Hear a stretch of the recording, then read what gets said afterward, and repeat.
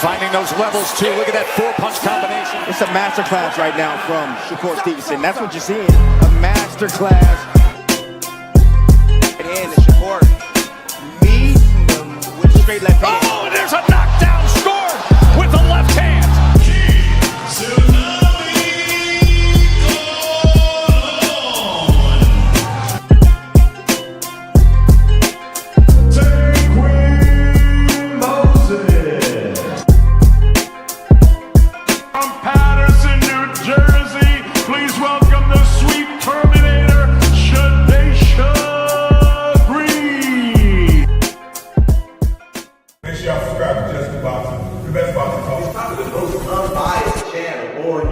Right now, we're going to give him his just due. Shout out to my brother, Just Due.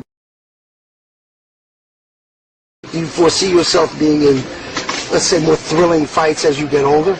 Basically, what you're saying is Floyd. Get beat up and get some black eyes, then get your hand raised. No. Stoop to everybody else. Stoop to everybody else's level and be stupid. When you get older, I'm saying. When you get older. Do you think there's nothing cool about taking punishment, getting beat up, getting bloody lips, and getting a check. The coolest thing I can do, I can dominate you, shut you out, and make crazy money, and go home and live with my family in a very, very comfortable and happy way. That's how I like to do it. Lifting weights and being strong doesn't win fights. Having great timing and being a very, very smart and intelligent fighter wins fights. I mean, I've been in there before with guys that was a lot bigger and probably hit a lot harder and a lot stronger. But Floyd Mayweather always has the remedy. Art beats talent any day of the week, you know. Okay. Well, 37 opponents had a heart, and all of them came up short. Speed kills, I guess, right? Watching you in person is a lot faster than on TV, man. How important is speed? Well, it's not about speed. It's about smarts. It's about smarts, and it's about not getting hit that much. Baldamir's a big guy. What are you going to do to offset the size difference? It's not by size. Skills pays the bills at the end of the day. It's about being smart, and the smarter fighter is going to win. Most guys I don't beat them with speed and power. I beat them with smarts. All think about it. It's more up here than here. Bring the truth or tell on your ass what you're doing or what you're not doing every single time. You can lie, you can bullshit and all that, but when that bell rings, if you ain't put that work in, it's gonna show, bro. It's gonna show. Not to mention y'all in a sport that can cost you your life. Literally, you can die in this shit. So if that's the case, man, if you're gonna do this, don't bullshit with it. If you don't really want it, say to yourself, keep it real with yourself. I really don't want this shit. I can't put the work in that it requires. Walk away. Ain't nobody mad at you. Go out there, you're young enough, you go get educated, get a skill, do something, man. But don't play with this, man. You can get killed in this shit, man. You want honesty? His channel. It throws real punches. JUS-WICK boxing gives you skills, heart, and culture. Straight up. I catch every drop on my lunch break. Can't miss it.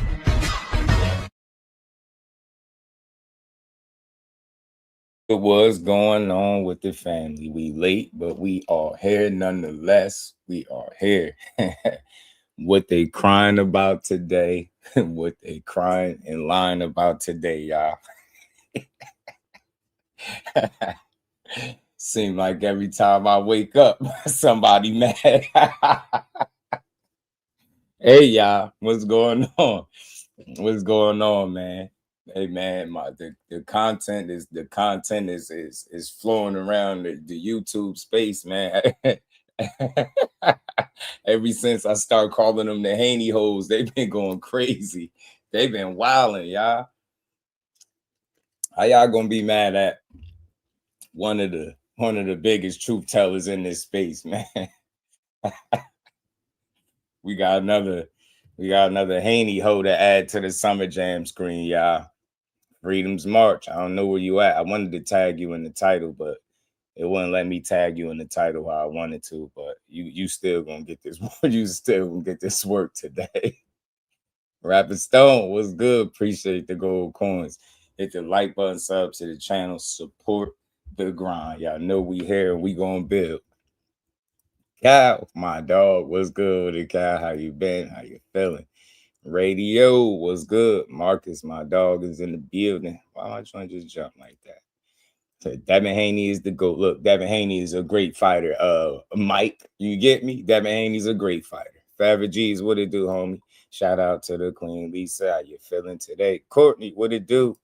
Hendog, what it do, man? Said what it's looking like in these streets. Devin is the GOAT. That's 2. Damn. Okay, 1 deep. Devin is one of the best fighters in boxing, fam. Who ducking Dev today? Everybody. PGH, what it do, homie? Everybody hit the like button, man. Yeah, free Dev Nuts March. Yeah, fam. Hold on. I told almost he thought I forgot. He tried to delete the post. I don't care if you hear me. I don't care if you out there. Yeah, you gonna get on this Summer Jam screen today. Listen, we talk a lot of boxing. We gotta have fun, but we gotta make some time for the trolls. JUS-WICK activated, man, because every other day we got somebody mad, man. You know, they new thing, y'all. This the new thing. This the new thing, right? They don't watch the live. They might catch a replay, or they might just see the title, and then they'll just talk shit from my title. So we got another Haney hoe up on the docket today. I'll be pissing y'all off, don't I?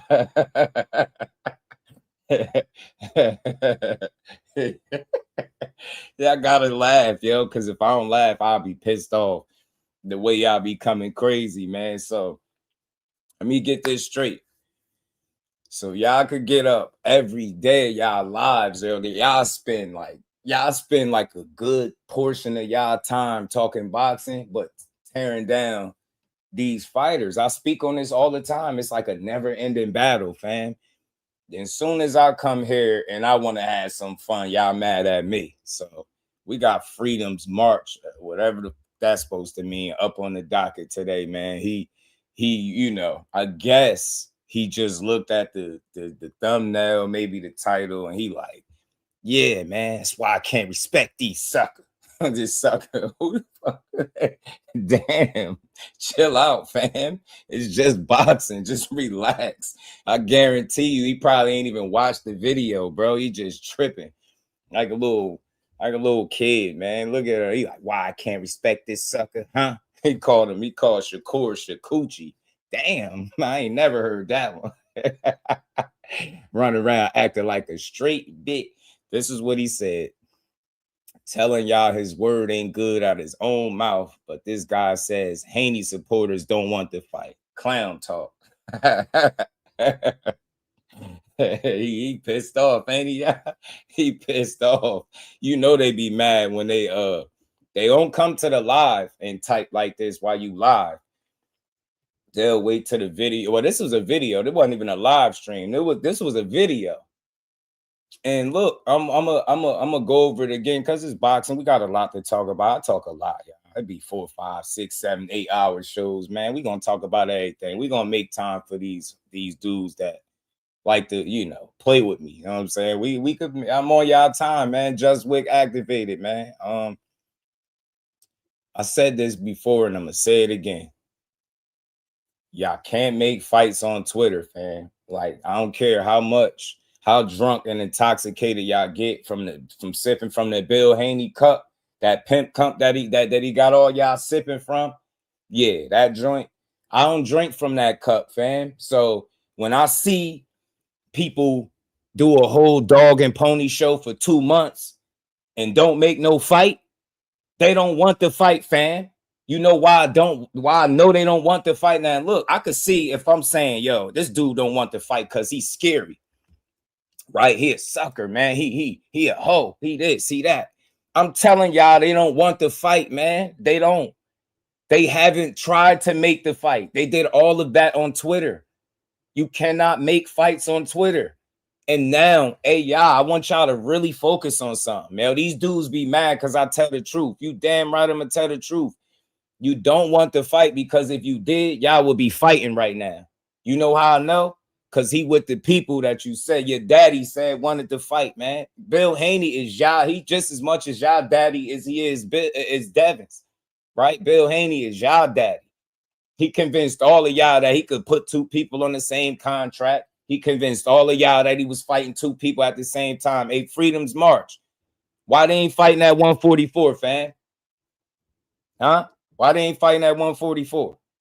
Because they ain't had no intention. They never had no intentions on fighting that man at 144 pounds. This is why y'all complained and cried for months that he shouldn't do it.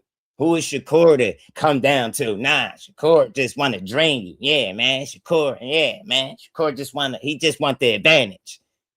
Shakur just want the advantage. Let's talk some logic here, y'all. Let's talk some logic, y'all. Blunt, what's good with it? Blunt, what's good with my dog, Blunt? Shout out to the homie. Let's talk some logic, fam. If I just moved up 5 pounds in my last fight and fought the most established guy there, right? I already showed you that I'm willing to take challenges. He just did it in his last fight, right? He just did it. Jumped up, fought T.O. at his weight class, no rehydration, no catch weight, no nothing. Just kicked his ass, right? Now, he's supposed to jump up another 7 pounds because Devin Haney is ready for the fight now. Because Devin Haney said it's the biggest fight in boxing. So tell me this, y'all. Who wants to fight with an advantage? The guy that's asking the other fighter to do what you already did just a couple fights ago, come back to 44, or the guy that's doing something he's never done before? Who wants the advantage? The guy that waited till he got to 47 to want the guy that just was fighting at 135 to come to 147. Who wants the advantage? The guy that been shrinking down at weight classes so long, 135 for so long, that when he got up to 140, it was hard for him to make the weight. So tell me again, y'all, who is it that wants the advantage? The guy that's supposed to be sitting comfortably at 147, or the guy that was minding his business at 135 and said, look, you want to fight me? We can meet in the middle. You get what I'm saying? We can meet in the middle. You get me? We can meet in the middle. That's the most logical way. And you know how I know it made sense? Because Devin Haney insinuated that he would be willing to do it. It's that simple. It's that plain. Yeah, you negotiated the fight with Keyshawn Davis, and it didn't happen because Keyshawn didn't take the fight. And I'm still willing to believe it's more to it than that. You know why I know it's more to it than that? Because you fast forward to today. Now you're still negotiating with additional 2 more opponents with no fight being solidified. And I'm not blaming nobody, but what I'm saying is it's not easy to make fights with this guy right now. It's not easy to make fights with this guy right now. Dudes in back-to-back fights can't get the money they looking for. So you got Keyshawn Davis, the up-and-coming challenger. He couldn't get the money he was looking for, right? Then you got Lynn Parrow, who's a defending champion. That would have been, a traveling defending champion. He would have been on the road. He couldn't get the money he looking for. Then you get the Jack Catterall. Jack Catterall saying everything is ready to go, and y'all still ain't said a word to him. So my thing is, it's not about trying to make Team Haney look bad, because that's not they're smart. They're a smart team. They got a smart fighter and a hell of a fighter. But at the same token, you can't ignore what you're seeing. Doing business with them ain't as smooth as it is with a lot of other fighters. It's a lot of yellow and red tape. It's a lot of smoke and mirrors. It's a lot of back and forth. It be everything but let's fight. They say that, but then when it's time to fight, they running around in circles. The only person that can negotiate their worth clearly is Devin Haney. Anybody else that says they know what their worth is, they pricing themselves out or they ducking. When Devin Haney can't get the money he looking for, he know his worth. You get what I'm saying? So Freedom's March, the rest of you Haney hoes, the art mans of the world, man, y'all come talk to me, man. You tell me when I'm not making sense. You got one dude that said 144 and ain't said another word since then on Twitter. You do not make fights on Twitter. He told them dudes time and time again, I'm still here. I'm still ready. I'll still fight you. We're both free. I'm on the side where you told me I needed to be to make the fight. How more dense could you be to believe that that's the guy holding up a fight? The fact of the matter is, it just never was going to happen. And I told y'all that from the rip. Told you this. I told y'all they was going to say he was a duck, and they're going to have to move on to the next order of business. And that's exactly what they did.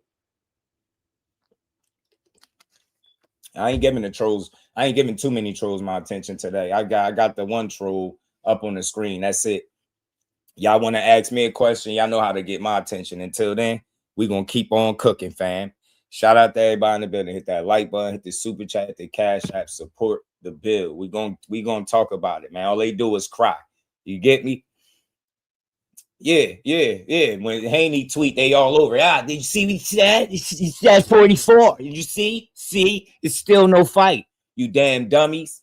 He played y'all, and that go for this Haney hoe up on the screen, and I go for any Haney hoe listening. He played y'all. Hey, fam.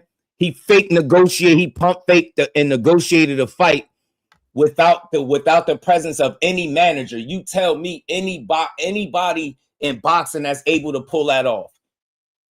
Tell me any boxer, any boxing manager that's able to negotiate a fight without the presence of the other team. And you telling me he's serious about making fights? The only thing he was serious about is making sure that y'all believe that he wanted a fight again that he had no intent on making at all. At all. How do I know? Let's connect the dots. If you're not willing to speak out to the people that represent those fighters, then you can't be serious about a fight, right? Both of y'all was in between y'all deals. Y'all was basically promotional free agents. Tell me again, if you're negotiating, what platform are you fighting on, right? Those are the questions y'all need to ask yourselves. You don't know because there's no platform because it ain't no negotiation going on. You telling me first he told y'all he sent Keyshawn a contract, then he told y'all Shakur signed the fight, but didn't sign the bout agreement, but couldn't tell you what network the fight was happening on. But the only network that he even opened his mouth about the platform happening on was where? Zuffa. And y'all still sitting up here talking about, yeah, he wanted to fight. Yeah, he wanted to fight so much so, y'all. Jordan, my dog, was good. He wanted to fight so much so, y'all, that not only did he go against the guys that he said had to fight. Remember, he was poking his chest out when he thought he was bullying Shakur, when he kept doing all them interviews like, look, where you at? Somebody get Shakur. Call him. Zuffa got the money. Remember, they got the money. They said the time is now. Remember, he was doing all that shit. And then the man goes to Zuffa. You go the opposite way, and you took less money to go the opposite way. You didn't want to do with that fight right now because it's not necessary. You're a big guy. I'm going to keep saying this to you slow guys. When I say it, I have a logical, detailed breakdown as to how I came to the conclusion that they didn't want it. And not one time did any of it include that they scared, they ducking. But I'm telling you, I know a clout chase when I see one. This was a clout chase move. Think about it. They did it off the back of his biggest fight. He just sold out MSG. Now you want to fight him? Boots Ennis been selling well in his last few fights. He just stopped Xander Zayas, and that's his biggest fight of his career, right? Unified for the second division in a row. Now you start attaching your name to Boots. Come on, man. Part of it is just the game, but the other part, y'all got to stop pushing the bullshit. You got to understand what promotion is, and Bill's a hell of a promoter.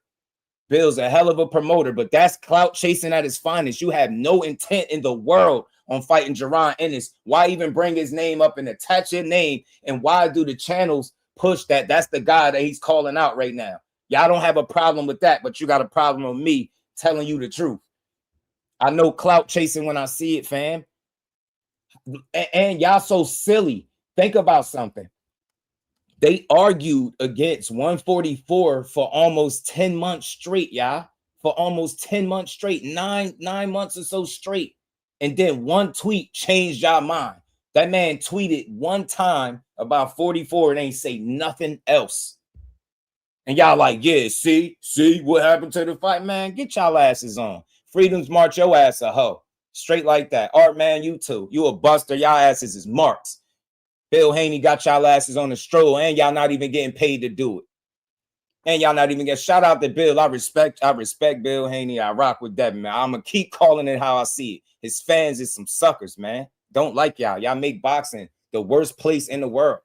Weak ass fan base, insecure. Y'all do all this trashing, and now the reality is your guy is still in the process of making a fight and ain't made one because they not willing to give up the money, fam. Y'all keep saying people get their highest payday when you fight Devin Haney. Devin Haney's the money man. If that's the case, then why are they talking about Liam Parrow is trying to break the bank? That man from Australia. I'm not trying to hear that weak shit.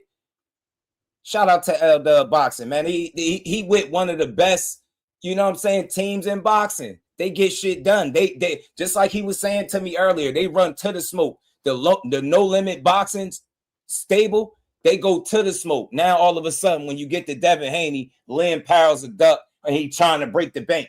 Man, get y'all asses out of here. But at the same token, this the face of boxing, right? This is the guy that is the cash cow. This is the dude that when you fight, you make your highest payday. That shit don't sound right. Something ain't adding up. But you're on Twitter crying that an Australian champion is trying to break the bank. Did Boots Ennis, the guy that you're trying to attach your name to, did Boots Ennis say that he Stan Jonas trying to break the bank? Or did he give Stan Jonas that little and went in there and whooped his ass in front of everybody and took his belt? That's exactly what he did. He didn't get on Twitter crying about, shit, Stan Jonas trying to break the bank. Stan Jonas got whatever extra money he was looking for, and he got his ass whooped for it. Got his belt took and all that. I ain't saying you got to do what Boots Ennis is doing, but stop comparing yourself to Boots. Stop syncing your name to his until you get in the same weight class. Other than that, that shit is clout chasing at its finest. Clout chasing at his finest. He trying to fight everybody. Yeah, all right. Yeah, everybody and nobody at the same time. Shout out to my dog Blunt, man, being a member for 5 months. I know he gonna get to a year. Shout out to my dog. I appreciate you. Y'all be asking a lot of dumb stuff, man. I ain't reading that dumb stuff today. Y'all gonna have to do something different to get my attention. Everything boxing. My dog, he said, I smell wolf, or AKA Bill shit. Everything boxing. It's getting stank. Y'all having a wrong conversation. Stop crying. Get y'all tissues out and wipe your eyes, man. Cry babies. Y'all that's why I call them Haney hoes, because that's all they do is cry. You know what I'm saying? OP, what's good, my dog? Crying and shit. You know what I'm saying? He gonna call what I'm doing clown talk. Not do is clown talk. I'm one of the more fair people up here, and I ain't gonna keep telling y'all marks. You get me? I don't expect the Haney hoe to understand my logic, fam. Y'all don't even use logic when y'all talk boxing. It's all emotion, right? Dev's the face of boxing. You had two people back in here. Dev's the GOAT. Dev's the GOAT. Dev's the GOAT. Yeah, all right. Yeah, all right, man. He the GOAT of negotiations. You better tell his ass to make one of them fights. Better make a fight and stop playing. Hold on, my guy said check my phone. I got you.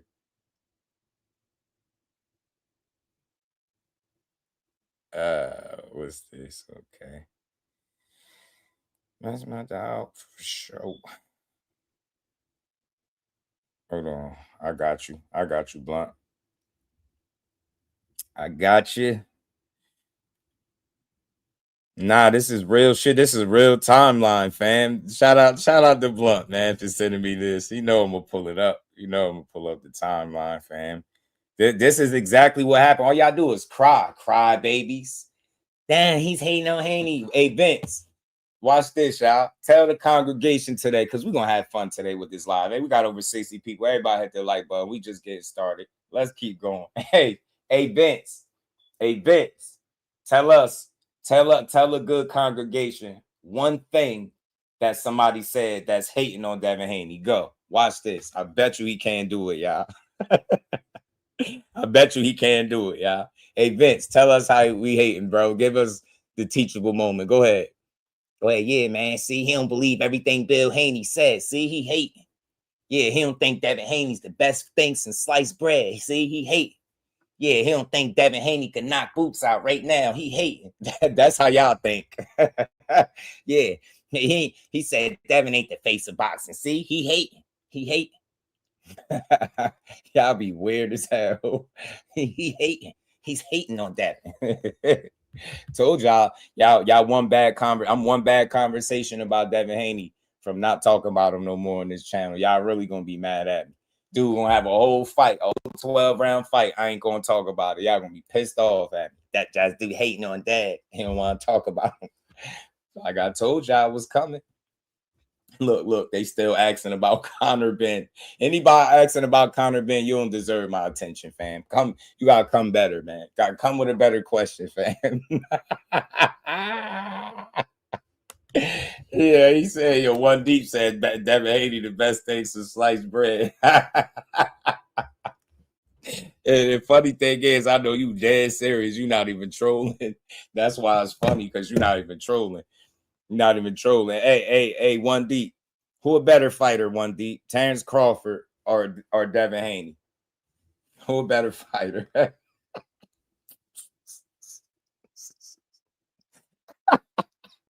Who a better fighter, fam? Look, he can't say it. He can't say it. That point proven, y'all. Point proven, you damn goat. Yeah, damn galoot. I ain't say nothing that's hating. I just don't believe that they wanted this fight, you damn dummy. See, Vince, when you act like a kid, I'm gonna start treating you like one, man. Vincent Jackson, 7601. Vincent, okay? I'm gonna say this a little bit slower for you. Vinny, I don't believe they ever wanted this fight this time around. Why I don't believe it? Because they argued against a weight and making any remember they was calling them stipulation Stevenson and all that. So that tells you what they put a extreme amount of energy into telling people how they wasn't doing nothing but 47. And one tweet is not going to change my mind, Vincent. Vinny boy, Vincent. You get me? You spent months, your favorite big ass favorite fighter, his daddy running his damn mouth, arguing against 44. Do you think one tweet is going to change my mind? And then he went quiet, Vinny boy. Look at the timeline, Vinny boy. Vinny, look at the timeline, family. Can you read? Put your eyes on for this one. He said, Devin, go. I don't want to hear that dumbass shit. You better not put him in a conversation. And none of them fighters, fam, you overdoing it. What they call it, glazing. MLC was good with it. Why did Devin say he'll fight Xander at 54 but not Boots? Yup. We know why. We know why. Because Boots going to put his foot up his hind parts. So Devin have a whole fight and win by knockout. Come on here like Mag 7. Don't even acknowledge it. Like, yeah, I didn't see it. I'm telling you, everything boxing. That's how I'm about to come up here. I'm about to come up here and not say nothing. No more. They're going to be like, see, he won't talk about him. Hey, Vinny boy. Hey, Vinny. Hey, Vincent. You cooked, family. You can't say one thing that I said that's hating. You just like everybody else, a soft, sensitive ass Haney hoe. See, that's when I lose respect for people, because I gave you days to make your case and you be coming in here spamming my chat. You keep saying I'm hating, but you can't name one thing. You said I spend all day. So you should have a plethora of things to say, right? You should have a buffet of shit to say that I've said that would be deemed hating, but you can't give us one thing but more dumb shit. So I'm crazy then. Now you might be slow. You might be on the spec. You might be on the spec. You might be on the spec, fam. You might be. I gave you mad chances, fam. You keep saying you like a little kid. Like you like making false accusations, man. If this was real life, I had to get physical with you, fam. Like, because that means you'll be playing with my name. You see what I'm saying? Like, if this was a face-to-face interaction, it'd probably ain't bad for you, because you are playing with Just Do name. See, that's why I get into my JUS-WICK mode, because y'all be tripping on these live streams, fam. Y'all be tripping, man. I remember a mentioning of a 2-fight deal, Shakur first and then Key, or the other order. They wanted him stripped. That shit ain't got nothing to do with nothing, Papa. Hey, BC, you a little late, fam. Hey, Opulent, I'm just having fun, man. Y'all, come on. I'll talk about this for hours. We're going to get into the show. Got to warm up the engines a little bit. You know what I'm saying? Got to warm up the engines and show you how these dudes just be talking, OP. Look how he's saying everything, AOP. He typing everything but something that I said that's hating. He can't come up with one thing. He can't come up with one thing. This is sad, bro. You can't come up with one thing I've said. Nah, I don't want to hear about Shakur. We're not talking about him. We talking about your Lord and Savior, Devin Dream, Devin the Dream Haney. You got your Haney boxers on today? Probably got your Haney pajamas on. You sleep with Haney pajamas on, with a Haney blanket. You got a Haney poster on your door. You got one on the ceiling. As soon as you open your eyes, you see Haney. As soon as he opened his eyes, bro. Lord Haney. You want to carry his belts, Vince? Vince want to carry Haney belts, bro. He got his shirt off right now. He's somewhere sweating, punching the air, bro. Trey Styles, is that you? Mad as hell, bro. But he can't come up with one thing that I said that's hating. That's sad, man. What you gonna say when I don't talk about him no more? What you gonna say when he fight Jack Catterall and I don't even call the fight because of you? Like, and I just ignore it. And then you gonna come in here wanting to talk about Haney and I'm gonna just ignore the shit. I'm like, nah, I ain't talking about it. You said I be hating. Yeah. Yeah.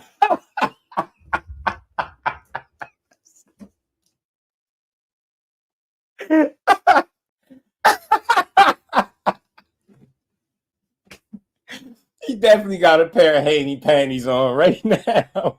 He got some Haney Speedos on right now. He wild. He over there now.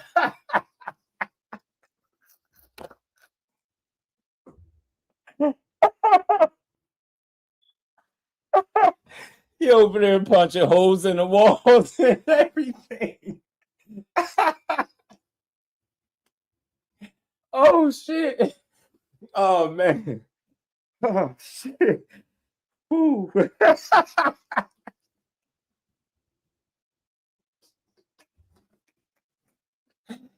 Oh man, y'all crazy, man. Oh man, I ain't messing with y'all. I can't see. Hold on, y'all. I gotta wipe my eyes. I can't see.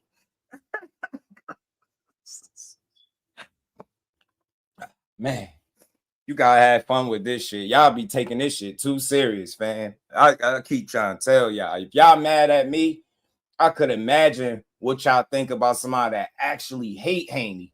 Like, think about it. And the reason why I do this, y'all, I could ignore them because they really trolls, fam. I could ignore these dudes. They don't really support. But I just had fun with it. Like, look, I've been giving all these Haney hoes, and I'm never stop calling y'all. I was gonna let it go for a little while, but nah. I was gonna let the Haney hoes live, right? But I've been giving these dudes, I ain't gonna lie, about a week or two. I've been giving dudes about a week or two to explain one thing. Give me one statement. One, y'all, just one statement that we could say is deemed hating. They can't come up with one, bro. None of them. They can't come up with it. They just like, yeah, but you're hating though. What I say? Stupid and dumb. Yeah. He said, peace be with you. Who is you, Kevin Gates now, bro? Peace be with you. Nah, man. Hey, what you got, them Haney Speedos? He got a Haney towel, a rag, everything. Haney cologne. They don't even make Haney cologne, but he got some. He got his Haney cologne. Oh man, yo, Haney shades, bro. Everything is Haney, bro. Everything is Haney with that guy. Emmanuel, what's good, homie? This was fun, bro. I had to have a little fun, man. We be here for hours, bro. Y'all gotta lighten up, man. Like, I gotta lighten up. It don't be that bad. It's not that serious, man. Big Drop Dre, what's good, homie? It's not that bad, bro. Like, I too understand the way of the Haney, man. I'm just not drunk by it, fam. DHP cologne facts. Hey, Blunt, they don't even sell it. They don't even sell that shit. How he got it, the world may never know. That's like asking what came first, the chicken or the egg. We'll never know. You don't know how the hell he got his hands on a batch of DHP cologne. That shit is wild.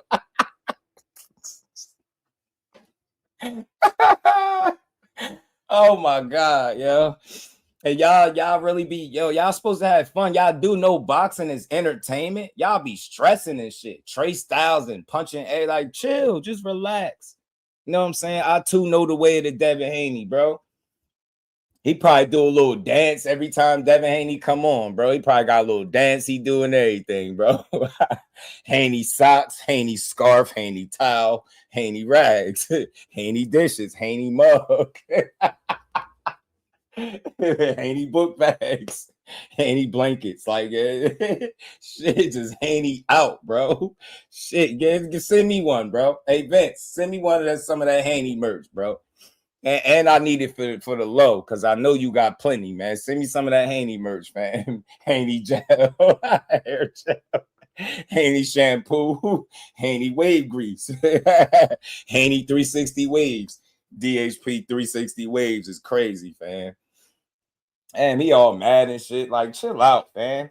You know, I really use this time. Like, bro, I really could have been into the show. I really just came to have a little laugh with y'all too. But we're gonna get into the show. I was on my JUS-WICK shit for the first couple minutes, but the Haney Lunchables facts, fam.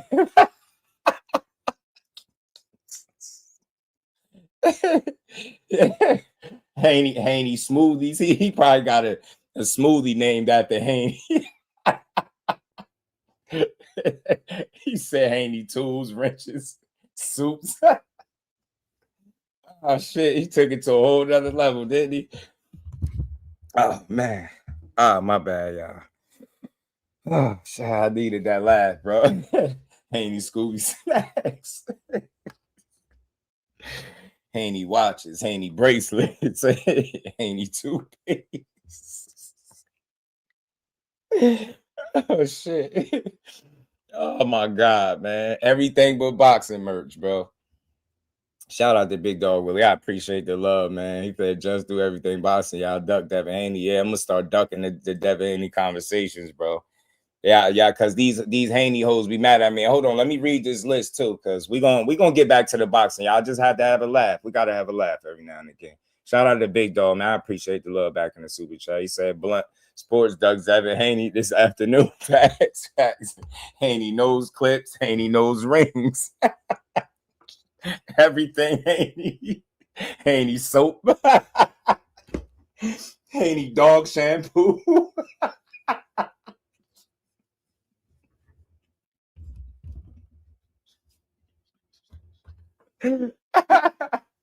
My bad. Oh man, I didn't expect this to happen, man. Opulent is a fool.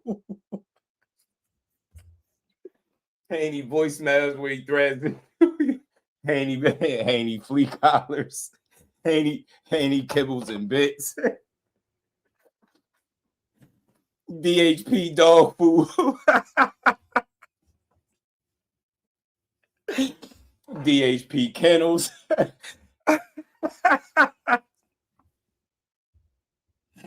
Oh my god, man. Oh my god.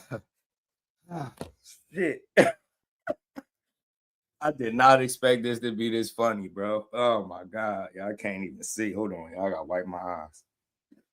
I'm back here crying, yo. I'm gonna have to blow my nose in a second, yo. Oh man.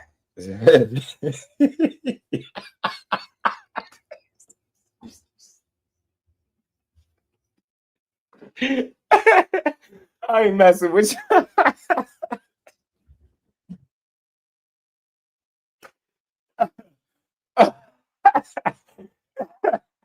Oh man, as soon as I try to chill, man, the comments, yo. I knew I shouldn't have took y'all down this rabbit hole, bro. Shit. Haney cereal.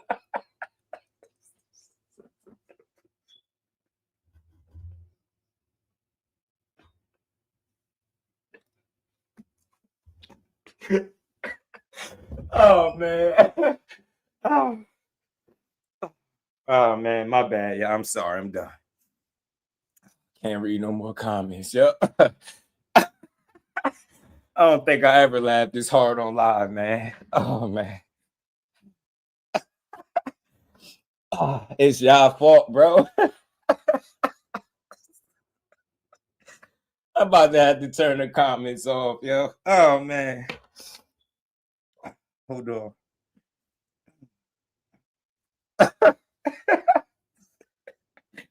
Somebody said, is that opulent? Said Haney Diddy Pooh. All right. All right, I'm sorry, y'all. All right, hold on. I gotta drink this one. All right, I'm done. I promise I'm done.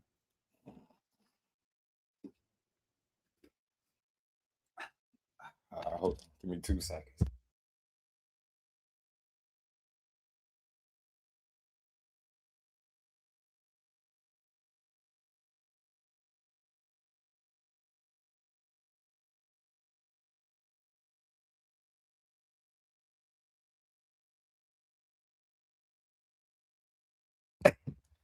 All right, I'm done. My bad.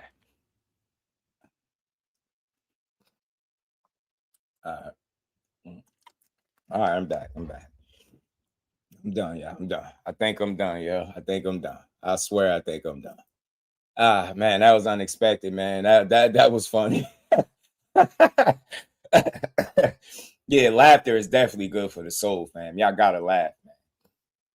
Cause look, I say this all the time. Look, I'm gonna bring it back to some serious boxing talk for real. It was funny. It was definitely a good laugh. Y'all crazy. I ain't gonna lie. Y'all just as throw it off as me. Y'all worse than me, bro.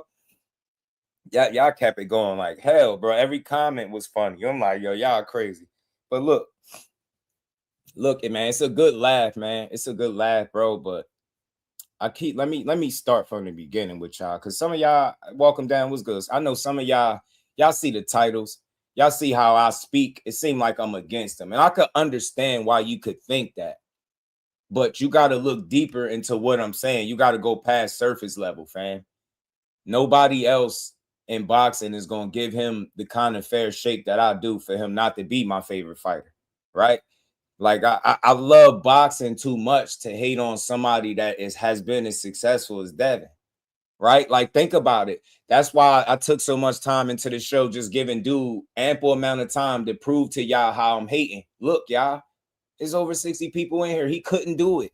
He said I spend all day hating on him, but he couldn't give y'all one thing that I said that's hating. Wouldn't y'all question the man that's saying that? Like, damn, bro, you ain't got one thing to say? Because you know why? Because he know what I say is not out of hate.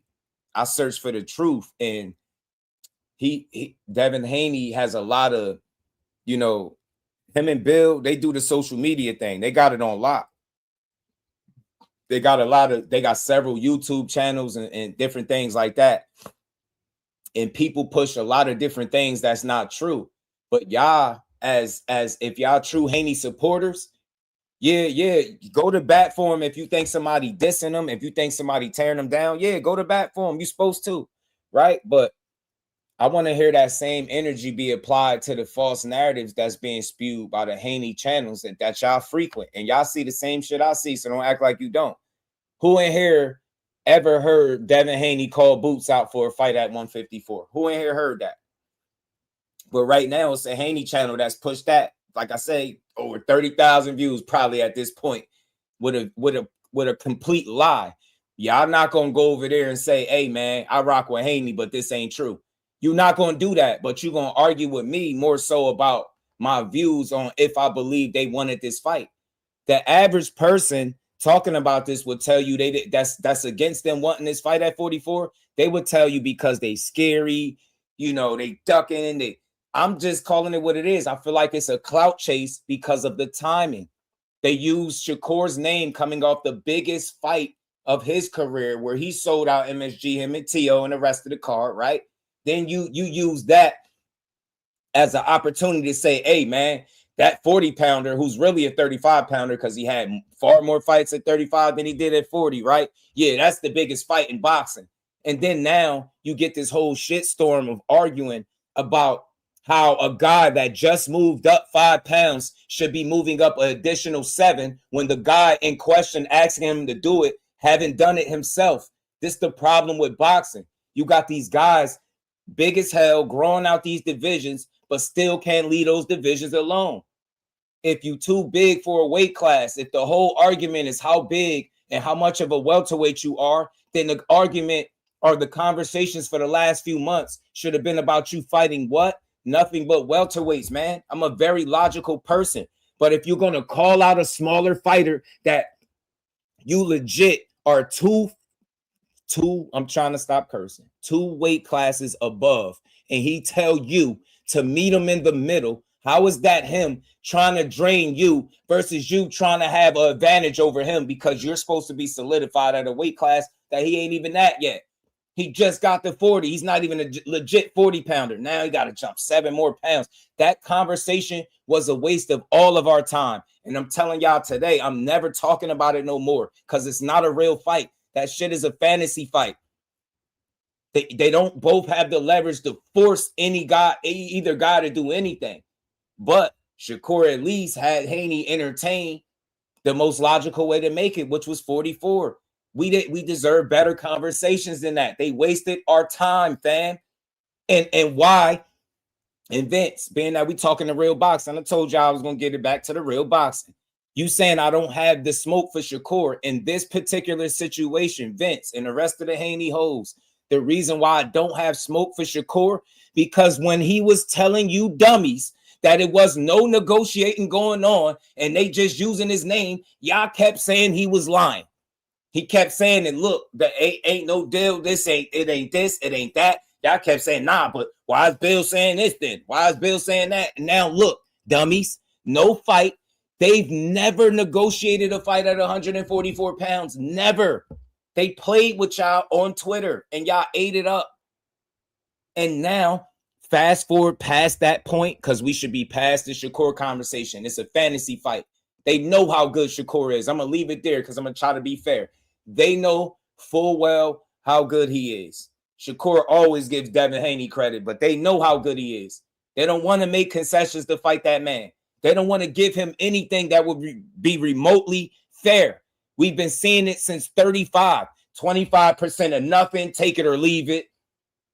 Now it's petition yourself to be the WBO mandatory at 147 or no fight. It's always, y'all talking about stipulations. Y'all talking about stipulations. It sounds like one guy wants the stipulations. You big as hell, bro. You are big. You're a big dude. You're a big boy. You're outgrown multiple weight classes and you stuck there and fought and struggled to make the weight. You struggled at 35. Your last 3 to 4 fights, you struggled at the fights that you had at 40 to make the weight class. And then by the time you got to 47, it's like, about time. You should have been there. Now you telling 35 pounders, yeah, you got to come to 47 or you ain't willing to be great. That's clown shit. This is why I told y'all it was a clout chase. They had no intention on conceding to 144 pounds. And I told y'all, rightfully so, because he's a welterweight. I don't think he should be going backwards at all. But that's why your focus shouldn't be backwards. It should be forwards. I understand, y'all. The thought of him in court fighting would be a great boxing match for those that enjoy boxing matches. I'm one of them. But the fact remains that y'all all try to ignore. They are not the same size. It's not like he's too small and he can't do it, but he's told y'all before he's not doing it. It was one guy keeping it 100. I'm not going to 47. They could go do what they doing. I'm at 35 and 40. What did they continue to do? They upped the ante. Oh, no, we negotiating with you, punk. We've been negotiating with you for 2 months. You've been wasting our time. And he's been telling y'all the whole time. And the whole time, y'all, he played y'all because he led y'all to believe that it was Zuffa that he was in talks with. He was in bed with them, waiting for him to join on board so they could make the fight. And look where they went, fam. He played with y'all. Y'all mad at me for telling the truth. Be mad at Bill Haney because he manipulated the people. He told you who had the fight. I didn't know that. We didn't know shit about $100 million and what Zuffa had and what fight they was pushing. He put that out there and then went the other way. And y'all mad at Shakur. He played in y'all face. Shakur even said as much as leave me alone. Like basically do what y'all doing. They still kept going. And now what do you got? No fight. And you want to look at him like he's the reason you don't got the fight when it was him that got the deal announced first, but it was them that made announcements on a potential deal and theirs got announced second or still waiting for official announcement. They played in y'all face. Not only did he go against the entity that he said had the fight on the table with the money, he took less money and went to the side that he said was a snake with Eddie Hearn in the zone, fam. Come on. I ain't trying to hear that. There's no way anybody doing a deal with the zone and Eddie Hearn don't know what's up. There's no way. It's no way, man. So again, y'all mad at the wrong person. They played in y'all face. I didn't. I'm just giving you my assessment, and I did it without saying Devin Haney scary. He don't want to fight. It's none of that. I don't think he wants that fight at 44. And let me go even farther. If Shakur would have just agreed to 47, do I think Devin Haney would take the fight? Yes. But I think that 144 shit was a smokescreen. It was something to just get to entertain y'all. Why do I feel that way? Because there was no follow through. He just said it on Twitter, and that is it. No follow through, no reaching out, no saying, no nothing. And then if I'm not telling the truth, why did his dad say, hey, man, you had a contract for 144 and you ain't signing? You wasting our time. He told him to petition the WBO to become the mandatory so they could fight at 147. That speaking for the same guy that y'all said 44 on Twitter. So again, you whole ass dudes, the freedom marches, the fart mans, y'all could be mad, punch the air, get your Trey Styles on. I don't give a damn. I personally, in my opinion, this particular trip, it was a clout chase. The Keyshawn Davis thing, salute to y'all. Y'all did what y'all supposed to do. The Shakur Stevenson shit was a pipe dream. Told y'all from the jump they wasn't fighting, and they was going to tell you he ducked. No paperwork. You don't even know what network they was fighting on. This man telling you about, you ever heard in his career that somebody signed on the fight but didn't sign a bout agreement? Like, what is he even talking about? What happened to the bout agreement and all of that? Right? Y'all don't even ask no questions. Y'all just accept everything he said. What happens to this bout agreement and all this shit? Remember, he went on a certain platform. I'm not saying their name because y'all get sensitive. Y'all know who it is. He went on that man platform and said he signed for the fight, but he didn't sign the bout agreement. So what happened to the fight that Shakur Stevenson signed? Because he's saying it was with Zuffa. Mind you, this wasn't the zone. This was with Zuffa, and that's where he went. So who went away from the fight? Trying to tell you, you got to use logic, fam. Use logic when you talking this boxing shit with me. No follow through. You can argue for 10 months about how you not doing something, and then one tweet supposed to mean that that's what you meant. You put real energy into what you not going to do. Way more energy into what you not going to do than what you going to do. You was never going to fight that man at 44. You will never see Devin Haney fight at 44 again, just like you was never going to see him fight at 35 again. It's the same situation over. Oh, he drained. He going to be drained. Man, leave that fight alone. That fight is a fucking fantasy fight, and I'm cool. Shakur going to be great regardless. Line him up. He gonna beat their ass. That's what I believe. He gonna continue to do him. Devin gonna continue to do him. I will no longer waste my time with a fucking fantasy fight that I know they don't want for real. They don't want that fight. 2 weight classes away. Now it's all of a sudden let's fight again. 2 weight classes away.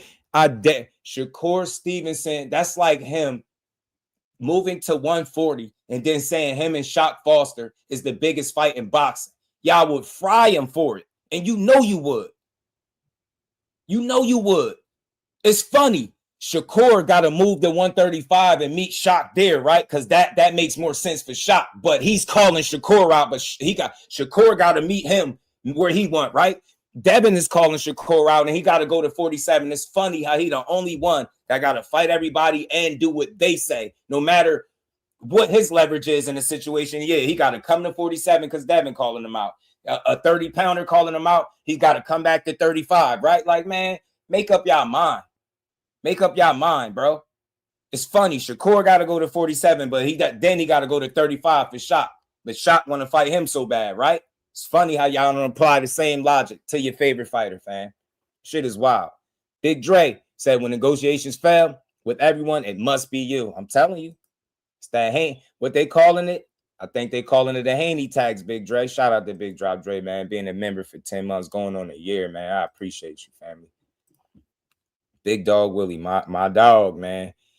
Appreciate the love. He said Bill mentioned the boxer's name in his sleep. The next day, the boxer will be ducking. I'm telling you, Bill mentioned Fandor, and the next day, Fandor ducked Devin. I guarantee you, if they line that up, that's what they going to say.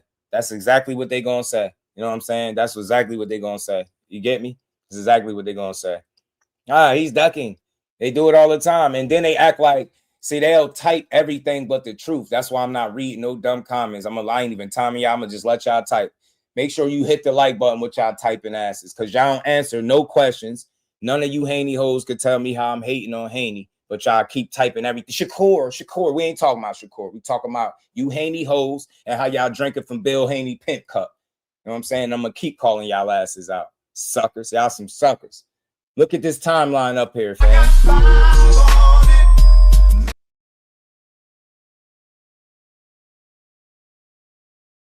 Timeline, G. You know what I'm saying? Look at the timeline up there. Shout out to my dog Dante too, man. What's good with it? Big dog Willie, I appreciate the love, man. Say about to get Power. About to get Power more money. That would be more interesting if we could renegotiate terms with him. I did hear that it's a possibility that, you know what I mean? Something about revisiting the situation, maybe, but at the end of the day, y'all already went on Twitter like you always do. Oh, he trying to break the bank. It's like everything is about Twitter. That's why you ain't got no fight right now. You won't make the fights, but you'll be on Twitter talking about it. And then the Haney hoes sitting up arguing for him. Shakur, he can't beat Shakur. He can't beat him. You know how I know? Because Bill Haney said everything but that on that tape. Now, argue with Bill Haney. He know his son can't beat Shakur. Now, that's what I'm pushing. Now, y'all really going to... That's hating too, right? That's hating too. He can't beat him. You know what I mean? Bill would be devastated that day. Get his son ass kicked. And he know it. I'm telling you, man, everybody hit the like button, man. We're going to keep... He said DHP. Did somebody say DHP Bitcoin? I'm going to just leave it that shot. I'd be damned if I for pennies. I'd be saying keep telling his ass no. Prolific said dream team. Why he can't renegotiate with Kid and give him more money? I mean, look, that's pretty much what they're gonna have to do. That's what they're gonna have to do. That's what they're gonna have to do. They're gonna have to. I mean, if they saying he trying to break the bank, they saying everybody ducking and pricing themselves out. You either fork up some more money or you move on to another opponent. And I think it's only gonna get worse because after Jack Catterall, I don't know who out there. I just wanted to see a good fight, you know. But some of y'all come in here partway through the live and you think we know what we've been talking about. So I'm gonna keep calling you buster ass Haney hoes out. Jordan was good. Cyree was good. I see the timeline. Corby's TL. Dev calls him out. Core said, okay, 147 rehydration, 10 pounds. Same shit he asked Connor when he hopped in the ring, or 44 catch weight.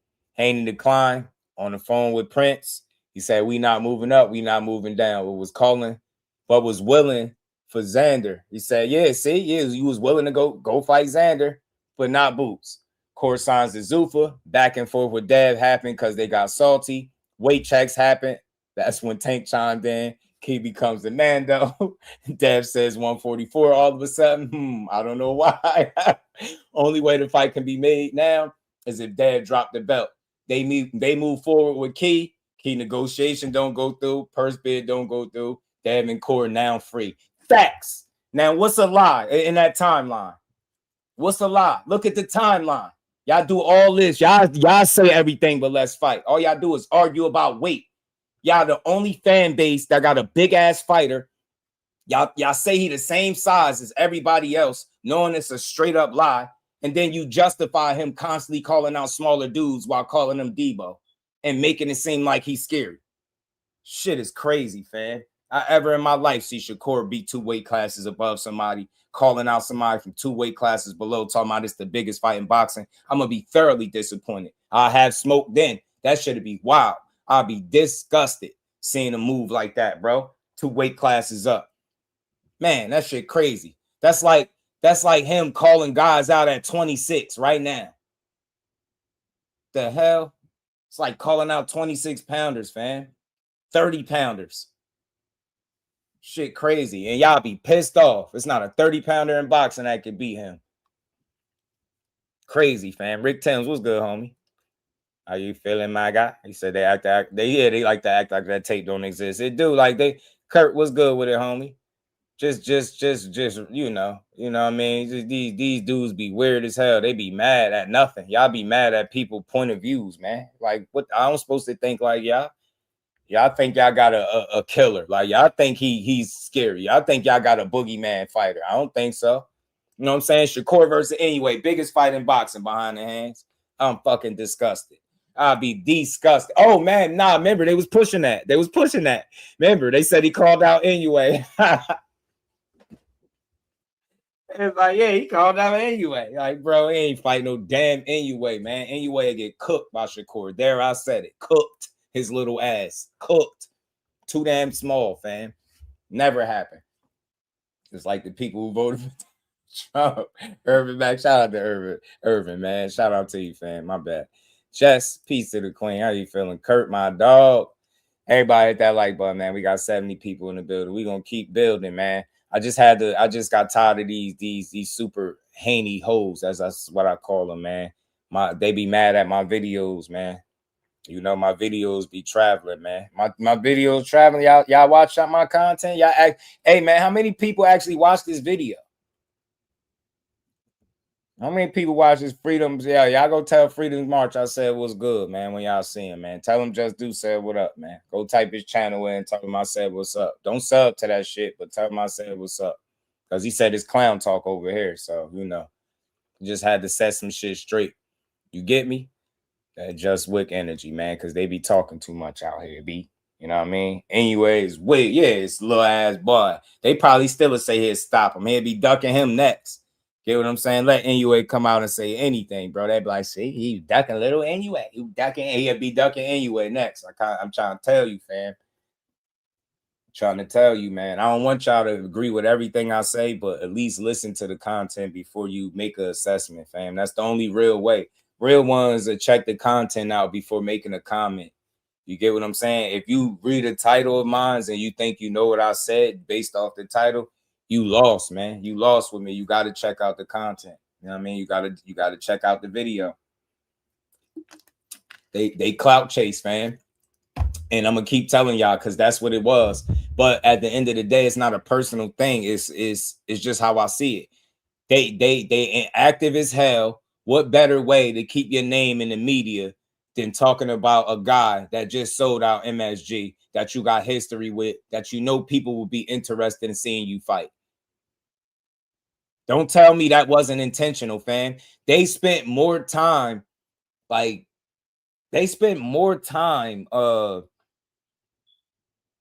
promoting than actually making the fight, if that makes sense. They spent more time promoting the ideal of a fight happening, but y'all couldn't even tell me what weight the fight was going to happen at. But you would tell me somebody ducked them. They wasted our time with that fantasy fight. Dudes 2 weight classes apart talking about biggest fight in boxing, man. I knew we was in for a ride right when we heard that weird ass shit. Soon as we heard that, we should have known we was in for a ride. Shout out to her. Yeah, I'm gonna review it. A couple people sent that I guess his show or something. So I'm gonna check it out. We're gonna talk about it. Shout out to Coach Malachi. I like Dorsett. I got to talk to him. My thing is, I don't know. I'm more chill when it comes to my assessments on these boxers. I don't make it personal. I don't be launching personal attacks left and right. So I don't get into a lot of back and forth with people generally, right? I just chill, but sometimes shit just go the way it go. You know what I'm saying? But I show love to the fighters, man. You know what I mean? Sold out the guard in his last fight. I'm telling you, that's what happened. They pushed those narratives to gain momentum. That's what I'm saying, behind the hands. And it's part of the game. It was a good tactic. I think it worked. But when somebody like me call it out, it's like, oh, I'm hating. Nah, I'm not hating. You just dumb. And your level of comprehension is on a very low level. You get me? That's why I'm on my JUS-WICK shit. Art, man, you a mark, Freedom's March. You are a mark. I think you supported the channel before, but you nothing I do over here is clown talk. I'm one of the few people that really try my best to build boxing up, man. But that don't mean you're going to like every talking point that I have. That don't mean you're going to agree with every opinion or thought point. You know what I'm saying? Thought process that I have. But I'm going to say it again. If you're going to tell me you want to fight, it's very simple. I know that there's certain people that you got to reach out to make a fight. That's anybody.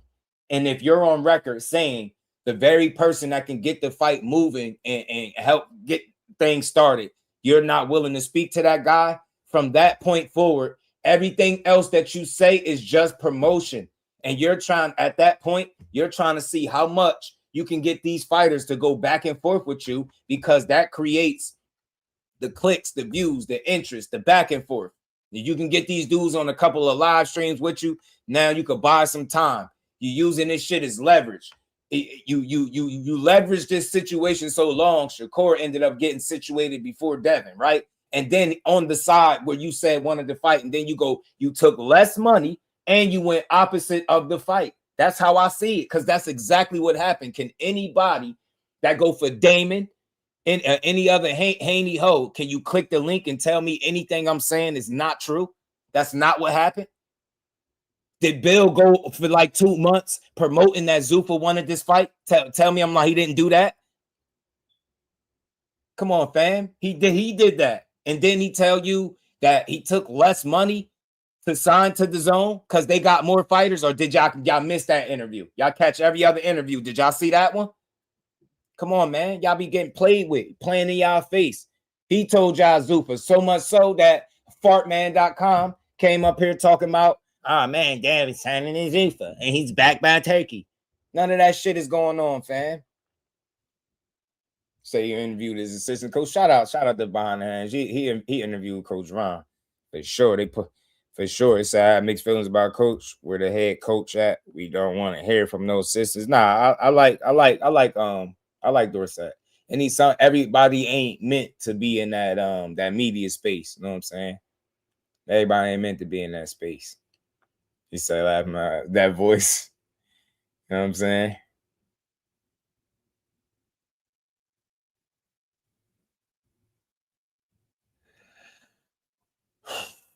Man. Here we go. Haney ho alert, y'all. Haney ho alert. We heard Shakur say Zuffa wanted the fight. What that mean? If y'all listen to JUS and not the fighter, y'all crazy. I don't know, man.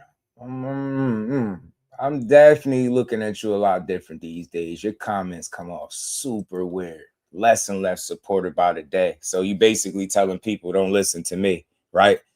So who you gonna listen to?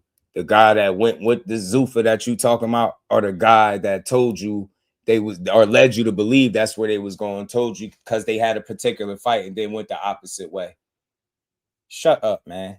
Sit your ass in the back. Sit your ass in the back, fam. You gotta sit in the back. They listen to you, they crazy. Sit in the back, man. Shout out to my dog, man. You already know. Conquest, shout out to you. What's good with it, homie? Shut it up. I'm tired of hearing you cry. Shakur. Y'all should have kept y'all mouths. Y'all should have kept y'all mouths closed. Y'all should have kept y'all mouths closed about his name, and then we could have avoided all this. When the man told you, when the man told you to stop using his name, when the man told you I'm not negotiating with nobody right now, y'all said he was lying. Y'all said he was lying. That's what you said. He showed y'all time and time again. All y'all do is waste people time. Right now, you need to focus on who your next fight gonna be, man. Because y'all already lied. Y'all went from Tank, Keyshawn, Shakur, back to Keyshawn, Shakur, Jack Catterall, Paro. You know what I'm saying? But back to what I was saying. So that goes for all the art mans, the freedom marches of the world.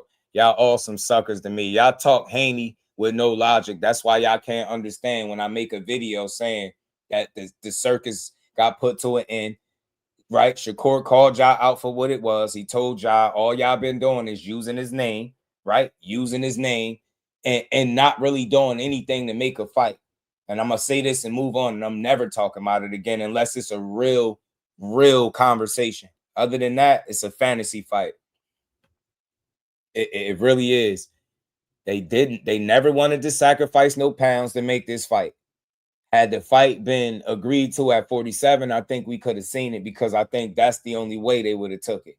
The whole 44 conversation was always baloney. It was bogus. That's not something they ever committed to. You tell me one thing that Team Haney as a whole did besides acknowledge the weight on Twitter.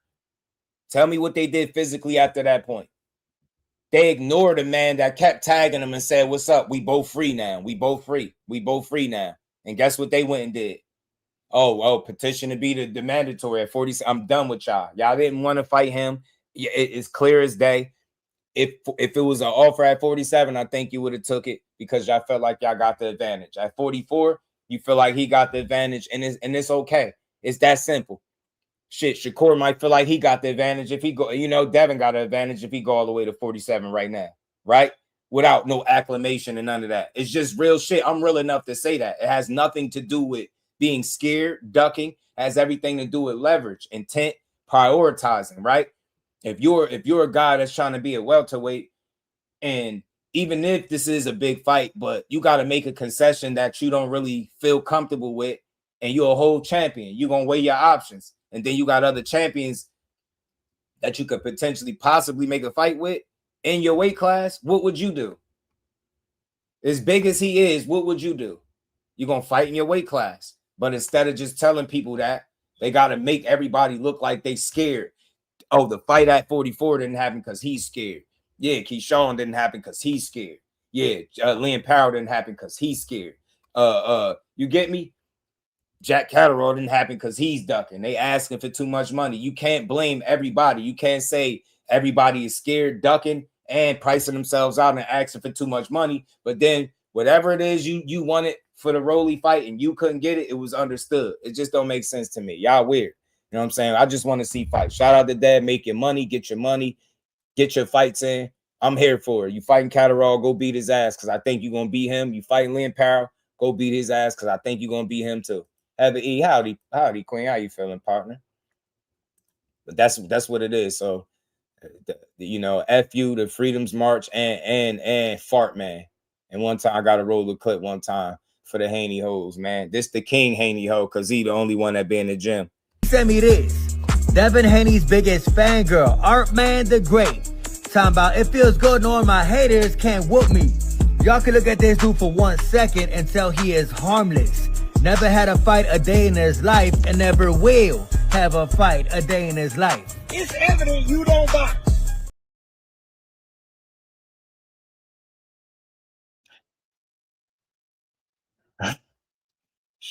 Hit the like button. Let's keep going. It's just hey, you know what I'm saying? That's one time. That's going in the cut. That's never going. Shakur asked him to drop the belt. Y'all keep chasing y'all tails, man. Sari, I don't know if you behind or what, but you do know, Sari, if he fought Shakur next and not Keyshawn, you know he would have been stripped of the belt. You do know that, right? You know that's why Shakur said that. Are you unaware? Do you care about context or nah? Fighting Shakur Stevenson means dropping your belt or getting stripped, whichever one, but you wouldn't have had it. Fighting anybody but Key next. So when they told you they was never dropping a belt, Sari, that told you who they was always fighting, because the only way that would be possible is if they fought who? Keyshawn Davis. If it was ever Shakur Stevenson, they would have been stripped. Why do y'all keep saying what Shakur asked them to do instead of what the WBO president said what would have happened if he fought Shakur? Now, why don't Shakur drop his belt and meet? You see? They say something silly, you give them some context, you make sense out of it, then you say Shakur drop his belt and meet. Why would he have to drop his belt? He's not at the weight class. Never mind. Let's keep going. You on that type of time, I see. Okay, but back to like I said, man, y'all dudes down bad. If y'all want to holler at me, you don't gotta make random posts about my content. Come have a conversation with me, and I'll make it make sense to you. If you're a logical dude, I'll make it make sense to you. If you're a Haney hoe, keep sneak dissing, making posts, and I'm gonna keep cooking your ass and putting you on the Summer Jam screen. This first one, I took it a little light. The next one, we're gonna get into your content and see what kind of clown talk you be talking over there. But into the next episode, let's keep going, man. Let's get this jabroni up off of here, man. Said marking people off your list without fighting is crazy. Social media wins. I'm telling you, straight social media wins. Boxing Dad, what up? Boxing Dad, what up? It don't matter. That's my point, Sari. But he agreed to it, right? Was you saying 144 wasn't a weight class when he fought Jose Ramirez? Was you complaining about it then? None of y'all dudes was complaining about 144 being a catch weight at all until Shakur's name was attached to it. Nah, he don't make no good points. He don't talk no real boxing. He the top Haney hoe. He the president of Haney land. And I tell him that all the time. Anybody saying he got good talking points got to be bogus as hell. I've never heard a good talking point from him. I've heard only Haney fan delusion from him. Delusional as hell. That's the only thing I've ever heard. I've never heard a good point from him. Never. He repeat the same shit that you already know. When you make sense, they change the topic, just like dude doing right now. He started talking about 144 ain't a weight class, but you just said, well, I was of course saying drop the belt. Then I give you the answer to that and you ignore it. See what I'm saying? That dude ain't want no fight. He ain't want no rap. You know what I'm saying? Yeah, they scratching names off the list like they really be some, man. Low key, while y'all playing. Low key, while y'all playing, fam, Delonte on y'all ass, fam. And y'all lied, bro. Hold on. I gotta revisit this for a second. Whole time, man. Delonte on y'all ass and y'all lied, fam. Y'all lied, bro. Y'all said he had a restraining order, yo. Nah, man. Word got back. It ain't true. Hey, Delonte. Look, Tim Bradley told y'all, y'all run out of opponents. Tiger right there, fam. It makes sense. It's a good fight. Tim, the Hall of Famer said it. The Hall of Famer said it. So what about, hey, I watched this, y'all. We gonna have fun with this, y'all.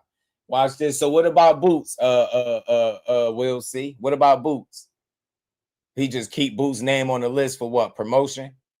Wishful thinking? You think he gonna ever fight Boots in his career? Let me see. Well, let me see what kind of delusion you dealing with right now at home. I hope Tiger get that fade. You know what I'm saying? He want it. Cuz want that fade. And he said that October 3rd date is no problem for him. He don't got no problem. Let me see if I can find a clip for y'all. Y'all know I like to get the visuals for y'all.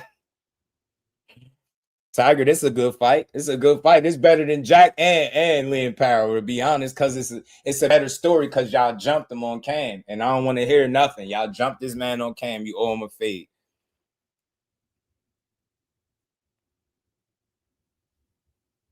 You owe this man a fade, fam. You owe him a fade. I don't want to hear nothing. Jump that man in front of all them people, man. The Ninja, the Billy Blanks. Come on, man. They said it ain't no what's the name, fam. Hold on, man. Let me get this. Let me pull this joint out from Tiger. Tiger on that. Y'all want that of Cleveland's finest, know what I'm saying? Know what I'm saying? Y'all want that of Cleveland's finest. Know what I'm saying? Beat y'all out.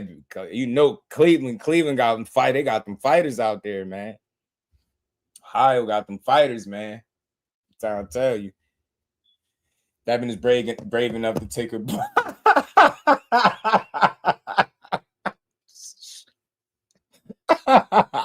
You dead serious on a scale of 1 to 10? You what you say? He brave enough to take the fight where? On AI? You seen that Boots and Devin Haney AI fight? That's the closest you getting to that now. And look, let me say this for y'all think I'm hating. That's not a smart fight. That's my opinion. He's not a 54-pounder. He's trying to clean up 47. I think he might have a little tough time getting them other champions in the ring, right? Because everybody ducking him. By the time he get them other champions in the ring or move up to 47, I truly believe that Boots will probably be in the next weight class, 60 or something. I don't see them being campaigning at 54 together. Now, maybe if they there, nah, I'm not going to hold you. I was trying to do it. It's not a scared thing. I just don't think that's a smart fight. And I think they know that too. So they can sit here and try to, paint this narrative that, yeah, we're going to get undisputed at 47. You're going to get undisputed at 54. And then we're going to move up and fight you first at 54. Yeah, okay. That mixtape going to be brutal. That's going to be a brutal mixtape. Don't lead the women and kids at home. That's Black Air Force energy. Lead the women and kids at home if you're trying to make that fight. I'm telling you, lead the women and kids at home. That's going to be ugly.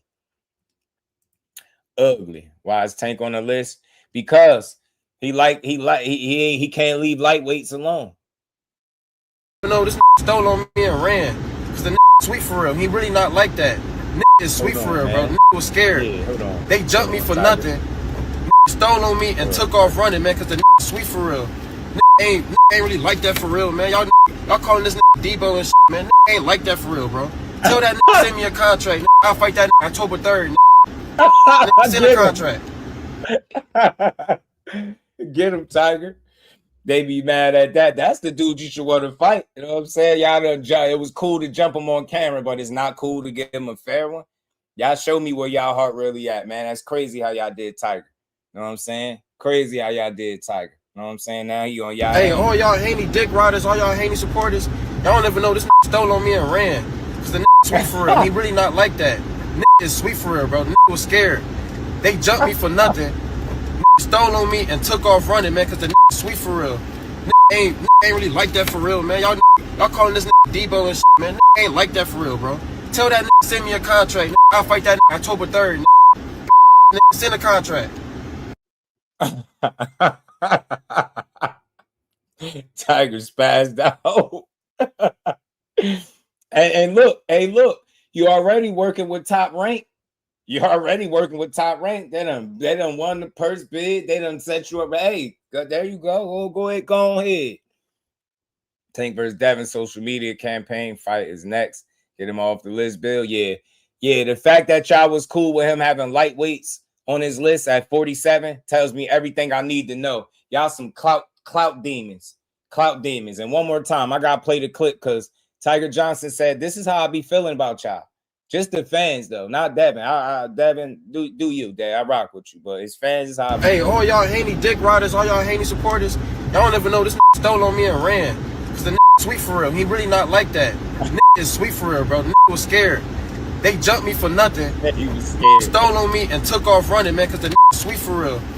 Ain't really like that for real, man. Y'all calling this Debo and shit, man. Ain't like that for real, bro. Tell that send me a contract. I'll fight that October 3rd. Send a contract. Hold on.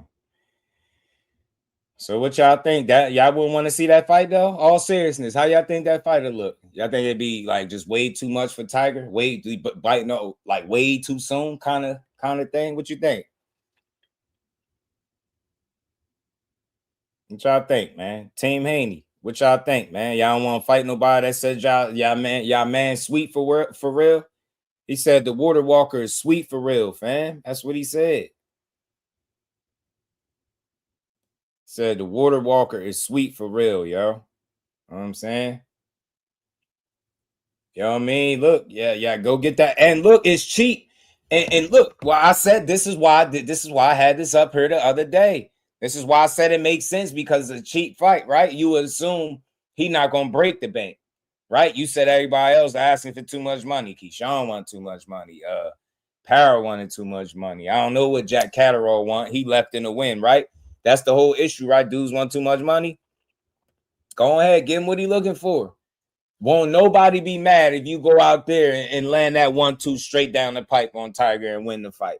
Nobody in boxing will be mad. I guarantee you everybody watch it. They'll be like, oh, that's the one he jumped? Yes, this is the one they jumped. That's who name you need to have on the list. That's who name you need to have on the list. And he out here making up restraining orders and shit, man. Word got back, man. Ain't no restraining order, fam. Y'all don't want to fight Tiger. Why not, man? Better get that man his fade. Run that man his fair one, man. For real, family. You know what I mean? Answer in 3 days. Man, yeah. Yeah, you go watch him. Heather, he moved up to welterweight a couple fights ago. He's looked really solid up there. He had a fight not too long ago, and he looked good. He dominated. You know what I'm saying? Devin Haney, the biggest issue to me, or the biggest maybe factor or a factor, could be the experience for Devin Haney. Not so much like, I don't think the gap in skill level is like something crazy. I think Devin Haney is a very experienced guy, though. He got a really good skill set, really sound boxer, right? So he works hard as hell. So you know what I'm saying? He getting to that point. He got over 30 fights. So he's been putting in that work. He know what he's doing in the boxing ring. He's been hurt in the fight. He's bounced back from that. So he got some good experience about him. You know what I'm saying? That make things, could trouble Tiger, right? The experience. That's why I think a fight where you could see the experience gap. I don't think not so much with Keyshawn, but I think this would be a good scrap. I'm not even gonna lie to you. I do. I think Tim and Tiger Johnson is a good fight. Yeah, I already know how you gonna like him though. You gonna like Tiger. I know. You gonna like Tiger Johnson. You gonna like Tiger Johnson. Bull Max says Shorty can be great. Like Bud, hella good compliment. Yeah, for sure, fam. For sure you could. But yeah, man, that's a good fight for y'all. But let's keep rolling, man. We're gonna get to something else, man. We're gonna get to Coach Malachi and Dorsett, man. They went live earlier. A couple people, like 3 people, sent this to me. So I said, all right, bet. I know what that means. You want me to speak on it, you know, because I had him on. You know what I mean? But shout out to Tiger. Like I said, the reason why I'm suggesting I think it'll be a cool fight, not too many people could complain because of the backstory, right? You jump somebody out on the street. I think that's the only way that you solve it. I don't want to see y'all ever fight in the street. I'm not no fan of that, right? I would like to see the fight in the ring if it made sense, right? So, of course, if Devin Haney didn't get the champion Liam Parra or Jack Catterall for whatever reason, we don't care. We ain't crying, but whatever. You know what I'm saying? I think that shit, I would be looking at Tiger. And he said October 3rd. You feel me?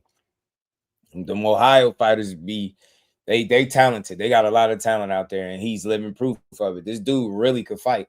I don't know why people acting like he can't. If he had more fights, I'll be telling you this is a much different fight. But I see the experience with Devin, and that could cause a younger fighter some trouble. You know what I'm saying? Devin's been in some situations. He's fought some people, right? Done some things, but I don't think Tiger would get, you know, laughed out the gym or the arena is what I call it, right? Like where it'll be, I don't think at the end of the fight, you'll be looking like, damn, that's just a waste, right? Like, I don't think that we'll feel that way. I think fights like that will have to make you respect a young guy like that because of how he'll show up. I don't see him just going out there getting no 12 zip, 8 forward with ease. I think it'll be a really good competitive matchup. You know what I'm saying? But naturally, you lean towards the more experienced guy. You know what I'm saying? But I say this all the time, man. When you talented, that gap get closer and closer, fam. It don't be like, you know, because some people are, he's levels and levels above Tiger. I wouldn't say that. You say you're a level or 2 above, no problem. But if you make it seem like it's some, you know, night and day gap between the two, I would disagree with that. But I could understand why anybody would say the more proven, more experienced guys, the better fighter. You know what I mean? Almost at that veteran stage, right? With 33 fight vet, you get me? He got and he's won them. He's won the fight. So, I mean, dude don't really know how to lose for real, Devin, though. I mean, Mon George, what up? Tiger's 27, and he fights like that. Yeah, I like Tiger. Devin won't get full credit. I don't see why not. I don't see why not, though. I don't see why not, Damon. I don't see why not. I think people are getting never mind the credit. Like, what could you say? Especially if, and again, think about what I'm saying. If you couldn't get none of the other guys in there for whatever reason, you know, this guy shouldn't be super expensive because of where he's at in his career. And you got a backstory where we seen him get jumped on camera, right? Where it was the little brawl, the scuffle, right? He's calling him out. Something to say. I don't think nobody could bug out about the fight. You know what I'm saying? Tiger got some, you know what I mean? And look, and peep this. If you was about to fight a guy with 15 fights with no fight at 47, right? And he ain't like he had a title, you could fight a guy that last couple of fights been at 47. At least he got some experience there, right? So and he got about 17 fights, I think Tiger do. So look, man, I don't think gotta stop taking credit, man. Everybody not gonna be a killer. Everybody not gonna be a world champion, right? That's why you got the Jack Catteralls of the world. Not a killer, not a world champion, you know, was once upon a time, but he ain't at this point, right? Did he have a title? I don't even remember. Like Green, like you said about Norman. I mean, shit, but he still got credit for it, right? You know what I mean? What could we say, right? You know what I'm saying? Ontario, you gotta, hey, the backstory, y'all gotta include the backstory. They jumped him. Anybody complaining about you fighting a guy that you had a physical altercation with outside the ring or your family or whatever, your team, and you go run that fade, I think people are respected. Especially if you went down the line of, you know, the fighters and they fights wasn't working out and he was the last guy there, it wouldn't be a bad move. Not the end of the world. You know what I'm saying? Not the end of the world. I just don't think he'll look as green as what people think. I really do. I would love to see this fight. Just interested to see it. You know, he got a couple of, you know what I mean? Couple of fights at welterweight. He got more fights at welterweight than Devin. Low key, you get me? You get me? Quiet as kept. He got 2, right? Dad fought officially Brian Norm. I think think he got too. So at least he got that. He got that. He got a couple more fights than the other guy, and he got a couple. Those couple fights was in the other division, right? So not the worst thing.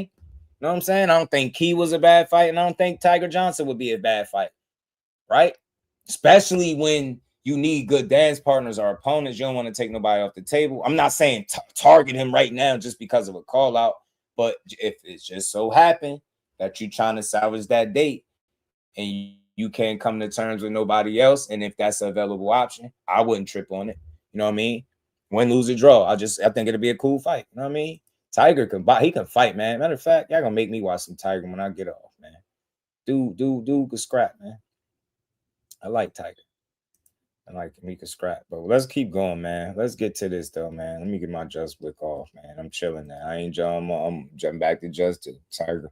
Omac as a trainer, great move for him. Yeah. I'm telling you, shit is shit. You know, sometimes upsets do happen. Not saying that that's what will happen in that particular fight, but they are possible. They do happen. They do happen, fam. But man, y'all wanted me to talk about this. Shout out to my guy, man. I didn't catch it. I mean, I seen a little bit, but I seen it after. I didn't see this. I didn't even realize he was on there. I seen when I tuned in and caught a little bit, it was Bill Haney was on chopping it up with him. You know what I'm saying? But I'll play some of this so we can hear him talking to these dudes. And look, this is maybe they'll have, I don't know what kind of conversation fully that they was able to have up here, but I guess it got heated from what I heard, man. And they start going in. Shout out to Coach, man. This is something that y'all like to follow. Y'all like these stories, man. Y'all like the dramas. I tell you, man, it's a lot of dramas nowadays with Team Haney, man. Been rough kind of, to make a fight, huh? Been a little rough making the fights, huh?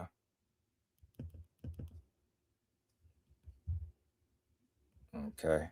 All right, y'all. Everybody hit that like button, man. Support the channel. Hit the like button. We fight all night. Tiger needs to fight Rohan. That's a good fight. Good fight. Rohan is actually 5 matches. Yeah, it is. It is. Rohan is a good fight. Devin will get as much respect for Tiger as he would for Jack. I'm telling you. Low key might be a better fight. Jack got experience, but shit, one thing about this experience in boxing, when you start getting older and you start being a lesser version of yourself, those younger guys, like I would pick Tiger Johnson to beat Jack Catterall right now. I'm not about to play this shit. This experience wins. Nah, fam. Nah, he needed a knockout to win his last fight. What was that? Echo Usman, I think that was his name. At the Echo guy, I think, whoever it was, he knocked out. Impressive, but he needed that to win that fight. He had a rough time. Tiger, younger, fresher, faster. No, better reflexes. Man, he'd beat Jack Catterall right now to me. Right now. He'd beat Jack ass, man. He messed him. Jack would be too slow. Tiger at feast, I think. All that experience shit, it just won't factor in enough. He is not in his top peak form. Like the Jack Catterall we've been watching the last couple fights is not the very best version that he's ever been, in my opinion. He might just be a slightly dialed down version of that. He ain't too far off. Ain't like he's some washed up guy. I'm not saying that. But, man, I think Tiger Johnson will beat him right now. What I see from Tiger, man, I think he'd beat Jack Catterall. I got him beating Jack right now if he was a fighter. I'm telling you. Talking SD, what's good with it? But let's get to some of this, man. Let's get to some of this, y'all. Let's hear with Coach and Coach versus Coach. Coach Malachi, Coach Dorsett, man, on the chop up. Coach Dorsett. The pussy is here. Don't tell me what you want to talk about. Remember the first time I came on your live, and I actually started off by saying, I used to watch your content outside of Bill and Devin. I said that okay, you're pretty non-biased. But when I realized that you had his hand up your ass and he was talking for you, when daddy's not around, you actually present yourself like a respectable individual. but then you turn into a fucking clown and acting like the fake ass Martin from What's Up and all, like all of that shit is comical, but is not boxing. If you wanna sell yourself on the comical shit, then just give Keyshawn his props. Because wait a minute, he's doing the skits and all that shit too. Get a YouTube channel. Get a YouTube channel and start doing skits. Don't talk about boxing. All the shit that you're talking about is for clowns in your audience. They don't know shit about boxing. All they're doing is just copying and pasting everything that everybody else is saying. They're not even responding with like they responding with, oh, somebody from the Boondocks, Reese's Procrast trainer. Like, is this really what y'all want for boxing? I mean, it's beneficial to Bill because he actually brings a different audience with people like you. You know what I'm saying? Like, I actually lost a lot of respect for you because when I came on your platform, I thought we had a reasonable conversation. I thought we had a respectable conversation. But then I saw that you really was a pussy. Because when I was up here, real quick, I gotta salute Coach for this. Like letting somebody come up on your platform, get it off their chest before you respond. I respect it. Having the patience and the discipline and just like let you speak, and then they're gonna go. Shout out to him, but y'all wanted me to cover. Shout out to Coach. Oh no, both of them. I always told Bill that Keyshawn is one of the greatest. I always said that Keyshawn was this. Always said that Keyshawn was that. And then the following day was, oh my goodness, he up here talking about some stupid ass shit. Like, you fake. That's really all I came up here to say is that real men don't do shit like that. That's really pussy made. Be the man that you are 24/7. It's just content. That's the new line. Yeah, it's just content. I get a phone call from Bill and say, oh, no, talk shit about him? Okay, yes, daddy. And then go online. That bitch shit. Coach looking at him like, bro, yeah, right. I used to bully motherfuckers like you. You the guy that, hey, if you really that, then go inside the store and steal this shit from me. Like, you the dude that we get to do shit like that. You would never say no shit like that to me in person. I'll take your fucking, take every damn thing from you. Yeah, nah, he ain't. One thing I'll say is he not a paid Haney channel, that's for sure. I mean, the thing is, man, what people got to take into account when it comes to this content thing, we're gonna get right back to it. You're not gonna agree with everything somebody say, but that don't make everybody a paid channel when they speak the way they do. You know what I'm saying? This is a guy, one of the dudes, that I've always heard speak his mind. I've never heard him do no tap dancing for nobody. That's just me personally from what I covered. I've never seen, what I say, what I watched. I've never seen it. He don't come off as a person that, and this is to me, everybody got their own opinion. I don't feel like he'll sell his integrity to Bill for clicks and views. I don't see him doing that. I've never seen him do that. I've never, but I understand, Coach, you in it. So he got a different stance. And, Coach, one of them people that once you see a situation play out the way it did, as clearly as the way it did, he going to speak on it. And, the way, a lot of things just fell apart. Shit, I'm pretty sure he's one of the last people that thought that this would be the reason why the fight didn't happen. So you're not going to agree with everything we say as content creators. And this is just me speaking to y'all as a content creator. You're not going to agree with everything we say, but you gotta take into account people going to call the situation how they see it. You get me? You can't expect somebody to not call it the way they see it. And some people going to troll, they're going to joke, they're going to say some stuff that probably rub you the wrong way, and I know I do it to a degree, but I try to make sure I build boxing up in the process without no slander, no boxing slander. I give my opinions, but I try to keep it try to keep it decent. You know what I'm saying? Try to keep it decent. You know what I mean? So yeah, that's just to the content creators out there, to the people that listen to us. Y'all not going to agree with everything we say, every viewpoint, but I think as long as we being honest and telling you what's really on our, on our minds and really giving a fair, honest assessment, I think that's all you could expect from somebody that does content, to get a real honest opinion on things. And this dude don't bite his tongue, fam. He ain't biting his tongue. He ain't biting his tongue. Shout out to Behind the Hands. My dog be everywhere. He said, I know him in real life. Chill with him. Malachi, real one. Shout out to him, man. So Motown, my dog, speaking of real ones. What's good with the Motown? Everybody at the light button. We got 80 people in the building. Let's keep rocking. So when I see this type of character come out, the character, you created this damn persona online. Yeah, we really wanted that keep going. Sure. Like I said, do what you got to do to get your bucks. Super chats and going crazy for it. But you got to be a real man at the end of the day. You got to have some type of integrity. Like, are you finished? Are you finished? Because I let you say what you're gonna say. Now it's my time to cook. Are you finished? Okay, cool. Now it's my time to you cook. said that Bill Haney got his hand up my butt, right? Which is totally false. We're talking about the things that you said on Mill City as it relates to the negotiation process with Keyshawn Davis. I'm gonna address all the other shit. This nigga gone. Okay, he clicked off. So I let him say what he gonna say, then he clicked off the live. So I'm gonna just talk as though you was here, right? You clicked off the live. So for one, you saying that Bill Haney got his hand on my butt. He don't. You see what I'm saying? The reason why we clowning you, sir, is because of the inconsistencies that you have said in several interviews.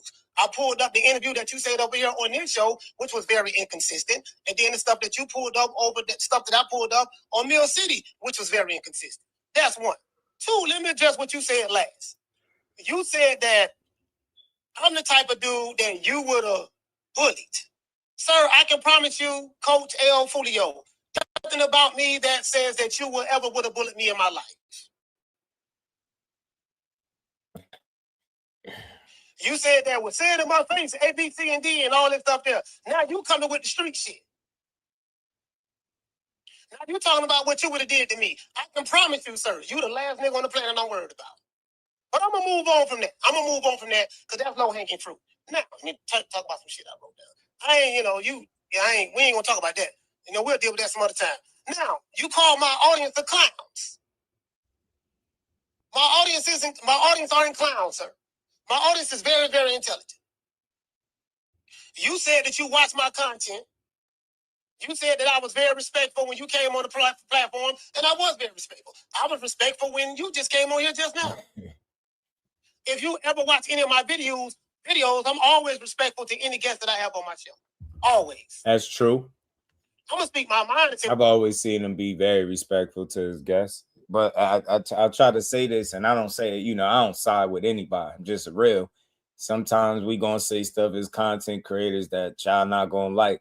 But it's not to be taken personal unless you see that somebody's making it personal. But to a degree, like, it's just it not to be funny, but it is just content, right? You know what I mean? I don't think you ain't launching personal attacks and you just, having fun with it. It's gonna be what it is, but everybody got a different way. You know what I'm saying? I try to make sure it's just how I give it up. I would rather not go the route where I'm adding to the rhetoric. You know what I'm saying? Now, I have some fun with it, but overall, I'm going to always give people the credit they deserve. You know what I'm saying? Most importantly.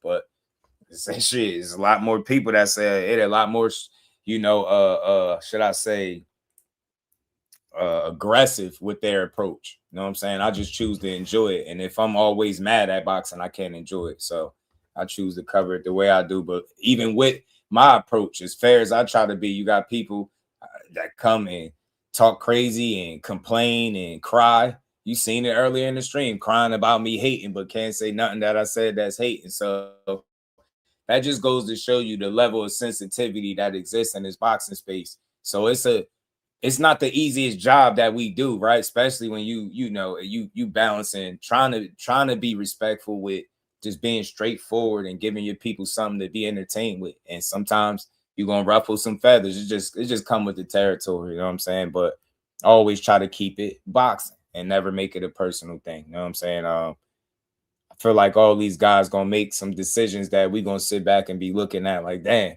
And right now it's just Keyshawn is on the end of that, but I do believe in the long game, and I feel like it's something better planned for him.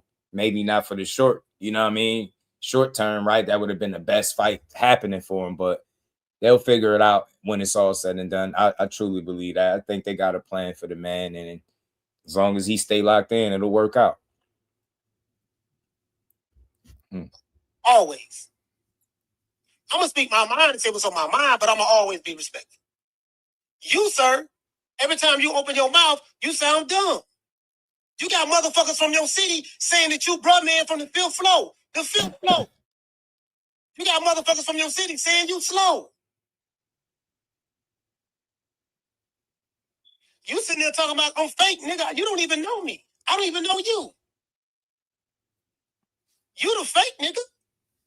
You the one faking like you know everything about the business. You don't know shit about the sport of boxing. Yeah, I feel you, Kurt, man. I'm neutral. I'm neutral. I understand how they get to this point, but like I said, I don't think Coach make this shit personal. You know what I'm saying? Dorsett just felt the way he felt. Shit got out of hand. You get me? Bro, man, it is wild. Shout out to my baby girl, the Queen, Miss Just Do. How you feeling, baby girl? Yeah, we got some more Haney hoes we had to put on the Summer Jam screen. You a spit bucket nigga. Your eyes are far apart from east to west. Oh, shit. Damn. You a doofus. You the type of nigga, when I was young, we used to make you go to the store and do shit. We used to make you do all the dumb shit in the neighborhood because you a big dumb nigga. Those are the facts. You the big dumb nigga that ain't got nothing to think with. You was the muscle. You were the type of nigga that was very easy to manipulate, and we can have you go do A, B, C, and D. Ain't nobody scared of you, fam. All that talking tough to me on my platform, ain't nobody scared of you.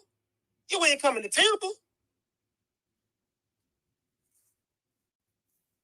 Nobody scared of you, brother. Brother, nigga don't even know who you is. We just found out about who you was about 2-3 weeks ago. Because you started doing interviews. All the tough shit don't work, bro. I'm gonna continue to clown you because you're a clown. And that's what I'm gonna continue to do. It ain't shit you gonna do about it. It ain't shit that you or any other nigga that's down with you gonna do about it. Yeah, you just talking shit on camera. But yet you on my platform on camera talking shit. You accusing me of the very same thing that you doing. On camera talking shit. I ain't never said I was gonna put my hands on you. But you's a fuck nigga. That's why you got off the live. You's a real fuck nigga. You's a big fuck nigga. If you think that any one of you fuck niggas on the internet gonna put their hands on Coach Malachi, you sadly mistaken, brother. I never talk tough to you. But I know a fuck nigga when I see one. You's a fuck nigga. Your size can't stop what's coming to you, bro. If you talking about putting your hands on me, I don't know about these other niggas, but you talking about putting your hands on me, you gonna get what you looking for. You campaign hard enough that Jay Prince says you're gonna get elected. I'm gonna continue to talk my shit. Everything I'm saying right now is what I was gonna say to you had you not jumped off the link. You jumped off the link. I let you speak. I was respectful. Now it's time for me to speak. You jumped off. So who the pussy? But let me continue. True. Nigga, you said all of that shit and then you ran off the live. You said all of that shit, then you ran off the live. Listen, I dropped the link for you. Anyways, let me get into the show. Now, I'm really finna romanticize your ass now. I'm really finna romanticize. Here we go right here. Yeah. Coach is a fool, fam. Shout out to both Coach Dorsett and Coach Malachi, man. I don't take no sides. That's them. It's just something y'all wanted me to cover, man. It is what it is. It'd be all right. We seen these things happen before. They have a way of working themselves out. You know, they do. Dre, what it do, homie? Everybody hit that like button, man. You know what I mean? Dr. Paul, everybody hit that like button, man. Shout out to Coach. We're gonna listen to I believe it. You know, I caught it some of it when Bill was up here. I didn't catch that, so that was all first time I listened to that part. But you got Bill came up here. Let's see, Bill. Whatever Bill had to say, and let's see if he gave any update as to what's really going on, you know, possibly with Dev as well. You know what I mean? It's always good for an update, you know. Levon, what it do, my guy? Big boss. He said, I wonder what Bill Haney thought. Oh, thoughts are, oh, yeah, he'll be on this second one. I got you. Here we go, right. I got y'all, man. Yeah, this nigga, I gotta cook this nigga today. They took a whole lot of money out of a whole lot of white people's pockets. So they can talk all that crazy shit. Three things that shouldn't come out of your mouth. Oh my God. I thought you was showing me a video of this guy. I thought you was showing me a video of this guy. Now. Bill Haney cooking this nigga. You got that goof ass laugh, looking stupid, talking tough. Ain't nobody scared of you, nigga. Let me see what Bill. Do you see this confused look on this nigga face? Squinting his eyes, confused. You talk about the business of boxing, but yet you don't know nothing about the business of boxing. You're not even the trainer. You the spit bucket nigga. You the goofy nigga. Which way did he go, George? Which way did he go? You know which way did he go, George ass nigga? Literally. It ain't no telling when I'm gonna stop cooking you. I'm gonna cook your ass damn near every day. I'm gonna make it my personal mission to cook you. Because if you was here, I'd be cooking your ass right now. But you such a fuck nigga that you decided to jump off the lean. It's called True Media Pop. Coach was on his ass. In Norfolk, Virginia. Let me see. Let me get Only come to find out, Fat Albert. Would have been better if he would have stayed, down. though. I ain't gonna lie. If he'd have stayed up. Off the line. No, I know. I'm on his ass. I'm on his ass from this point forward. All right, I was just gonna cook him for the rest Bill of the week now. and then let it go. But nah, it ain't no telling. Ain't no telling when I'm gonna let it go. Since he don't poke the bear, like you say, like as your good brother James Prince said, you know, when you campaign hard enough, you get elected. I never threatened that brother. Absolutely. I ain't bring that kind of energy. I'm always laughing and giggling and, you know, talking shit and all that stuff there. Absolutely. I never brought that. And you know what's so disheartening is that instantly the divide and conquer that is you got your hand, or Bill got his hand up your ass. Are you getting paid by Bill? Are you getting, I mean, everywhere I go, this is, you know what I mean? I can't get a pellet, not no flowers. We can't get shit. If a motherfucker give us a pellet, what did they pay you that for? Listen, fuck your 3 division and the 10 champions and all of the shit and all that. What, or did they give you, how did you get that pellet? How did you get that flower? Not even a flower, a pellet. You know what I mean? So, I don't know, man. My thing is this, right? As I said before, when I interviewed you in Miami, you know who I was advocating for. It was no secret. You know, like you remember, I was like, man, Bill, Keyshawn, that's the fight. Yes. That's the one, because that's the one who everybody think gonna beat Devin. Mm-hmm. And I said Keyshawn Davis is skilled enough to where he can beat Devin. Yeah. Yes. I say now, whether he beat him, that's yet to be determined, but you know, Devin Haney is a very skilled fighter. He has a lot more experience than him. But my whole thing was, I thought that would be a better fight. Yes. So anyone who's ever heard me say that, I always say that. And I still feel that way. However, but just like I felt that way, and I was an advocate, and I spoke for Keyshawn Davis, I got to call a spade a spade. The nigga ducked me, he walked the other way. So with the same energy and vigor that I was campaigning for him, it's the same energy and vigor that I'm calling out the ducking. That's it. Right. I'm very consistent. You know what I'm saying? I seen, you know, Keyshawn had made a couple of posts on his story. You know what I mean? One was a picture of him. The other one was, well, he said something. I know I seen something about him saying he's going to go live. I think that people would like to hear from him, whether you like it or not. I think it'd be a lot of people that tune into it because that's always helpful in situations like this. You know what I'm saying? You always want to hear from the fighter, right? To know what happened, what went on from your point of view, right? What went the wrong way? How did you expect things to go, right? Like, again, these dudes not gonna be perfect. They make mistakes sometimes, and maybe he, you know, like I said, short term he could have not made what could have been the best decision for him. But I said this on a couple of live streams. I'm gonna say it again. Brian Norman Jr. was in a similar situation when he didn't accept the Boots offers, right? All the criticism that came with it. You fighting on the females undercard. You're gonna mess around and lose. The dude keeps winning. He gets the Devin Haney fight, biggest fight of his career, and he got paid. So maybe, you know, boxing fans, they don't see it that way. They just like, right now, you just like, you a duck, you this, you that. And I get it, but life goes on. His career continued. 15 fights in. Like I said, I think they got a bigger plan for him. I am hearing some positive things that could be true. But like I said, man, there's promotion and then there's the business. The business side of things is where stuff went wrong for him. And there's more to it than a simple duck. Like, I get it. Some people like, nah, it's ducking. That's it. That's all. It's nothing more, nothing less.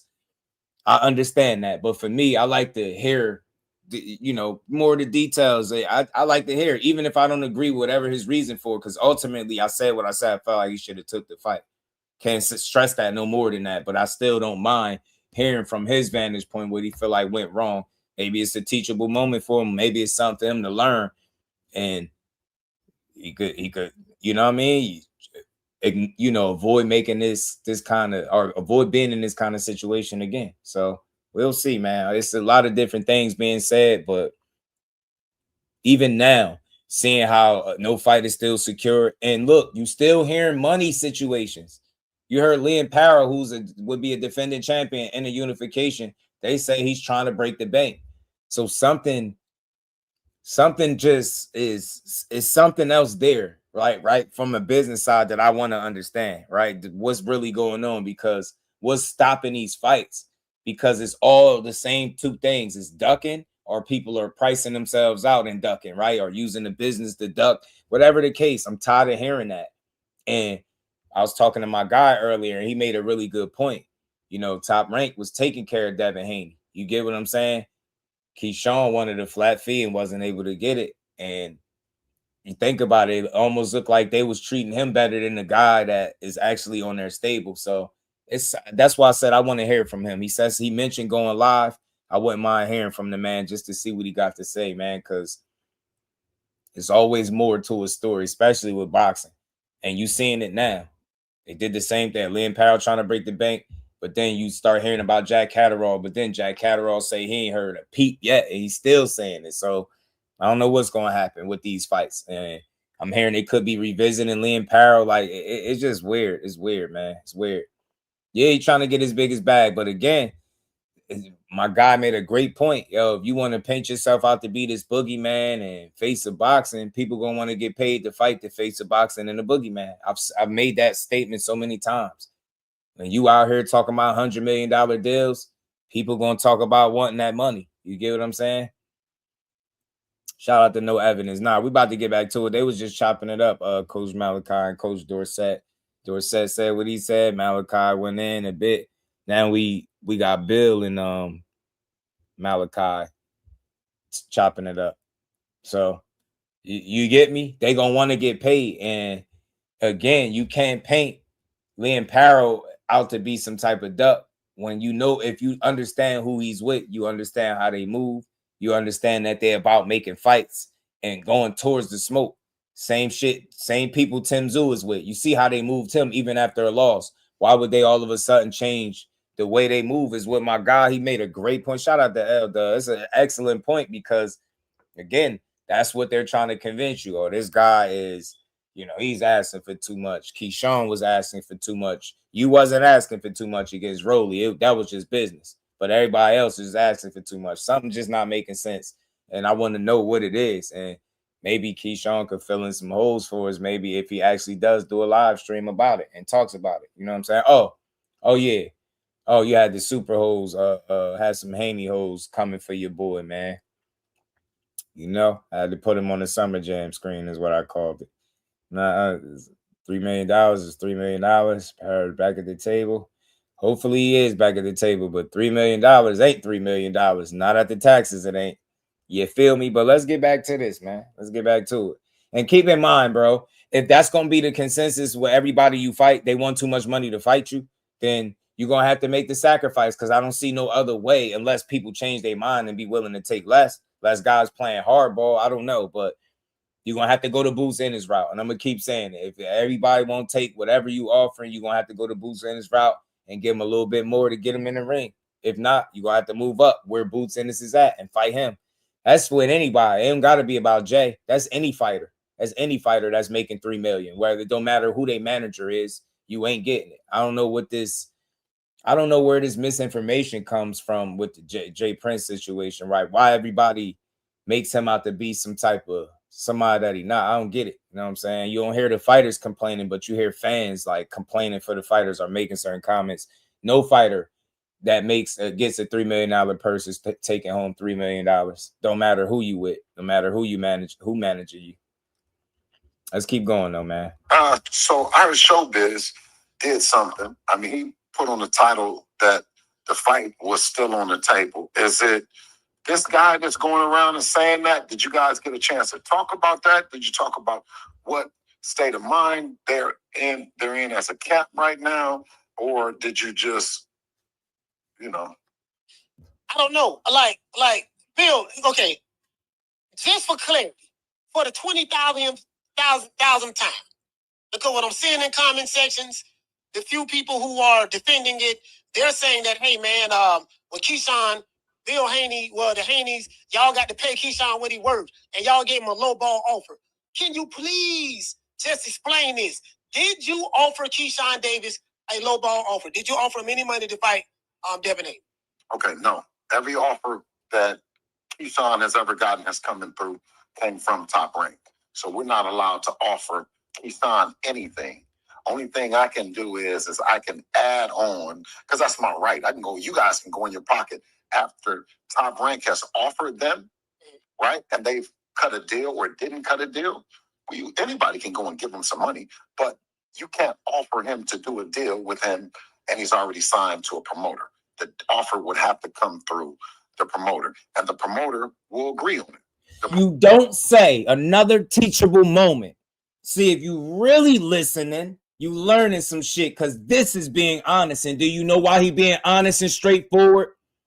This is why I tip my hat. I double salute Coach Malachi. Say what you want, but I've seen him interview, and each time he talked to Bill Haney, he keeps him pretty honest and straightforward. You can't run him in circles. If you do, he gonna call it out. Teachable moment, fam. We can't offer this and that. So again, when a guy is telling you that a fighter has signed a contract or a fight, but not the bout agreement without a promoter, and he doesn't have a promoter, where is the offer coming from, y'all? So again, when he was telling Shakur that ain't you gonna sign it, what was he talking about? Without a remember, he just said this. Without a promoter, I can't send an offer, right? You get what I'm saying? Another teachable moment for y'all. This is another way to learn how business go, because he's being honest right here. Get what I'm saying? Yeah, he could have went in his pocket and paid more on top of whatever Keyshawn was getting paid. That is the truth. That's what Boots did, right? With Stan Jonas. You could have did it, but I wouldn't say he got to do it. I'm not going to ever say there's a low ball offer, but I will say if everybody you running into the same problem where you get what I'm saying, where you can't get guys in the ring because they want to get paid more. Like I said, the Boots in his route is what I'm calling it. That's what I call it. Well, you just pay that little bit more get them in there, beat their ass. You make the sacrifice for, especially if it's a unification fight. But in this case with Keyshawn, I could understand why you went the direction you did. But one could ask themselves, man, if you end up having issues making other fights because of money, shit, do you even consider that with that being a more appetizing fight? So if you end up having, what I'm saying is, if you end up in a situation where you potentially have to pay anybody more than what they asked for, would Keyshawn be the best option? That's just my question. That's all. I ain't saying what he got to do. He could do whatever he want. He could say, no, y'all only get what you work, whatever, however it go.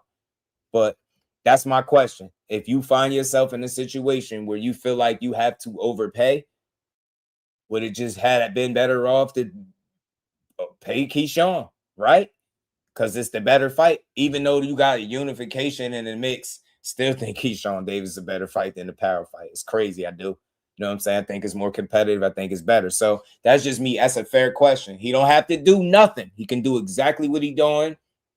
Try to make these deals, make these fights happen. But if you are in a situation where that's the course of action that you gotta take to make a fight, shit, I don't think, you know what I mean? Shit, considering Keyshawn ain't such a bad idea. You know what I'm saying? And you ain't hear me say 3 million is not enough. You just heard me say 3 million is not 3 million when you take it home. I'm not making a case that the offer is not enough, because that's not what I believe. You know what I mean? Keyshawn said he was taking 25 if he got offered it. He didn't do that. So that's where I'll hold him accountable at. So I'm not making the argument that 3 million is not enough. I'm not making an argument that it's a low ball, none of that. But what I am saying is what we all should know. 3 million after taxes ain't 3 million. And I ain't even about to get into all that. But, you know, when people say it, sometimes they hear that the number and they assume that that's what the fighter was going to get. It's the best thing ever. And shit, you start getting taxed and the shit looking different. But I ain't got to get into all that. I thought he would take it regardless of what. So that's where my stance is at. I don't make the argument that it's not enough money. But what I am saying, bro, is if, you know, he said Lynn Powell was trying to break the bank on Twitter, right? Rick Glazier said it, and he quoted Rick Glazier, right? He said, facts, Rick. So he like saying he asking for too much. My thing is, if you're in a situation where you have to overpay, who would be better to overpay? Jack Catterall, Lynn Powell with the unification, or Keyshawn Davis? It's just a question. Just a question. You know what I'm saying? Shout out to my brother Mike Kirkland. Rapid Stone, I appreciate the gifts, family. Y'all hit that like button, send the support. We're going to keep rocking. We're going to keep listening to this. But yeah, Big Dog, you said clip this part. Yeah, this is a teachable moment. I'm going to run it back. I'm going to rewind it just a couple seconds. You know what I'm saying? This is a teachable moment, fam. I hope people listening to this shit. Go in your pocket after. A low ball offer. Did you offer him any money to fight Devin Haney? Okay, no. Every offer that Keyshawn has ever gotten has come through came from Top Rank. So we're not allowed to offer Keyshawn anything. Only thing I can do is I can add on, because that's my right. I can go, you guys can go in your pocket after Top Rank has offered them, right? And they've cut a deal or didn't cut a deal. Anybody can go and give him some money, but you can't offer him to do a deal with him and he's already signed to a promoter. Wow. The offer would have to come through the promoter, and the promoter will agree on it. The promoter puts the offer on the table for him. That's between them. They know what fight. Because remember, he's having a contract for what his minimums are. And I wanted to ask the gentleman, I said, well, isn't that a lot more than what you went into it knowing your minimums are? You know? But I couldn't really get anything out of him. You know what I mean? Dorsett, are you there? Are you still in the chat? This is the thing that get me right with this dude Dorsett. You being very respectful, but I'm gonna just say this clown Dorsett. I'll call him Dumb Donald from Fat Albert in the game, right? What get me with Dumb Donald is this: how are you arguing about the business of boxing with someone that makes a living in the business of boxing?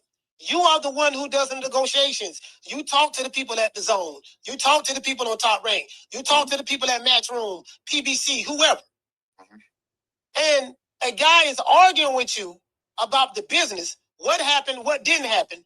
But then when I had that fool on this show and I asked him, is this a false narrative? The $3 million. Is the $5 million that we're hearing, is that a false narrative? I said, do you know anything about that? He specifically said, well, No, yeah, I don't know nothing about the business of boxing now. I don't know nothing about the business. I don't know nothing about that. I leave that to the side. I just use my common logic. Well, your common logic, we can't depend on that because you're not the brightest light bulb in the ceiling. I think that's obvious. And for what the people from Norfolk, Virginia are saying, shout out to Jada the Boxer. Y'all please go subscribe to her channel. You know, I guess she got me on the payroll too because I'm promoting her. And I guess Mill City got me on the payroll because I'm promoting him too. So, you know, Jada the Boxer, she said that you are known for being slow. Remedial is the word that she used. So I'm gonna charge that to the game.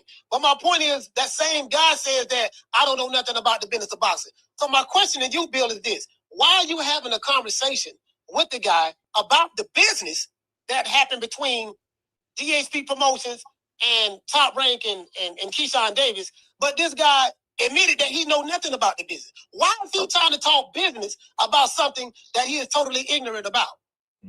So I think we lean more into, because what I was trying to get out of him, if he can't speak on the business, and that's okay, right? Can he speak on the emotional state of the team, where they are now and where they were before, and what led to this and how they're feeling now? That's what I was getting at, you know what I mean? Because as a team, right, we're gutted that the fight ain't happening. You know what I'm saying? We're not happy. We're gutted. You know, he said he want to know about the emotional state of the team. Billy, troller with a straight face. I can look for another fight that gets the people as excited as that fight. You know, I mean that's pretty much it on our end. You know. So have you heard anything from Jay Prince since? No. Do you foresee? I know you told me that y'all was going to fight later on this year. You and Devin will have a fight before the year is out. Do you foresee ever revisiting the Keyshawn Davis spectacle, or you like that's on the back burner for now? I've been.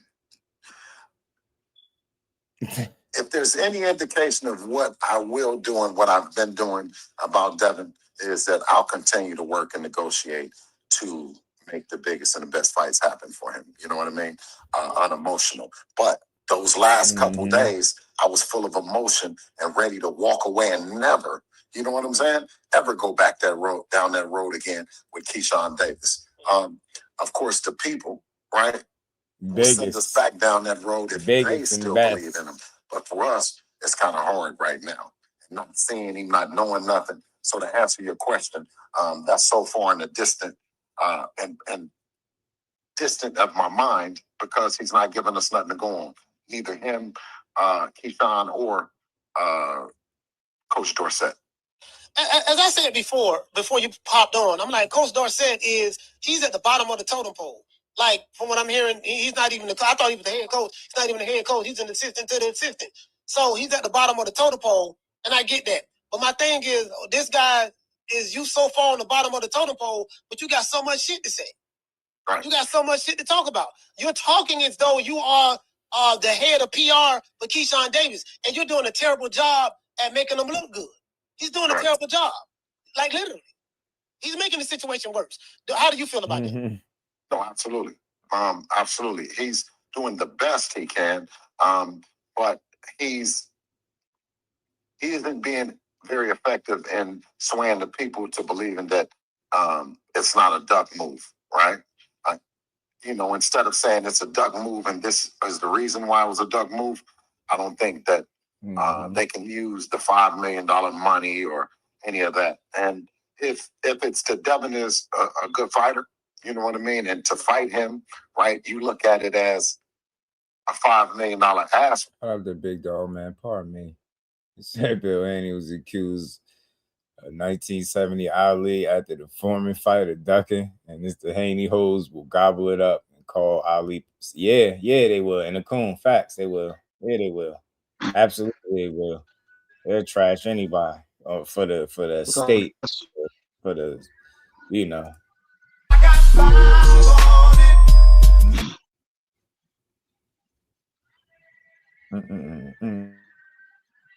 What's going on, Jess?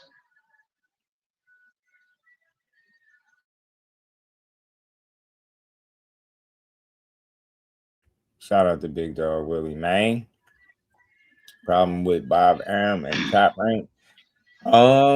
Yeah, I spoke on that a little bit, diverse. I did say one of the things was, I was talking about it with my guy a little before I got up here a little earlier today. He was saying, yeah, that his problem, but he could understand it though, because if I'm your guy, then you essentially take care of your guy. You took care of the other guy, now take care of me.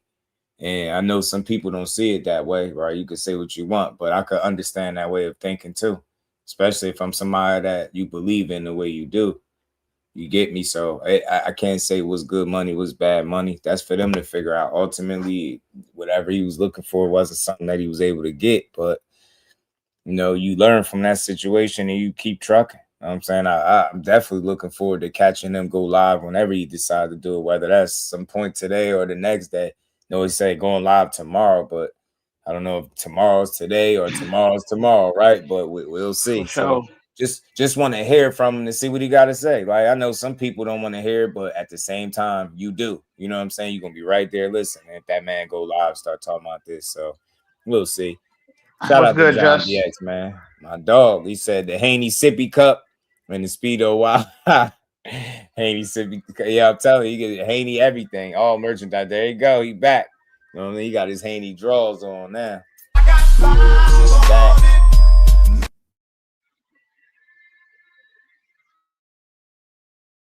Dean, what's up, man? What's good with it, Dean? Blue, shout out to you, man. 4-4, what's good with it, family? Man, what's good, man? It's an interesting day, man. Just another day. Yeah, I'm sorry, man. I can't subscribe to the that stuff don't work on me, man. The Haney magic, that don't work on me, bro. I see right through it all, Sprinkle man. a little dust on Yeah, that don't work, man. You said 4-4 said that Haney dust don't work on him, man. Huh? Nah. No. And I'm gonna keep it real. I'm gonna keep it real too. Peace to Bruce guys. I'm not. To the brother you got on the screen right there. Mm-hmm. I personally watched the brother content become more favorable towards the heinous ideology. Whereas there was a point where he spoke against the Haney ideology. You know what I mean? So it's kind of funny. It's interesting to see and to hear. And that's what people talk about payroll. That's what people talk about that stuff, because like I see the game, and I know people want to clown Dorsett. And here's the thing, and this is how you know people just so full of hate. Mm-hmm. Am I saying Dorsett is the smartest man on the planet? No, of course not.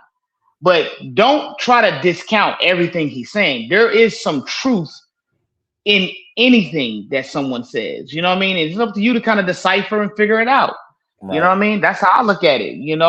There's a lot of things that Dorsett is saying that's not, that's not entirely wrong. There's just some harsh truths, and I get it. And I'm gonna be real with you. Even Keyshawn's talking about he'll take the 25. I view that as a lot of just like Devin Haney accepted the Rolly fight, and then once he got down to the nuts and bolts, guess what? It didn't make sense to him, so he had to retract. People do it all the time, man. We can't get so caught up on what these fighters say in the moment. We have to have enough wherewithal to understand that whatever I say today, it will stand, provided that everything kind of adds up and makes sense once things start to be revealed. Right. And so obviously the young man decided to make a different decision, and that's just it. And that's why I will use the Boots example. Boots wanted Stanionis. Boots gave a little bit of his first to make the Stanionis fight, because Stanionis wanted a certain amount, and that's just the reality. People do this all the time. Sometimes we don't get the information to know it all. You know what I mean? But trust me, people will do whatever it takes to make a fight if they truly want that fight. And that is just the harsh reality. Mm-hmm. People will do whatever it takes to make the fight. And if you really hear it, I'm going to be honest with you. The Haneys, they sound like they really kind of want that Keyshawn fight. They sound like it to me. Because for somebody that got all the options, y'all view Keyshawn as a duck, so go ahead, go make your next fight, man, and stop complaining and make it happen and announce it. Why you ain't just announce it right away? Because you with the zone. The zone got all the fighters, right? So let's go make a fight real quick, man. Why all this dragging things out? Why? Why you yeah, stop talking to Dorsett then. Like go make the fight. No, I know what time it is, bro. I know what time it is. And nobody can tell nobody what their value is. I don't care. That's just it. I didn't feel no way that Haney walked away from Rolly. I left it at that. I said, well, I wanted to fight, but guess what? Hey, it didn't make sense to Haney. Cool, no problem. Right. All that other stuff it's just too much. Yeah, you know, calling people remedial. Yeah, everybody else, they price themselves out. They ducking, they asking for too much. When we apply that logic to that Rolly situation, it's different. Nah, man, they wanted him to fight with no guarantee, bro. It was about money, right? And he couldn't get the situation he was looking for. I just said that about Keyshawn wanting a flat fee. I didn't make that shit up. I'm telling y'all, saying that one thing led to the next, and having the conversation I had earlier made a lot of sense. There's people that look, once they come to their judgment, that's what it is. For me, that's cool. I'm not arguing no ducks shit, but I just want to. It's more to learn from the situation. It's more to understand about what could have went wrong for him. That's why I say only he could speak on it, because I doubt if anybody else do it. Obanga was good with it. Yeah, I mean, I look. I heard him be. I don't think he team Haney. I just think it looks that way because it worked out in their favor. Like, let's say if the shoe was on the other foot and it was Devin Haney being the reason that the fight didn't happen, it would be the same energy. People would be thinking he team Keyshawn, but he damn sure said it. And he said it to Bill that he think Keyshawn got this talent and the skills to be able to beat Devin. So said it straight to his face. It's really down the middle. I am not surprised by the way he started talking about this shit after it fell out. That he would have did that with any situation. Like I said, if it was the flip flop, same energy would have went to Team Haney. So it's just, you just got to take it for what it is, man. I don't be all over YouTube talking to duck shit. I hate that, but I get it. I get why they saying it, but at the end of the day, I've always maintained that if these guys don't get paid accordingly, you're not gonna fight. You've heard guys like Steven Espinoza say fights got to make sense, or deals won't get made. Like, he mean on both sides, not just for a popular guy, not just for your favorite fighter. Gotta make sense for the other guy getting in the ring too. And you seeing this shit right now with Liam Powell. So again, everybody asking for too much money, and you thinking you gotta overpay somebody to get him in the ring. Who would be best to overpay out of all of these guys that you've been talking about fighting? It's a good question, man. ETB was good with it, homie. It was good, man. Watching, listening to y'all cook, man. Yeah, man. I agree with what my man was just saying, right? If you want the fight, and don't take this by me shitting on Haney or Bill any type of way, because when it came down to when the smoke cleared, they did what they were supposed to do, right? They didn't back out. They did what they were supposed to do. But I don't think my whole thing is that if you really, really want to fight, I don't really think that they wanted to fight. Now, I'm not saying, I also, with that being said, I also don't think that it's their obligation to give Keyshawn Davis a penny more than what his promotional company asked, right? That's not on them. That's how I feel. I don't feel like that Devin and Bill should have to be like, well, we gonna take less. No, we're not. You know what I'm saying? We gonna take what we were offered on our end, and whatever they giving you on your end, that's what you need to take. That ain't got nothing to do with us. So that's how I feel about it. But I feel that Keyshawn ultimately messed up, because the way I feel is that in a situation like this, right, you can back out and you can say, well, I want more money, and let's see what they're talking about, because we both want to fight, right? But in this situation, I believe that that Devin and Bill, they didn't actually really want that fight right now. They didn't want that fight right now. So he didn't have no room to back out and say, okay, I want to try to see if I can get more money. No, you don't got more room to try to see if you got if you want more money, because the whole reason why whatchamacallit, right? What's his name? Jay Prince said that you got 2-barrel shotguns and you ain't got no way out, is because obviously they're feeling that, okay, well, they don't really want one of these fights, right? If not both of them. But we got them trapped. You don't have to trap nobody that wants something. You know what I'm saying? That wants something. That's the whole thing. And if you got to trap somebody, that means that they don't want it, right? Can I ask you a question, really brother? don't want it. Oh, let me finish. And then right. If you have to trap somebody, that means that they don't want it. We all saw that, right? If he really wanted the Keyshawn fight, right? He wouldn't been doing all that extra shit that he was doing. Nah, we want Shakur. Oh, nah, we want Tank. And then for a long time they was trying to ignore that Keyshawn was even the number one mandatory position. So it was a bunch of back and forth, and you don't do that for a fight that you actually really want. So Keyshawn didn't have no room to be doing nothing. Keyshawn was supposed to take that fight knowing that was his only opportunity. Now, like I said, man, I don't see Keyshawn getting another opportunity with Devin no time soon. I don't see that happening no time soon. Dame, in my opinion, this is how I feel. I'm not telling nobody else how to feel. In my opinion, right, from everything that I saw, how they was moving, they ain't really want to fight. And it was like, okay, well, we're in a position to where, they kind of really put our back up against the wall to where they're threatening to strip us, right? We know that we in a position to where we gonna get stripped if we don't take the fight. So they ain't really giving us no choice. So if this is what it gotta be, this is what we'll do. But we not choosing to do this. Right. If the WBA, if the WB was it the WBA? Yeah, if the WBA had a cane and be like, you know what? We'll give you a voluntary. You ain't got to worry about that right now. What you think they would have did? Right. Come on, man. And so, I looked at the whole picture. You can't fool me and to thinking like, oh man, this is the fight that they really wanted. Now Bill is running around doing all of that. Oh man, I'm devastated the fight didn't happen. Yeah, they clowning. He can do that now. He can do what he wants to. If he really wanted to fight. Hey man, hey Keyshawn, man, please take that $3 million. You know what I'm saying? We'll give you $5 extra. We'll give you $500,000 extra, even though it ain't our obligation.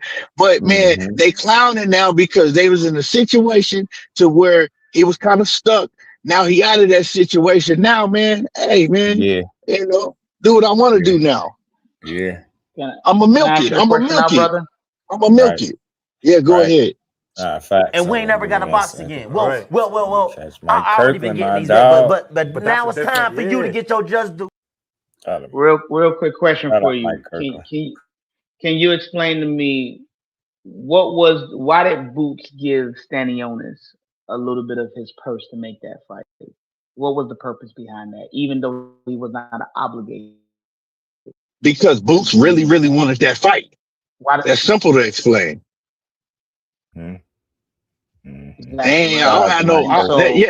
Because Boots really wanted to fight, and he really wanted to get that belt.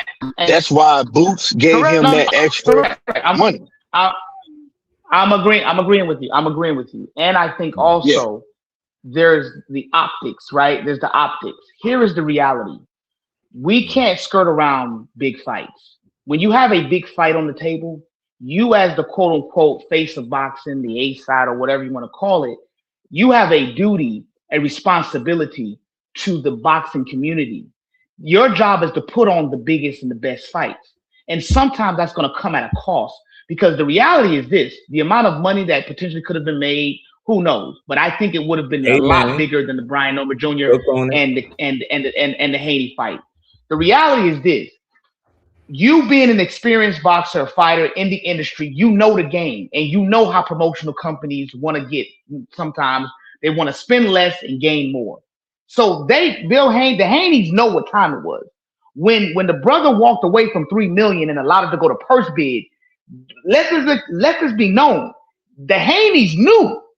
They knew what Keyshawn wanted in the negotiation. They knew because he walked away from $3 million. Nobody walks away from $3 million thinking that they're going to get less than $3 million the next time around. He betted on himself. The reality is that I promise you, he thought the Haneys respected the nature and the cachet of what the fight would be. And he thought that they had enough business savviness to be like, yo, we're willing to do with it because guess what? If I got to put a little bit up front on the front end, I'm going to negotiate more on the back end.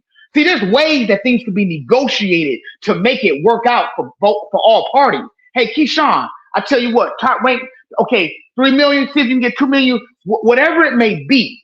The bottom line is, if they wanted to fight, they could have figured out a way to make the fight happen. That's all I'm saying. We're saying, but see what you said right now, I agree with everything. I'm agreeing 1,000% with what you're saying. But what I'm saying, right, is that they didn't want the fight. So Keyshawn Keyshawn even thinking in his head, right? Keyshawn is the fighter. He's supposed to pay attention to how they're moving the whole time, right? He's supposed to have his eyes on that, right? You the fighter. He's supposed to see what we seeing, how they moving, and he should. And when he even came out and said, "Man, these people are scared of me." Like, I don't just say that about nobody. They scared of me. They really don't want this fight. He said that out of his own mouth. So him knowing that, Jay Prince coming saying what he said about the double barrel shotguns, they can't run nowhere. We got them, right? He should have known that, okay, man, I'm treading thin water because they really don't want this fight. So I can't give them no way out of this fight, right? Because me asking for more money or me ducking out of the purse bid, he should know, like, man, I blew my chance, right? Keyshawn should have known that, right? So what I'm saying is that Keyshawn, he made an ignorant move doing what he did, because this ain't gonna, you know what I'm saying? Like, this fight is not gonna present itself no time soon. Also, doing what he did, not knowing that he's still under contract with Top Rank, right? I'm hearing at least 2 more fights, right? He got 2 more fights. Mm-hmm. They might sit him on the shelf now. I'm hearing that they don't got to give him a fight until May of 2027. Mm-hmm. What you think they gonna do? You see how they play with Shakur, and so he also has examples of other fighters that's been in situations like this, right? To see how they move. You saw how they played Shakur. He should have known. He wasn't in a position to where he could go and say, okay, well, I'm gonna play my hand and I'm gonna do this. He wasn't in that type of position. He's in a position to where, like, okay, I really don't have that much wiggle room, so I'm gonna go ahead and take this opportunity. Take the opportunity, and then, after that, now I'm the big dog. But it's also, right, I look at all sides of the coins. It's also a possibility to where he could have been in a position to where, hey, if I do get this strap, I win this strap, they're going to extend my contract. It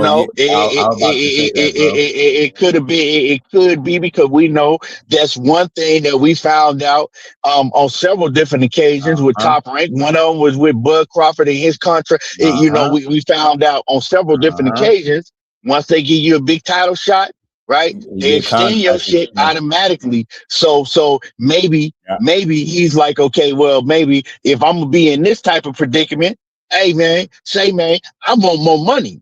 I want to make it worth it. So we got to look at it from all sides of the spectrum. But the first thing for me, I'm pissed off because I want to see the fight and I'm a fan, but it's more to it, and all that scary shit that these fans is running with, man. If you think that Keyshawn did all this shit it is afraid of Devin Haney. I think that I don't want to call you no damn fool, but you know what I'm saying, you something close to it. You know what I'm saying? Like, man, that's just how I feel about the situation. A lot of these dudes is running around with this scary shit. Like, what is it to be scared of? You know what I'm saying? Like, come on, man. We seen both of their skill sets. We done seen both of them in the ring. And I mean, y'all gotta let me know what film is y'all watching to tell y'all that Keyshawn got something to be scared of. Yeah, man. What you was saying is something I was hearing too about the if you figure, since I ain't gonna get the money I'm looking for, because again, it was some issue about wanting a flat fee that Devin Haney was getting. So ultimately, it looked like, he's being taken care of more than I am. And if I'm a priority, then treat me like one. So it's like he figured, if I'm not gonna get the money I'm looking for, and it's a chance that my contract could extend, then I don't take this fight. I find a way to satisfy these fights on the contract and move on to a possible bigger situation, is what I was hearing is a possibility. So it's just one of them things where you got to see what the long game look like. It's kind of, I'm telling you, this remind me of Brian Norman. I swear, dude, with the boots thing. When he didn't take the fight, it was the same shit. He had ducked. Man, he ain't going to make this money nowhere. Then he ended up in a Devin Haney fight. You get me? So I ain't saying it got to happen like that for Keyshawn, but there's always that possibility. But right now, this is just the criticism that you just going to have to deal with. That's all. And the best way to deal with it is fight your way right through it. Keep doing right what you're doing. Posting, stand in shape, wait for your next opportunity, and make the most out of it, man. That's how you get the only way. And just, I hate to cut you. I don't want to cut you off, but one big thing about the Booth situation, is if Booth had to stay at 147, I think we all agree that Brian Norman he wouldn't have no problem double back, because Booth wanted that smoke, right? Boots and Bosey, they wasn't moving like Bill and them was. They wasn't naming 3-4 other different fights. Oh man, we gonna fight this guy. We gonna fight this guy. We gonna fight. So it's I understand what y'all saying. How it's similar, but yeah, right. Like, it could work out for Keyshawn. Like, right, Brian Norman did get the opportunity, a big opportunity, and he made more money than he ever did in any fight. So it worked out, but it just had to play itself out, right? It's one of them with Keyshawn. We like, man, it's people that scratching the head like, damn, you ain't take that money. And I get it, but I'm with you. And look, even after all this shit Showbiz been doing, he had a clip where he was saying the same thing. There's got to be more to it. And no, we're not excusing if y'all want to call them ducks, cool. We passed that. But I just want to know the real reason. And right, like, I want to see what he'll have to say. And like I said, I seen him say something about going live in his story. So, you know how he just pop on randomly. So I wouldn't mind hearing what he had to say. But man, I wonder how much truth it is to the stuff I was hearing about them possibly having a bigger plan for him. And it might not even involve being on Top Rank, period. So I could see that. But you still gonna get called what you get called. That's okay. But that scary shit, like, nah, I'm not with that. You're not gonna convince me that that's what it's about. It's always about that money. And I said this way before this was ever a conversation, a fight between these two. I said it because I always gotta speak on why I don't push duck narratives, and that be the reason why. Man, I say it, business will ruin more fights than ducking and being scared ever will, fam. People don't get money, they not getting in there. They know what they taking a challenge too. And like I said, it is some thought behind them taking care of the guy better than they are him. Like, damn, I can't get a flat fee, he get one. Like, you know what I mean? I ain't gonna do me right. Going into this fight, I bet. I can see it, but still some people that's gonna be like, nah, you supposed to fight. I get it. And you don't have back end money because he's not a real A-side. I mean, shit, he on his own. They don't even operate that way. Ain't got to worry about that over there. Ain't got to worry about no back end shit with his own. They do not operate like that. Bob in his pockets probably because they feel Keyshawn on Top Rank.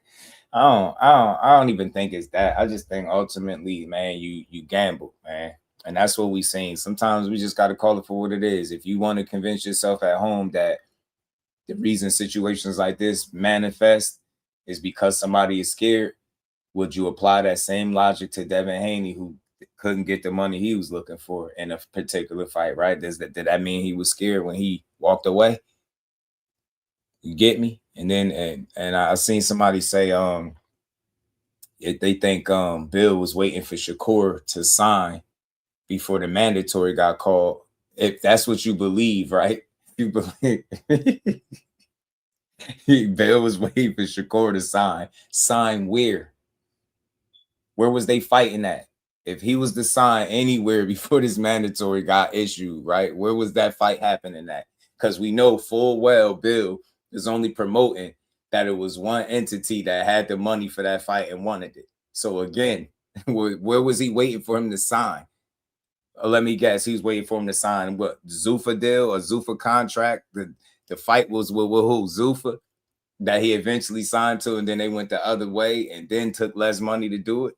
That shit was interesting. So so again, where the hell, what network was they fighting on? Like where the fuck was this fight gonna happen at if it happened before the mandatory, got issued, right? Where was they fighting at? The Zone? Go ahead and lie and tell me it was the Zone. So it don't make sense, man. That shit don't make no sense at all, that he's waiting for Shakur to do anything. And the thing is, like, y'all continue to ignore the fact that he told you he wasn't dropping the belt. That's telling you who they're fighting based on what if they're gonna stand on their word and not drop it, that mean who are they fighting, y'all? Come on, man. It's just like common sense. It's not common, fam, with people, fam. It's not.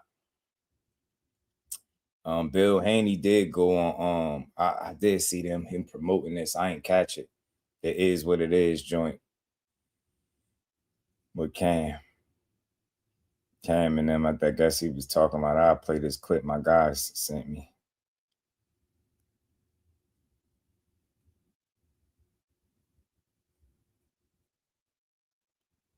You know what I'm saying? So that's it's just where you fighting at? How you waiting for somebody to sign something? And then again, what happens to this alleged contract or offer when guys actually sign where they sign at? It just they scrapped it. What happened? They just threw it away. What happened to the contract? They just because that's what y'all keep saying. Y'all was waiting for him to sign a contract. Them shits cost money. So what happens after both guys find a home, right? Or find new deals and situations, right? They just scrap it, ripped it up. Where it's at? Somebody still at Bill is in Bill desk at his house somewhere. Like where's that contract go? What happened to it? Biggest payday when we should know damn well it wasn't making no $3 million in the first place. Probably would have been taking $1 million or less in that big ass fight like that. Nah, I'm telling you, it wouldn't have been what people think it was gonna be. That's for sure. You know what I mean? I ain't about to make it try to seem like they didn't give them enough, but there's always more to a story, man. And ultimately, money rules, bro. Like you could promote, there's promotion, and what I mean is that's pulling up where Debo at. That's all that stuff he was doing. That's the promotion. But when it's time to do that business, and you feel like that money ain't right. Shit get different, man. I don't care who you are. You know what I'm saying? And every now and then you'll see somebody do the humble thing or the noble thing, should I say, and take less money. But that's the you can't count on that. Not in today's boxing like that. People want what they want. Just is what it is. The business people y'all were talking to for months, burning bridges with Dana this early, all speculation. Like, you get what I'm saying? Like, remember, you was talking to them for months. This shit is crazy. That's why I be confused as to how y'all can say somebody holding something up. He literally at the store that y'all say got the merchandise. And y'all somewhere else shopping at y'all shopping at the Goodwill at this point, because you talking about If you talking about Core and Keyshawn, then you talking about Jack and Paro. Yeah, y'all shopping in Goodwill right now. Yeah, it's just what it is. Yeah, now y'all in the Goodwill bin. You know what I'm saying? Trying to figure out how y'all could sell one of these fights as being one of the biggest fights in boxing. Telling you, that's what's going on. And again, let's fast forward past this because let's deal with the present situation going on with two guys. Like, I've never seen this before, man. Like, you just everybody negotiate, man. No fights being made. You just you just out there doing shit. Man, they put more money. They put more time and energy, and effort to promoting a fight with a guy that had one fight at 40 than they are with the guys that's in the weight class. This shit is crazy, man. Oh man, the DHP documentary would be legendary. I'm telling you. I get it, bro. I think the generation of fighters, like I said this, and I could be way wrong. Maybe people see it different. I just think fighters of yesteryear, they could sell the legacy story too. They could sell the legacy line too, should I say, right? Like, they can make you feel like legacy was more important than your bag. And I just don't feel like most fighters today feel like that. I could be wrong. Maybe that's just me. I think boxing always been driven off money, but I think there was a particular time in boxing where you could sell people that getting the recognition from a fan was more important than securing a bag. I don't think none of these fighters like that today see it that way. And they got examples where guys don't have money, broke, messed up, don't have their faculties. They ain't trying to be that. So you could say that everybody think they're a businessman, but wouldn't you be? You fighting for your life, wouldn't you be? This is just a lot to consider. It's so much deeper than talking about ducking or being scared. Now, if this is something that you do on a regular occurrence, every time you got an opportunity, you find a way to mess it up, and it end up being that, then I get it. But in this particular situation, man, I'm not surprised, man, because I said it from the jump that it would be far-fetched to see him fight not one, but not only both of them, but either one. For whatever reason, I just ended up being wrong about one of the reasons, and I was right about the other one. So I'll take it. I'll take it. Only so many dates for the rest of the year. Now I'm telling you, and from what I understand, they was trying to secure and salvage the October date. You know what I'm saying? And they saying Liam Paro is supposed to be back in talks with him, but I thought he was trying to break the bank. What's going to be different? He going to take less money this time or what? Pull this clip up from Bill on the Is What It Is podcast. You know what I'm saying? So you just don't know. I don't know.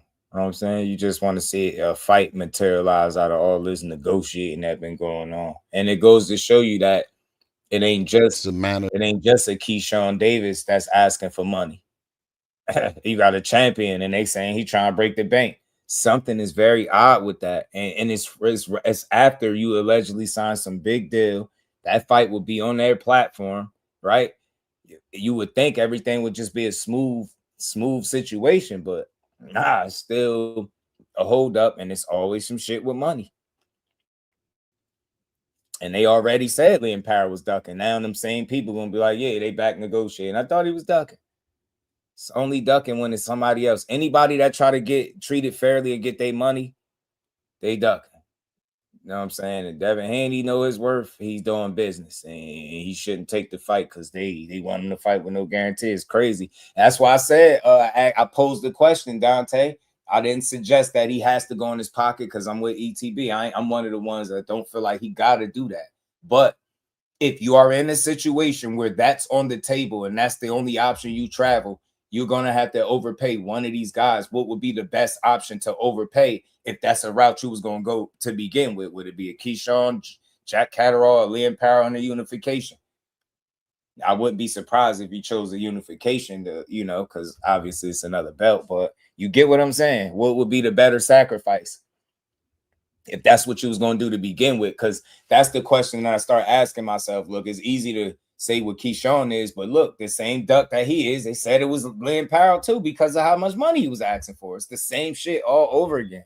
It's like, bro, you at some point you gotta fight somebody though. So we'll see. Let's listen to this little short clip. Let me see if it was Keyshawn Davis sent Keyshawn Davis to petition to the WBO.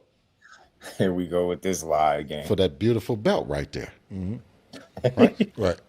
So while negotiating, I'm the manager, I'm negotiating with Shakur for a fight that ultimately would determine the pound for pound best in the sport on everybody's list. Dev is number one on my list, everybody know it. But they're both on the pound for pound on pretty much everybody's list, right? So it would have been a great opportunity. While continue to negotiating with him, while continue to getting pressure from the WBO, this guy says, drop the belt.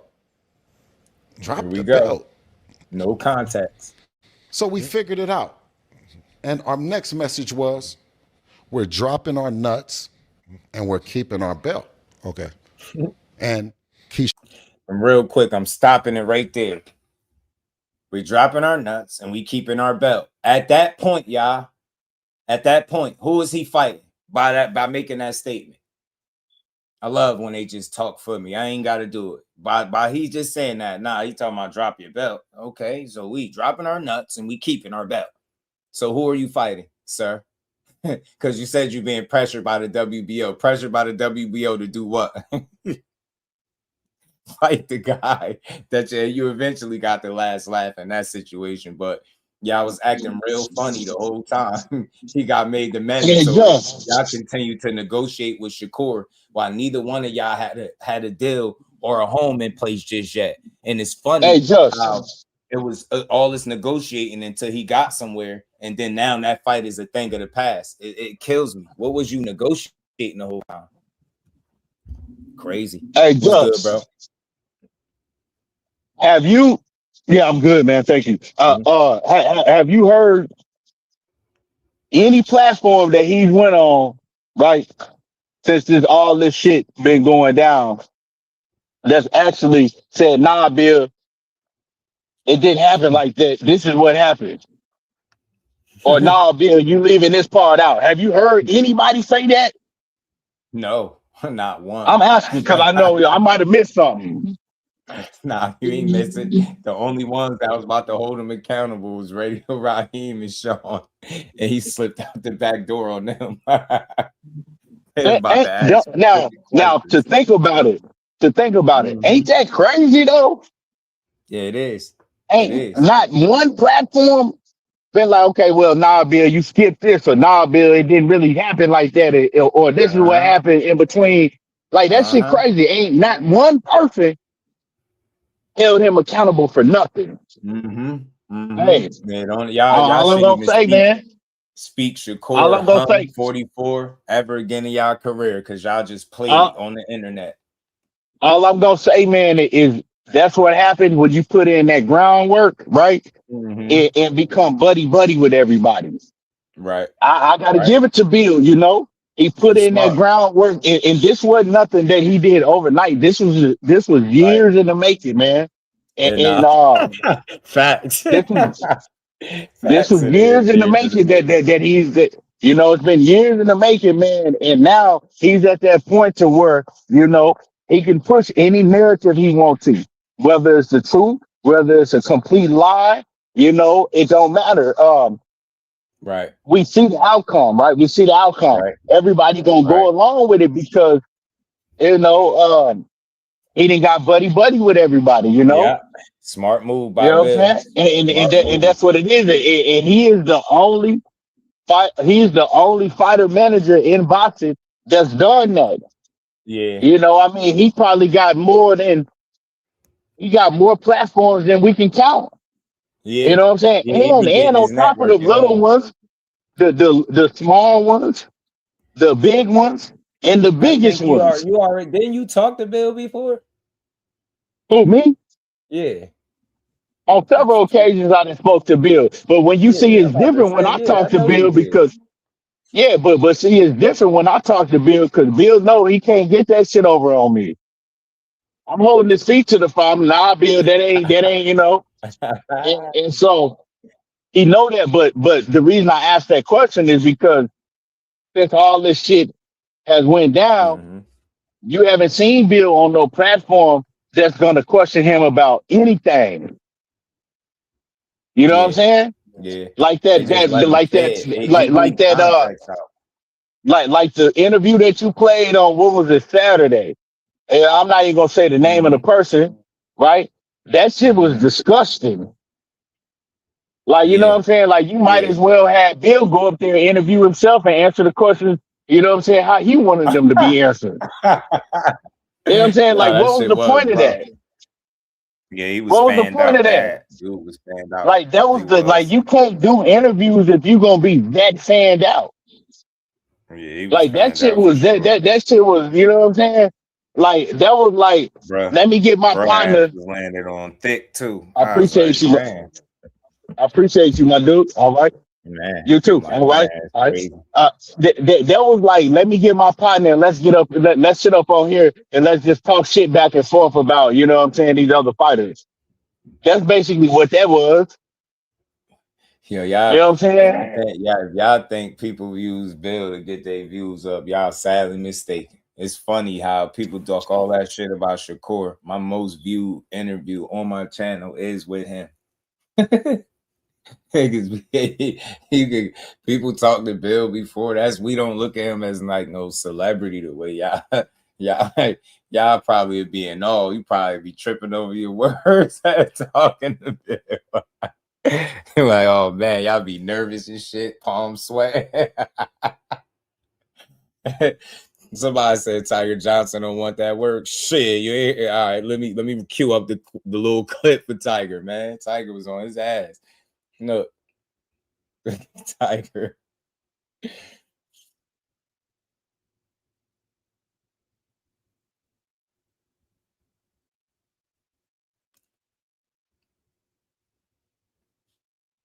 Am I right?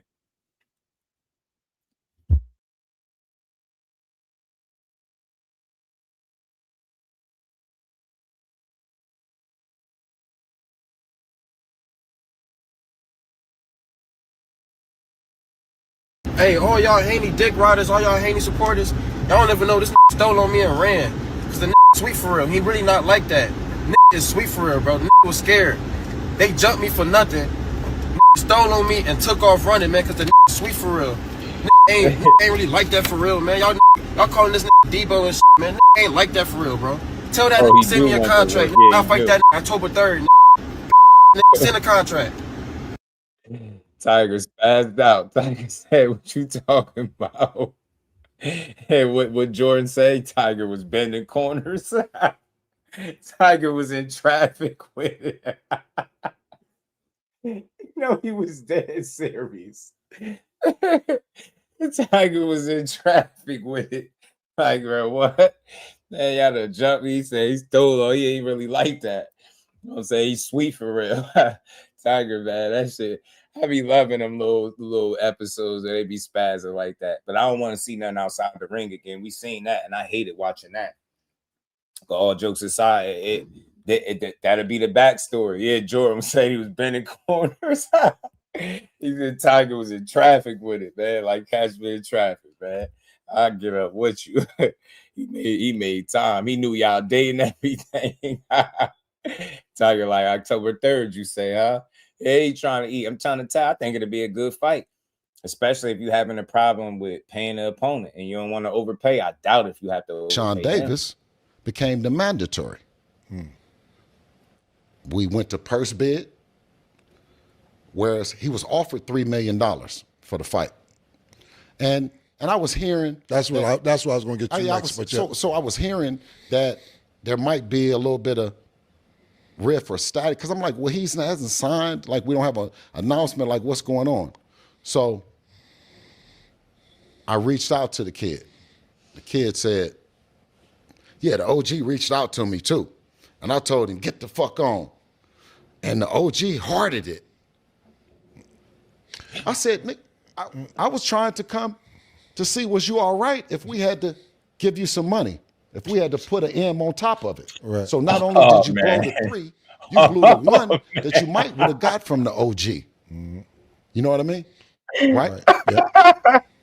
So you basically said he wasn't happy with the 3. Oh, get that million. You saying that you had another and possibly, and now what is your reason you thinking he's backing out? What's the reason behind it? Debo. Oh, okay. I don't. That's what it was. It was a fake out in the first place. In the very first place. Sin, chime in on this for me, Sin. He said he hit Keyshawn up to see if he was all right, to see if he had to put an extra million on. I can't wait to see the videos that's about to come from this shit. See, Keyshawn ain't the businessman. Worst businessman in the world. See, he tried to be tight. He told Bill to get the F on.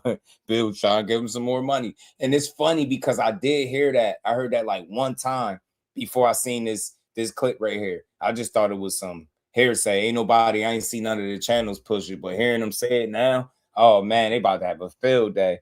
He said, so you DM this man to actually give him some more money, and you basically saying because he told you to get on, he ruined it. Like,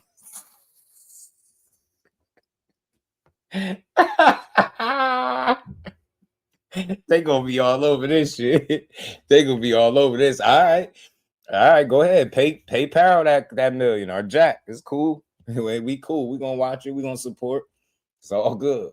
It's all good. That's funny though, bro. He said, man, Bill is a character, bro. Bill said he hit the youngin up to see if he was all right. Shit. And look, I ain't gonna say he could say what he want. I just think he's a showman, man. So a lot of everything he said, I just think he a troll without saying. He ain't gonna say psych. I'm just joking. I'm just talking shit. But that's what I think it be sometimes. I'm not saying he lying, but I just like that shit sound perfect. That's the perfect, like, man, now you covered your bases on this one, fam. You really, so you DMing him to see if you need to give him an extra million. Like, that's what you... This shit is hilarious, man. Whatever. What's the reason behind it? Debo. Oh, okay. I don't. Debo. That's what it was a fake out in the first place. In the very first place. Sin, chime in on this for me, Sin. I guarantee. I think you want more money, Bill. Hey, a little bit. That you had another and possibly, and now what is your reason you thinking? Bro said he reached out to give him some more money, man. Would have got from the OG. Mm-hmm. You know what I mean? Right? Yep. So you basically said he wasn't happy with the 3. You saying that you had another and possibly, and now what is your reason you thinking he's backing out? What's the reason behind it? Debo. Oh, okay. I don't. Debo. That's what it was a fake out in the first place. In the very first place. Sin, chime in on this for me, Sin. I guarantee. I think he want more money, Bill. Hey man, I think he want more money. Hey man, I'll be in the win. Nobody's scared. I'll be in the win all night with the $1 million, man. You hear me? I'll be in the wind right here all night with the $1 million, man. If you hear something different, you give me a call. Bro, you kind of make us as a fan. You make us disappointed because you hype us up for these fights. Even Broner, you got Richard Hitchens, and y'all make great previews before the fights, and then the fights don't happen. And with Keyshawn, you know what? The fights don't happen. So as a fan, we get upset. Sin, you should be. That Richardson Hitchens, when you was on the Brooklyn Bridge looking for people, that was dope. And then we don't get the fight. Sin, but you should be. That's why I call him Debo. When Debo come out, do you see anybody standing around? That's why I call him Debo. Now, you need to do the same thing and say that you're extremely disappointed when you have a guy like me running around pulling up on these niggas and they not standing on business. Do I look like I got a busted lip or a busted eye or I done did something wrong? I done stood on business and they know that I'm doing the right thing. He said he still got $1 million. I don't mean to get you excited. I don't mean to get you excited. He said he got $1 million. Nah, Key. Hold on, I gotta make a short video. Key, he said he still got $1 million for you, bro. If you want to hear, he got extra. He got extra meals. Is that enough to get you in the ring? what he just said on It Is What It Is. Bro, Mike said I'm sick of his bullshit. Said they shot Dice in the back. I'm telling you, man. He said time to be in time for real. Man, he is this a gamer, man. And I don't mean like video games. Bitches just called you out again after his fight. Y'all gonna answer that or it's gone by now? Well, I just told you I got this one guy that I'm on there. Hitchinson hasn't gone. Jack Catterall? Right. Jack Catterall is one. Liam Parle is one. Jack Catterall puts us in position for the Rolly Romero fight as a mandatory, right? Liam Parle puts us in a position to pick up the belts, to hopefully Boots does the same thing at 154 pounds. And we're able to have a mega fight in the future, God willing, inshallah, for Undisputed versus Undisputed. Undisputed versus Undisputed at 54. Okay. What about Conor Ben? Undisputed versus I call him Conor Win because he hasn't did anything yet. Pac-Man, Telltale, you already know I'm going to call you when I'm done. For sure. I already know you got this. Shout out to my guy, because I don't know. I'm out the loop. Bill said he got an extra $1 million, man. They're gonna end up overpaying Lynn Parrow or Jack Catterall. But this shit is funny though, man. It's almost over though, y'all. This clip here.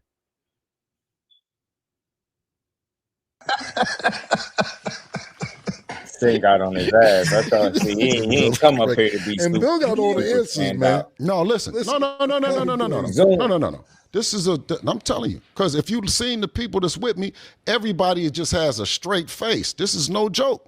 Everybody be laughing, but I'm serious as a motherfucker. No, we've been doing this shit. But that's why we is laughing, because we know you're not. We know it's not a joke a little bit. No, for you. But then that's the thing is having.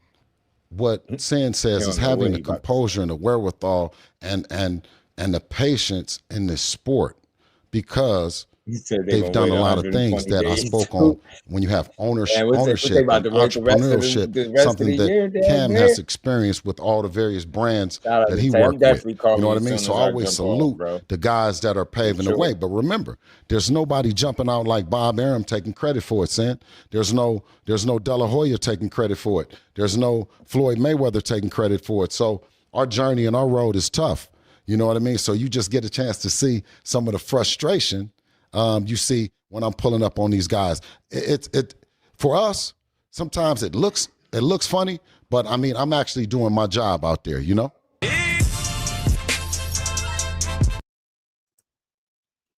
Man, that was Trill Bill, man. You know, doing what he do, yeah.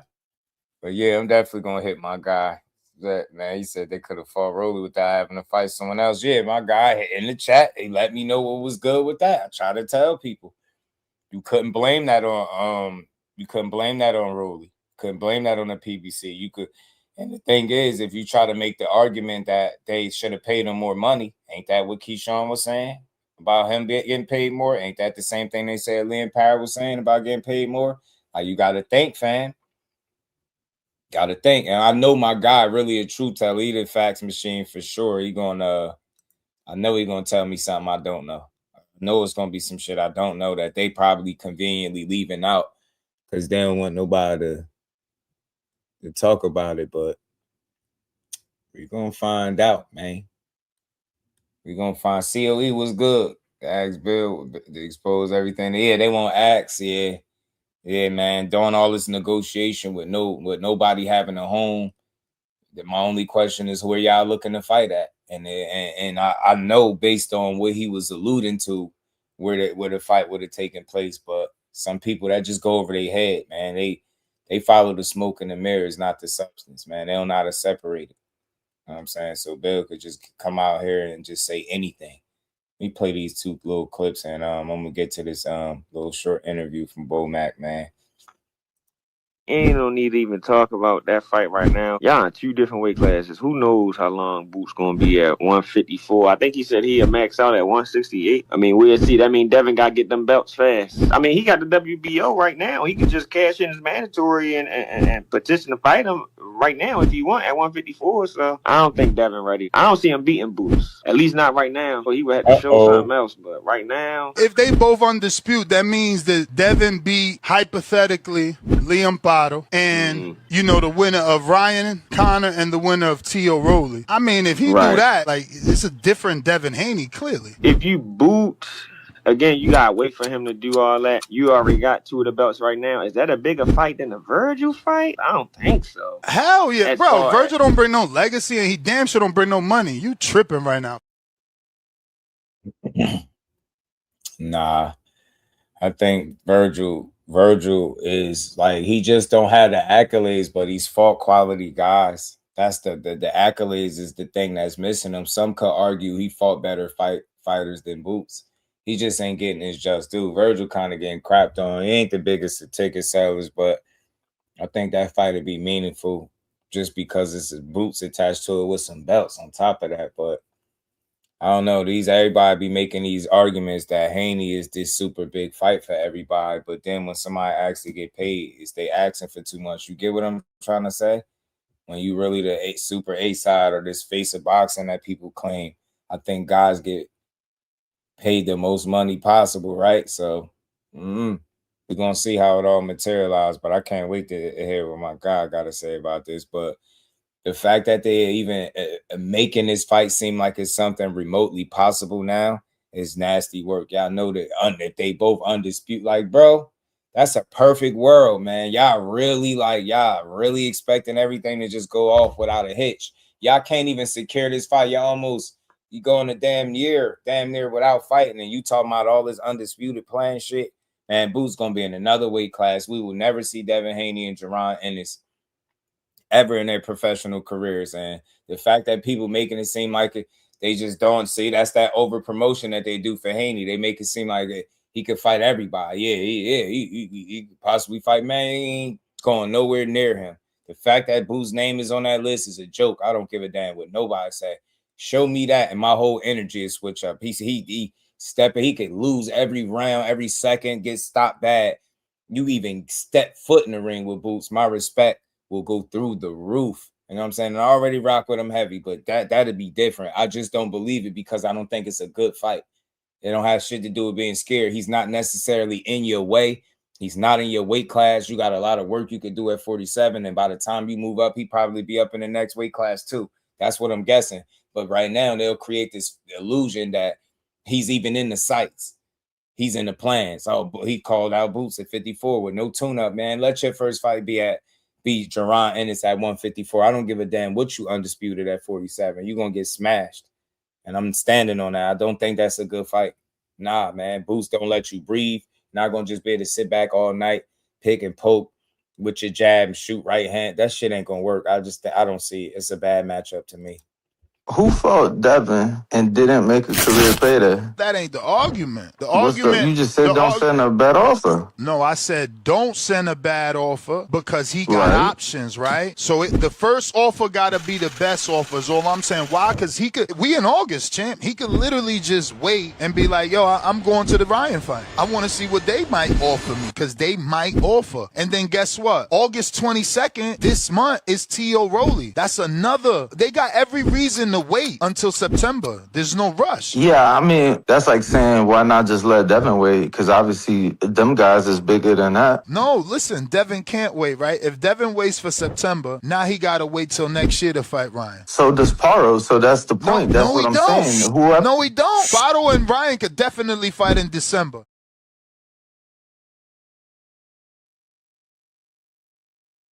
Yeah, man. See, and that, I like what he was saying there. You wonder though, based on if they're actually revisiting the Paro situation after already say he was trying to break the bank.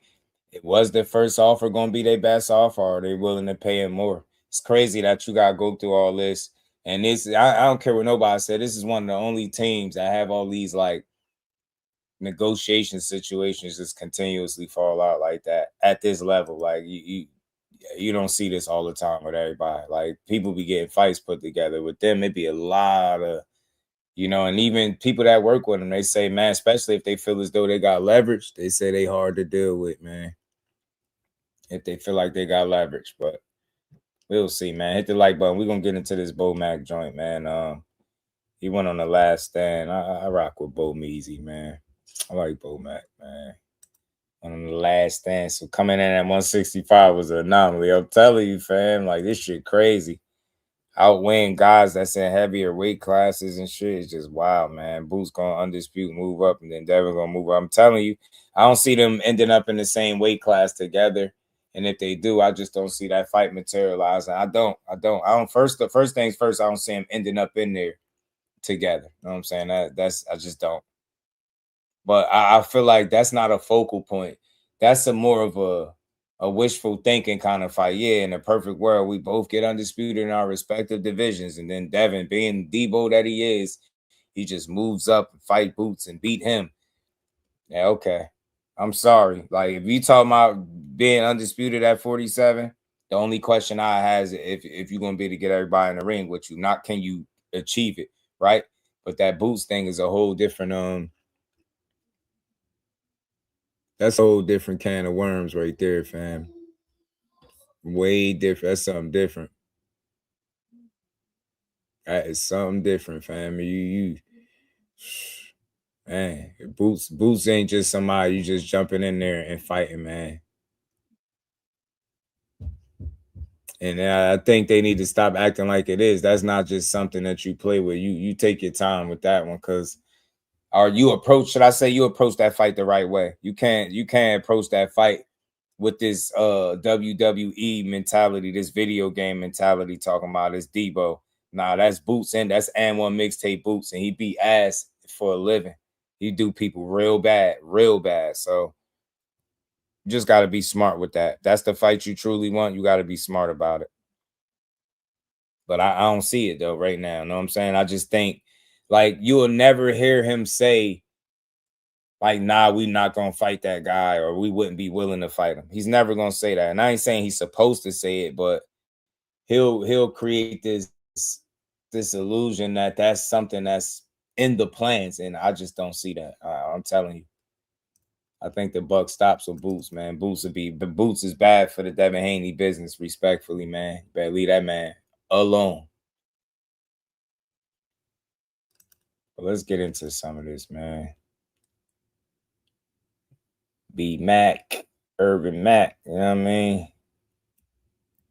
That doesn't have enough to keep Boots off him. And I rarely say that. Shout out to Urban Mac. I rarely say that, but in this particular instance, I'm with you, bro. I don't think he does. You know what I'm saying? Boots is really determined, man. And you got to really have, I think, a set of weapons to keep him honest. In the sport of boxing. And this man was the 2025 Trainer of the Year. This man was the guy who helped Terrence Bud Crawford become a 3-weight undisputed world champion. Brian Bo Mac McIntyre making his debut on The Last Stand. Bo Mac, welcome to The Last Stand. What's the word, man? How you doing? It's good, man. It's been so long. I've been trying to get this together. I'm so happy we finally coordinated and got this because I've been wanting to talk to you for so long here. So before we get into anything, tell everybody what have you been up to? Who's camp Mike, you got? It's a bad fighter fight, you got all fighting? around, in my opinion. What's the latest with Bo Mac?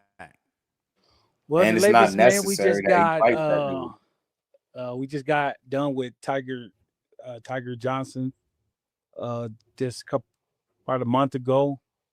You know, he fought out in Toledo, Ohio, or Cleveland. Fought out in Cleveland, got a good win. It was a tough opponent. So, you know, we turn around back in camp with Lester Martinez. He defended his WBO 168-pound intern title against the number 3 guy. Yeah, it'd be good for boxing, but Colorado bad Springs for right now for the next Haney, 3 weeks. in my opinion. Bad fight. Yeah, we've been up here for a minute. It's just training, getting focused, especially without having no fights at 54. Make sure we get that win.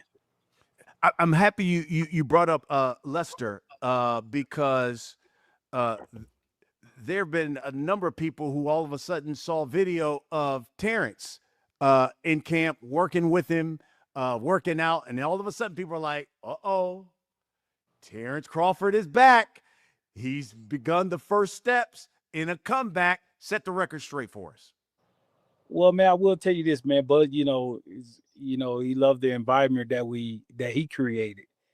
We created together as a team, and so he know we was in camp, so he just wanted to come out and get some work in, just see where he at and have some fun with Lester. He brought Lester underneath his wing on his undercard, and then Lester just sprouted, just jumped to the top of the charts after that.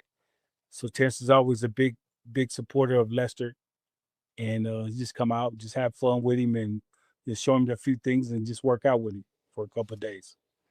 And set the record straight, because I know you probably seen it on social media. People saying, "This is Bud Crawford saying, okay, let me see where I am because I got Jerron Boots Ennis out there, and people want me and Jerron Boots Ennis to fight."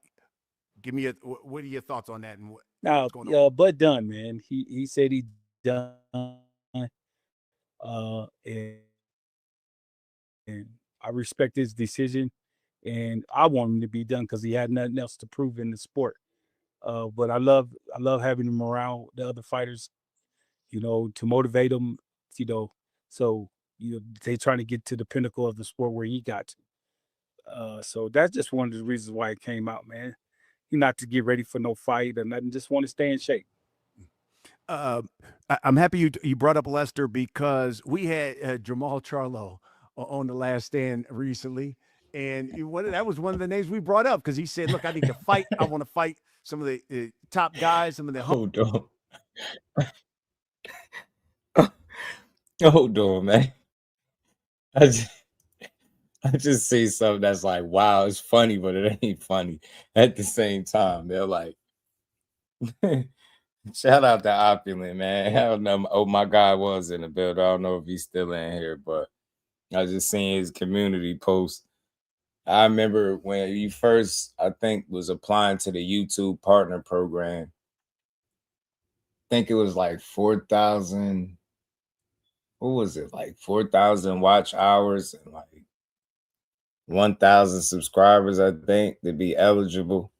And then I hear like after a while, they cut it in half or something. I think it was like 500 hours, maybe, I don't know, 500 subscribers. I forget whatever number it was, but they asses, they just upped it from fucking like, yo, what the hell? February 1st, they're going, anybody applying to the YouTube partner program is going to require 8,000 watch hours or 20 million short views within 90 days.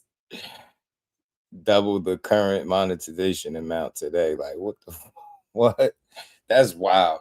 Shout out to you, my guy. You still in here? Yeah, I'm definitely going to make sure I hit you. Shout out to my dog, Mike Kirkland, man. Yeah, them requirements is wild. I just seen like 20 million short views within 90 days. What the hell wrong with them? They're going to try to make sure you on the platform all day, every day. That's what that is. That's wild.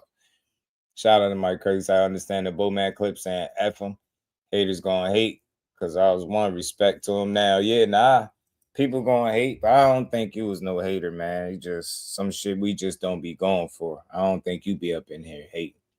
But yeah, we're going to get through this, and then I got a little short clip from Vergil, and we're going to be out, y'all. Everybody hit the like button. We in the ninth inning, man.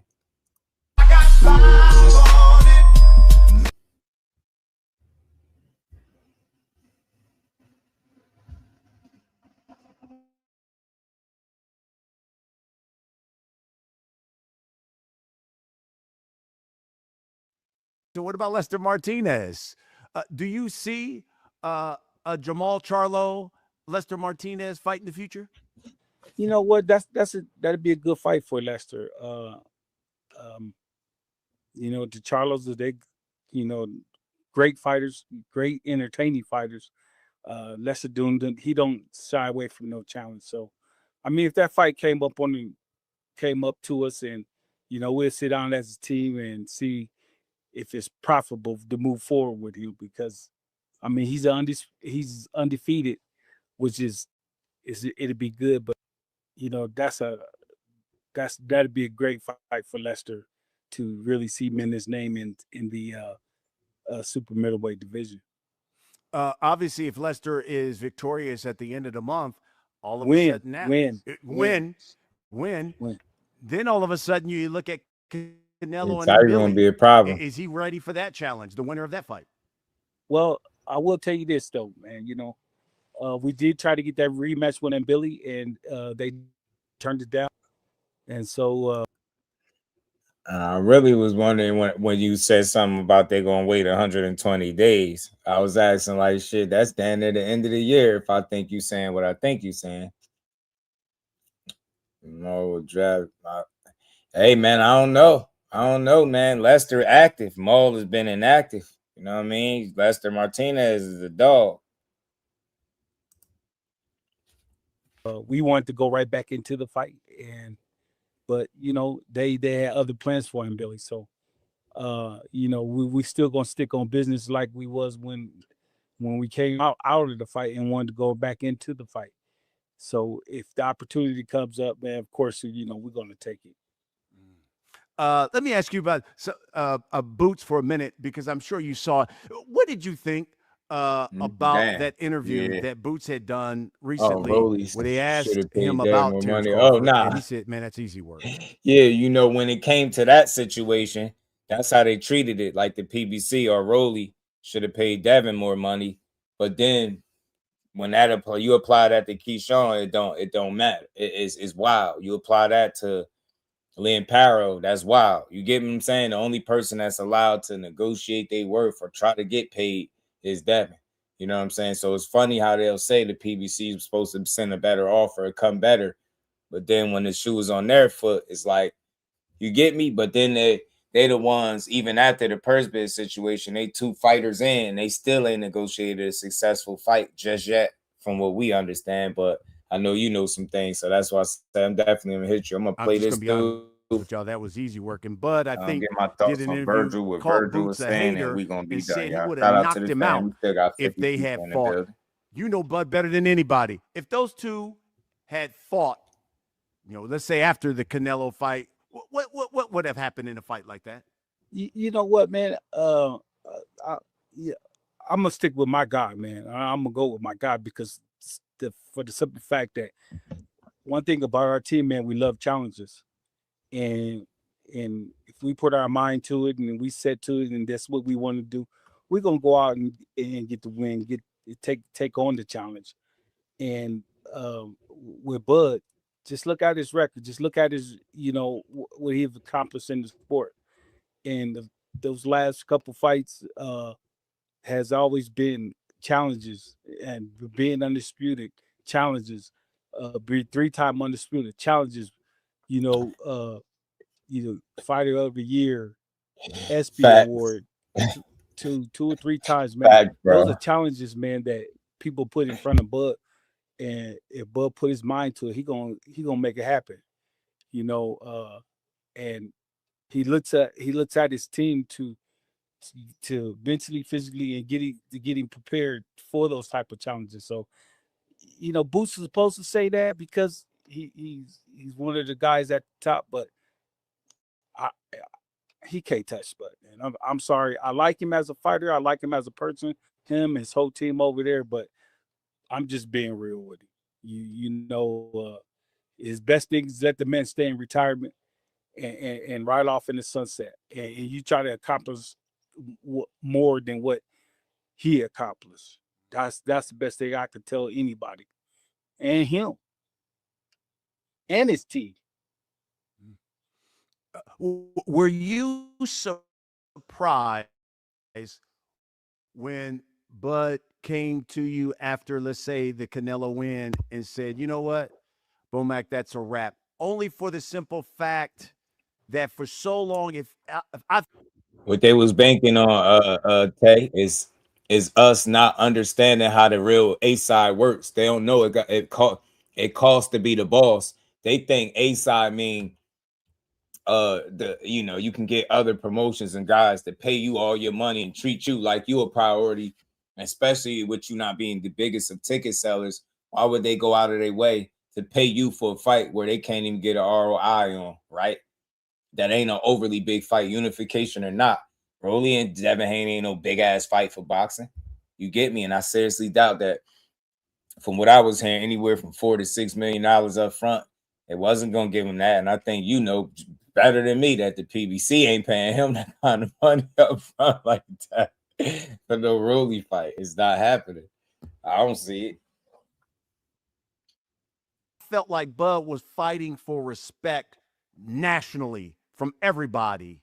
Give me my respect, I'm so with to speak. you, bro. And then you ain't their priority, guy, fam. They're not doing you no and favors. you're the face of boxing finally, and you walk away. So were you surprised at that point where he had been fighting for so long to achieve that he walks away when he was the guy?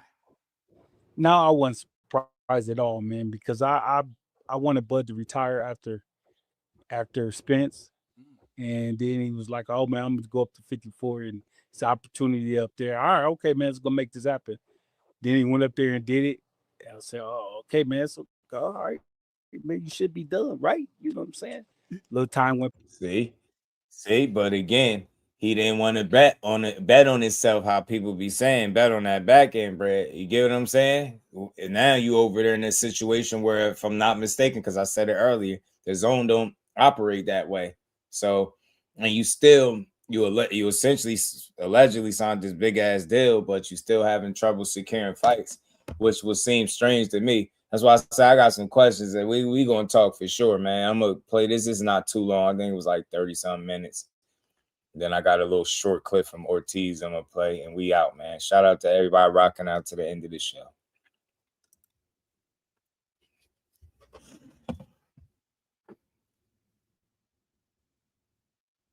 Past little time went past, then he just said, "Hey, Bo, we're gonna go up and fight Canelo." I was like, "All right, man. Shit, is that what you want to do?" Shit, man, there's an opportunity there. So, let's go and make history. And that's just another thing. When you put that type of challenge in front of you, or his team in itself, man, we gonna go and do it, man. So I wanted him to do it. I wanted him to retire, but we put that challenge in front of us, man. That's something that we're gonna try to accomplish, and what we did. Yes, you did. You did it in a big way. Okay, let me ask you this: what did you make of Canelo, who recently did an interview, Bomac? And he said Terrence Crawford beat me, but, and I'm quoting him, quote, "My mental focus wasn't there. I had a number of external distractions and a wandering mind, and it hindered my performance in the ring," end quote. That's crazy. So I will say this, man. He had just the same amount of time to prepare for the fight as Bud had for the time. Yeah.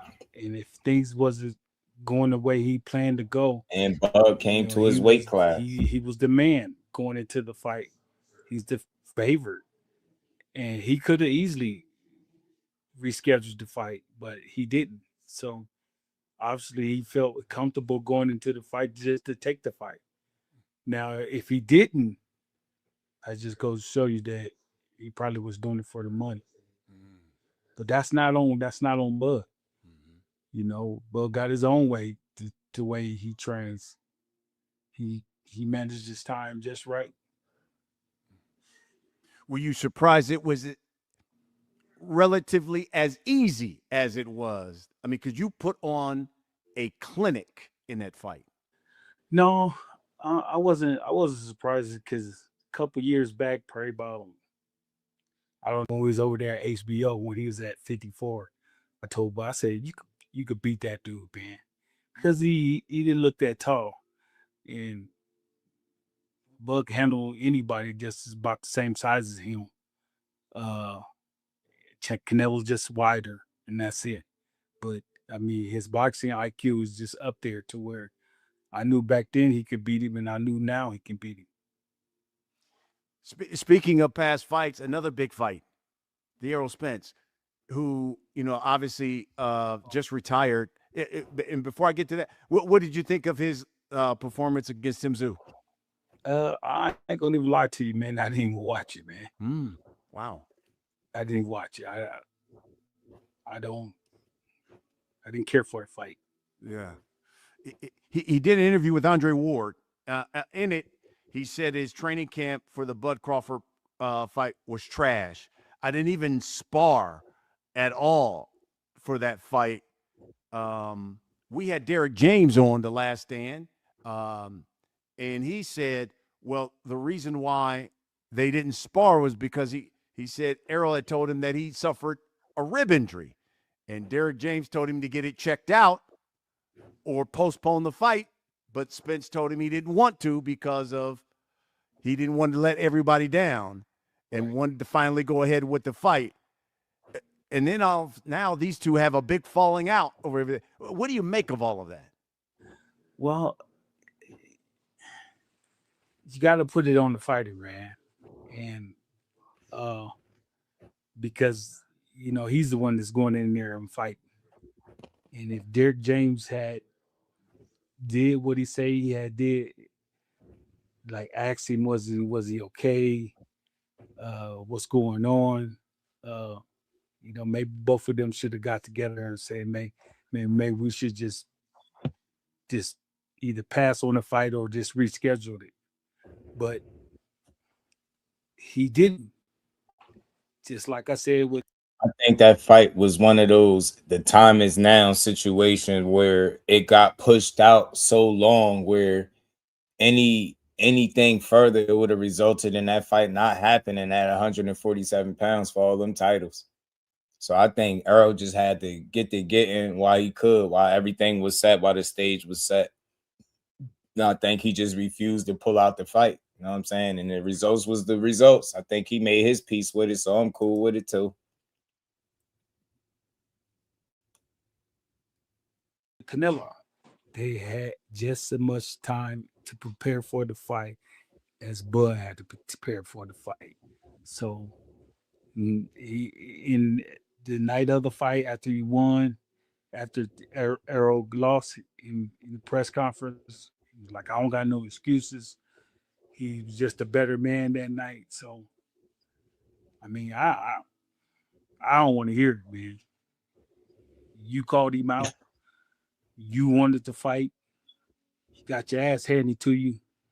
Be a man and stand up and take it and move on. All the excuses is coming along later on, years down the line. Don't nobody want to hear that shit. Don't nobody want to hear about what happened in camp, how you didn't prepare for it. That's not Terrence's fault. To me, that's just trying to take away the credit that how Bud won the fight and how bad he beat him. He should have stayed retired.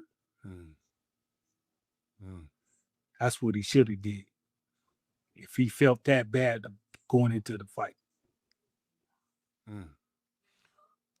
What did you see, Bomac, going into that fight? I'm going to tell you this. I don't think I've ever told anybody this. I remember the press conference. I think it was the week of the fight. And I remember I had to. I'll just say this real quick. I understand why Bomac could feel that way. Because, just hearing it without the context, like he did make sure he said that, he give Terrence Crawford all his credit. He lost. It was him. He made sure that's why I think he took as long as he did to speak on it, because he wanted to make sure that Terrence Crawford did get his proper just due and credit for it before he came out and spoke. I think if he wanted to make excuses, you don't wait till years after the fact to do it, or wait, you know what I'm saying? He waited a long ass time. And I think that was because everything settled down. And I honestly, and this is just me, I think Earl was just speaking his truth. He was just telling you the stories that we don't care to hear because they come off as excuses. But if he was up in there, sitting up there saying, look, this is my training camp was trash and I ain't getting no sparring. That's why I lost, man. I would have beat him if I'd have. It wasn't that kind of energy. It was like, yo, I'm going to give you an inside track on what actually went wrong. Remember, this is why I'm so annoyed with the way people perceive the information that was being revealed with Errol Spence the way they do, because he was telling you, like, we all had that question after we seen that fight. Like, what the hell was that? What went wrong? What did we just watch? What the hell was wrong with Errol? We kept asking that. So he finally gave us the answers to what the hell went wrong and what was wrong with him. A cortisone shot. Like, you get what I'm saying? You hurt rib, terrible, no sparring, like terrible training camp. Like he wasn't sitting up there like, man, if only this was better and Derrick James should have did this better, I would have been able to beat him. Nah, he was just like, man, that was the worst training camp I ever had at the worst time, bro. I got my ass beat. It wasn't the kind of, well, this is why, and I'm making excuses for it, and don't really give him the credit because I really wasn't what I was supposed to be. Nah, like it wasn't that. It just was him telling his truth. And I think that's one of the reasons why fighters don't even bother saying what was wrong, because how people gonna perceive it. But I understand Bomac's position as a trainer, head trainer to fight. He like, nah, I don't want to hear that shit. And I get it. But for me, I can understand it because I'm able to separate it. And I'm pretty sure Errol Spence would agree with me. I don't think he meant it as a way to take away from the win of Bud Crawford, but more as to provide insight for all those people that had all these lingering questions as to what went wrong that night. He was able to highlight all those things to me while not taking credit from Terrence Crawford. It's just all how it hit your ear. I just understood you don't wait that long to try to take credit. Like, it's a little late for that, fam, but it was more so like, all right, well, y'all been asking, did this with Andre Ward. I'm going to tell my truth. This is what went wrong, fam. You know what I'm saying? It was the worst night of my life, but he was the better man, period. And he always maintained that. He's always took the blame for him losing and not blaming nobody. But I get it. It's a lot of context to the shit he was saying, and it wasn't with the ideal to take credit from Bud. It was more so to answer the questions that we had for so long after that fight. Introduce both fighters. And what I remember is Terrence coming to the podium. I had introduced him. And I remember there was some, again, man, back in that super chat, he said, glad you see both sides. I try my best because I think that's the way you be non-biased, you know what I'm saying? Unbiased, seeing it on both ends. I could understand Bomac because people got to think he's a coach. He not sitting from the sideline like us. He looking like, look, I trained my fighter. Derrick James trained you. I had the same time. You had the same amount of time to train. You said you wanted to fight. I get all of that. It makes perfect sense being in his position. But I think with me being able to be a fan of both guys and hear both sides and understand where they're coming from. Look, he said it right after the fight. It was all his fault. He lost. Like, he lost to the better man. He took his lumps and went right about his business. But you get me? But I understand if you involved in it, like you like, nah, we mano. We was better. Don't try to take credit by talking about how bad you can't. Well, I get that. But for the fans, think about it. We had those questions like, what went wrong in camp? We heard about him jogging, hurting a rib, being on painkillers, and a lot of that stuff ended up being true. So that's how I'm able to separate, man. Earl took his lumps like a real one. He went off into the sunset for a while and then came back and tried to do it one more again. You get me? But ultimately, you know, he lost to a better fighter. And I think he made that clear. Bud Crawford was the better man. Not one time did him explaining his story make me feel like he was saying that, you know what, if only I did this, I would have beat him, man. He was just like, shit, I was messed up, man. I got my ass kicked on top of that. And even with all of that, he knew was going wrong. He even said it. He knew he was going to lose. That's not somebody that's looking to make an excuse. That's somebody that's accepting their fate. Like, man, this shit felt different. I know I ain't as prepared as I need to be in the biggest fight of my life, but I got to give it to the people. This is what I said I wanted. Told the people I was going to give it to him, and he did. You know what I mean? So I can understand Bud Bud coach, saying what he's saying, Bo Mac, and I can understand Earl Spence's position. You know what I mean? Being a fan, I'm able to see it on both ends and hear both of them out.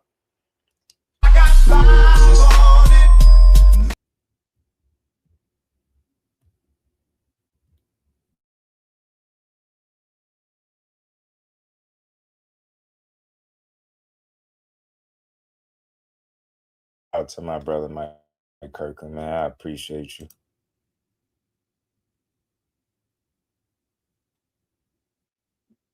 There was some guy that kept heckling him on the Spence side.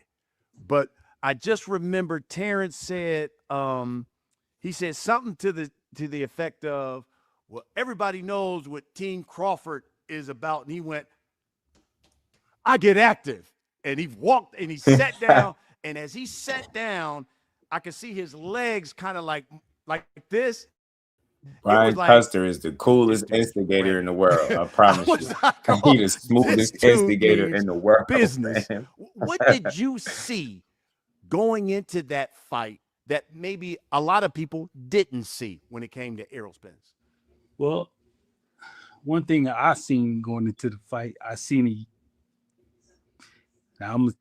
is probably the first time I said this is I seen it years ago when we got to 47, or kind of before we got to 47, because we was running out of options at 40 after we came undisputed. So when we actually got there, we kind of paid a little bit more attention to Spence. And one thing that me and the coaches did is we watched him all the time. We looked for his mistakes. And every now and then we'll work on it in the gym.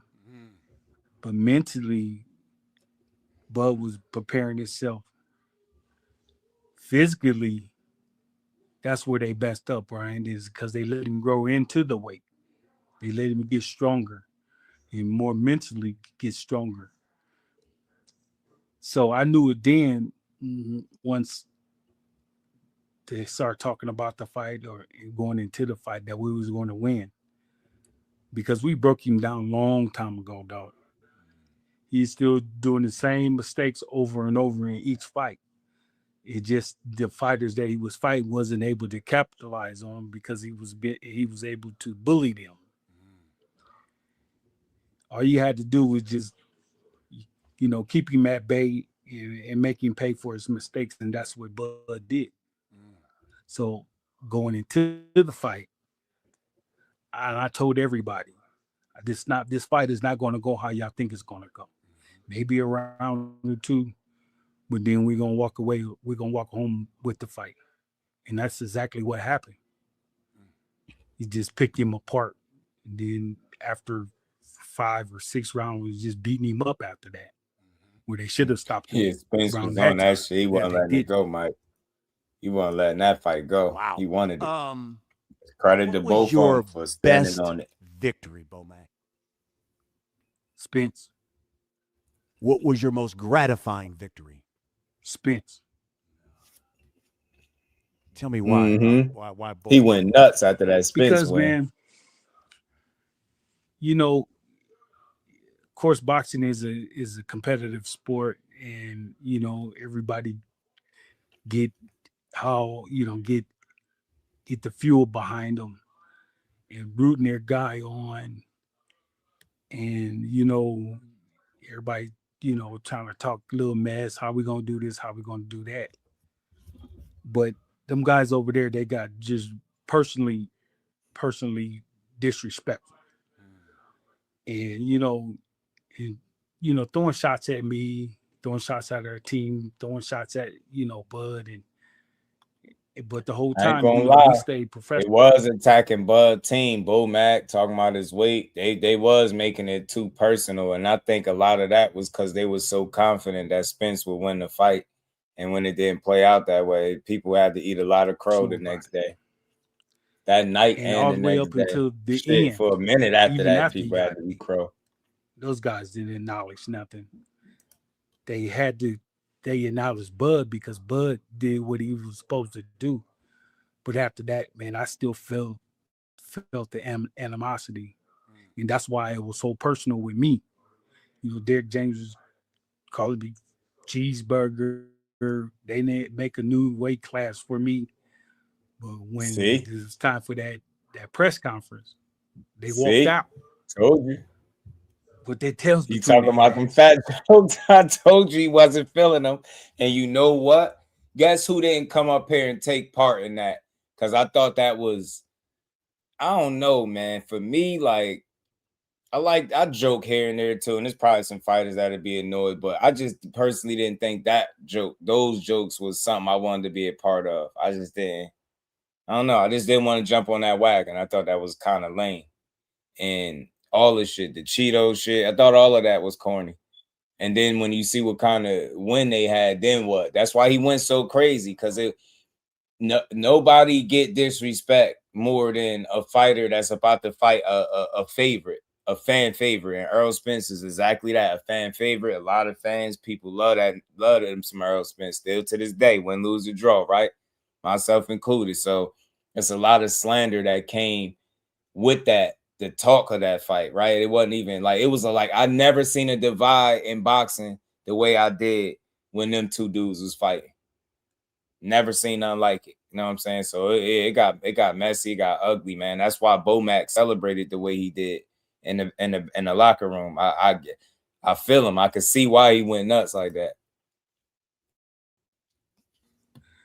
And, all them years of talking I was crazy. Gonna talk a little shit, but if you look real closely, when it was my time to say something, Bud leaned over and said, "Keep it professional, Bo." And if I would have probably got it out and said, "Take this with you, take that with you," well, I thought you was gonna do this, I thought you was going there, y'all didn't do shit. I probably wouldn't feel that way. Well, still had class, fam. But I wasn't able to. I listened to my mans. Yeah. And so we just kept professional through the whole duration of the fight. I remember after the fight going into your locker room, and I could see the joy, the exhilaration that you had, when you came in there. And, Bud had said something to me. Matter of fact, he had said something to me after that press conference too.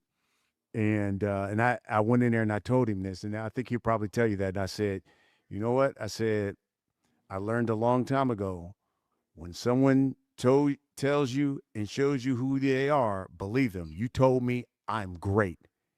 He's good. I'm great. And I said, you showed that to me. And that was what we exchanged in your locker room after the fight.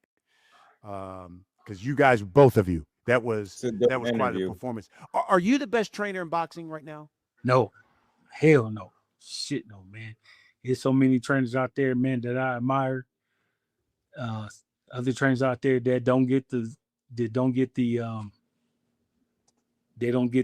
recognition. Like who? Ronnie Shields. He don't get a lot, man. People don't. Buddy McGirt. What's the name? Yeah, some more trainers out there, man. That's a little trainer over in Juan Guzman, man. Them guys are good, man. I look up to Buddy McGirt. I look up to Ronnie Shields. I tell you this story, man. AKA Pop. I don't know if y'all remember this, but years ago, probably 20 years ago, Grover Wiley was the guy out of our gym, me and one of my best friends.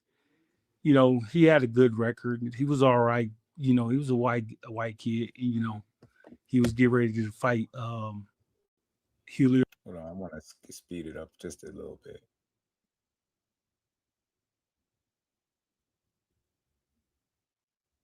It's like, man, I can see some Bud in this guy here that you like. You say, man, I like watching this kid fight or this fighter fight because I can see some Bud in this one.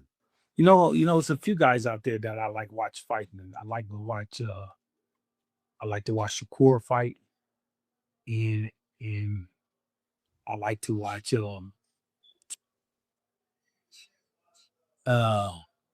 what's the kid's name? I like to watch Tiger Johnson fight.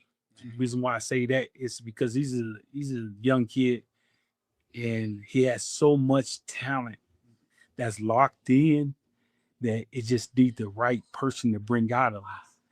And him coming to camp, I just licking my chops because, man, I look at that kid like, oh, man, he could be another Bud Crawford.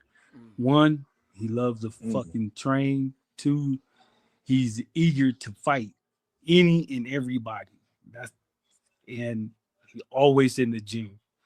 So, I like to watch him fight.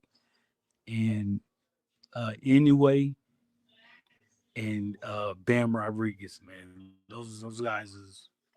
I seen Bam. I think Bam was getting ready to turn pro one time, and he came in the gym.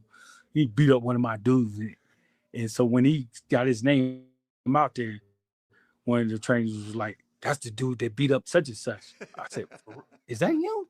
Man, I think this kid was like 14, 15 years old. Wow. I'm with you. I love Bam Rodriguez, so Yeah. I'm with you. By the way, you said Shakur. You ever think we'll see a Shakur Tank Davis fight? Oh man, I believe if the money was good, if the money was there, I'm sure them guys will fight each other. Because I don't see neither one of them guys just walking away from each other. Yeah, they got that same mentality. I'm the best. I want to show the world that I'm the best. So if I got to fight him to say I'm the best, I'm sure they'll do it. Yeah. Get your thoughts on a couple of things. Number one, how should Bud Crawford be remembered now when we talk about the sport of boxing? One of the greats, man. One of the greats. Everybody want to try to, down him because they say he got a weak resume, but Bud never turned his back on any fight. And he accomplished what no man has ever done before. And he did it against some great fighters. Some got fighters out there, first battle Hall of Famers. So, pound for pound, best ever, one of the best ever to lace up the gloves. I wouldn't give a damn what nobody say. I know for a fact what he is, man. Because I seen it firsthand of how much this kid wanted it from the time he walked in the gym to the time he walked out of the house the other day, going back home. Man. Yeah. That was one of the now these guys now, man, there's not one train these other guys, because if we did it with that kid right there, we made this little kid to what he is today, man, we can make another fucking fighter like that too. That's beautiful. That's well put. Very well said. We're talking about, it seems like Bud always had the stance that, just Top Rank just didn't promote him like PBC was promoting their other guys. And he said the one guy that they kept away from me was Manny Pacquiao. That really would have set my legacy the way I wanted it to, because he said he just felt like Top Rank was hiding basically Pacquiao from him. Did you get that sense at all? Yeah, man, I got it because we was promised that fight, man, a couple times. We was actually promised that fight, like right after he beat Gamboa. Well, they just start telling us, "Oh man, you guys gonna get the Pacquiao fight. You guys gonna get the Pacquiao fight." So we fought a couple more times at 40, and then the fight never materialized. But there's a couple of times Bob used to act like, or Ty used to act like they was in negotiations, but it was other guys over there that was telling me, no, man, they ain't even really negotiating with him, and I talked to Bob a couple of times, and he just going, just telling me different stuff that was supposed to have been going on that never materialized. So I don't know what happened. I don't know why the fight never took place. I don't know why they never gave us that, but we was promised false dreams, I should say. Why was there never a rematch with Crawford and Canelo? Did Canelo not ask for a rematch? Well, I believe the champion has the opportunity, has the option to say he want a rematch. I believe so, but it was never brought up. It was never in the contract. So, you know, that's his fault. It ain't ours. Mm-hmm. Real quick here, and I'll let you go here. Get your thoughts. Who's winning? Rolly versus Teofimo. Teofimo gonna smash that dude.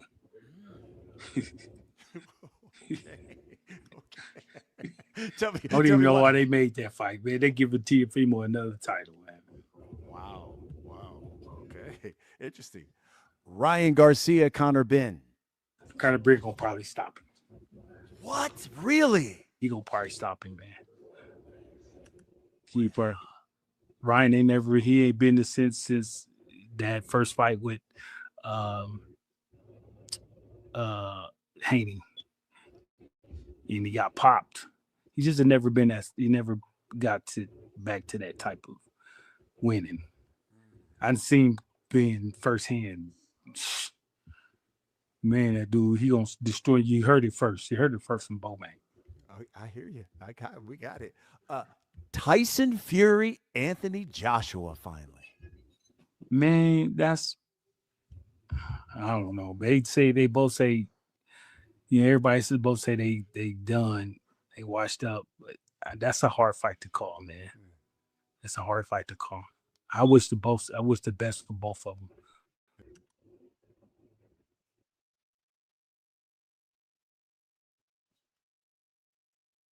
Dude, one day, he was like, man, just business, man, Bo. It's just business.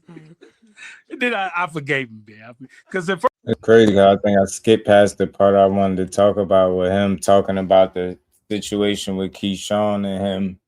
It happened to be something else too, because he was saying, how Keyshawn will fight anybody. And I agree. You know what I'm saying? I just can't wait. I hope we get more information on the situation at hand. But if not, it is what it is. We'll keep it pushing. But lastly, before we get out of here, man, you got Mr. Vergil Ortiz, man. He did this short little interview. Shout out to YSM. One of his correspondents did an interview with Vergil. And Vergil I think he just caught a raw deal. I really do. It seemed like right when it was time to make the biggest fight of his career, it seemed like his team overall, they just wasn't on the same page.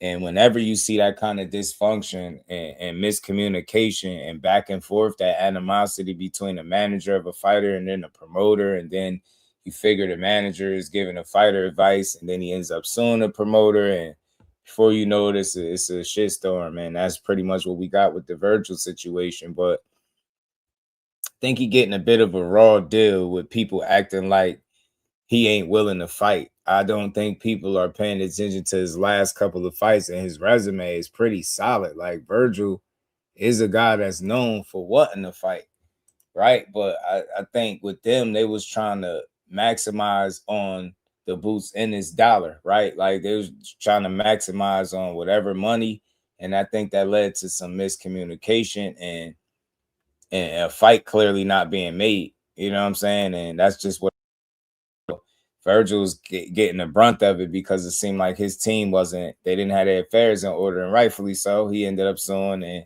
now everything is on the up and up. But Vergil's singing a different tune now. He's in his interview, which I thought was funny when he said it, like, nobody wants to fight me. Like, I don't think it's that. I think it's the timing, fam, and you got to be real. They was all systems go, and if it hadn't been for your side not being, if your side wasn't being dysfunctional, we would have got this fight. You can't keep rewinding the clock and saying, well, I said yes 2 times, and he said no. Yo, y'all at 54, y'all faced off. At that point, we expected to fight, and we didn't get it, and it wasn't on Boots and his side. So now that you singing this tune, it's like you might have to get in line, because Josh Kelly, what I'm hearing, it might be the fight next for Boots.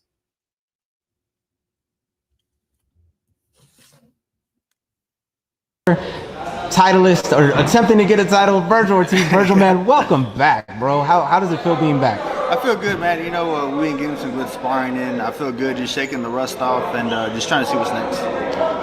Let's just get right into it since you said that. What is next for Vergil Ortiz? What does Vergil Ortiz want next?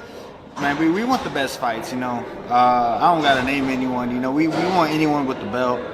We want anyone that's willing to fight. You know, we're just having problems getting fights right now. No one wants to fight, if I'm being honest. But what can I do? You know, I can't force. Vergil said, no one wants to fight me, if I'm being honest. Just having trouble getting fights. And I'm only laughing. Shout out to Earth Angel. Happy Tuesday.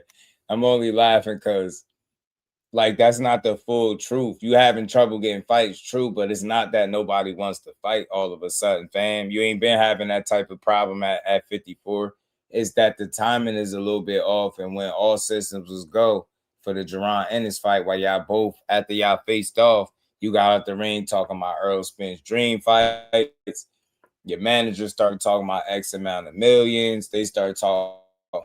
Your dad was talking about how Oscar or Eddie don't work for you, and he don't tell y'all when to fight.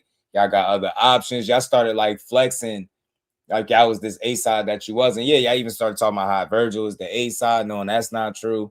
And y'all kind of overplayed your hand. It was a lot of disarray. That told me y'all wasn't on the same page, and I can't blame Boots for that. Vergil is going to take the brunt of it because he's the fighter, but I've seen this dude work. I've heard about him in the gym. I've seen his fights. I watched his come up. Vergil is not a guy, in my opinion, that's running from smoke. But this situation, the way it's playing out, is not holding him in the best light. But I'm consistent with all these fighters. You're not going to convince me a guy that fought, what was it? You know, Boa Chuck, Madrimov, and then Erickson Lubin back to back is a guy that's scared to fight.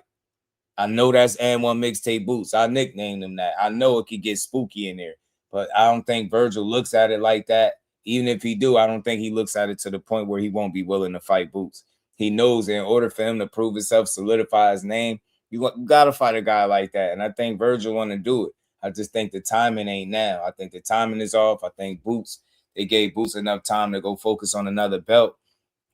And nobody could knock him if he go get the Josh Kelly fight, which I'm hearing that's something that he going to do. So Vergil, it's just the timing. It's not that nobody want to fight. It's not that you got to force nobody. Your timing is just a little bit off. You just came fresh off of suing you. You just got your back together with Oscar. So you just got to, I guess, you know, wait until the right opportunity presents itself. But I think it's coming for him, man. You can't run through 54 without fighting Vergil.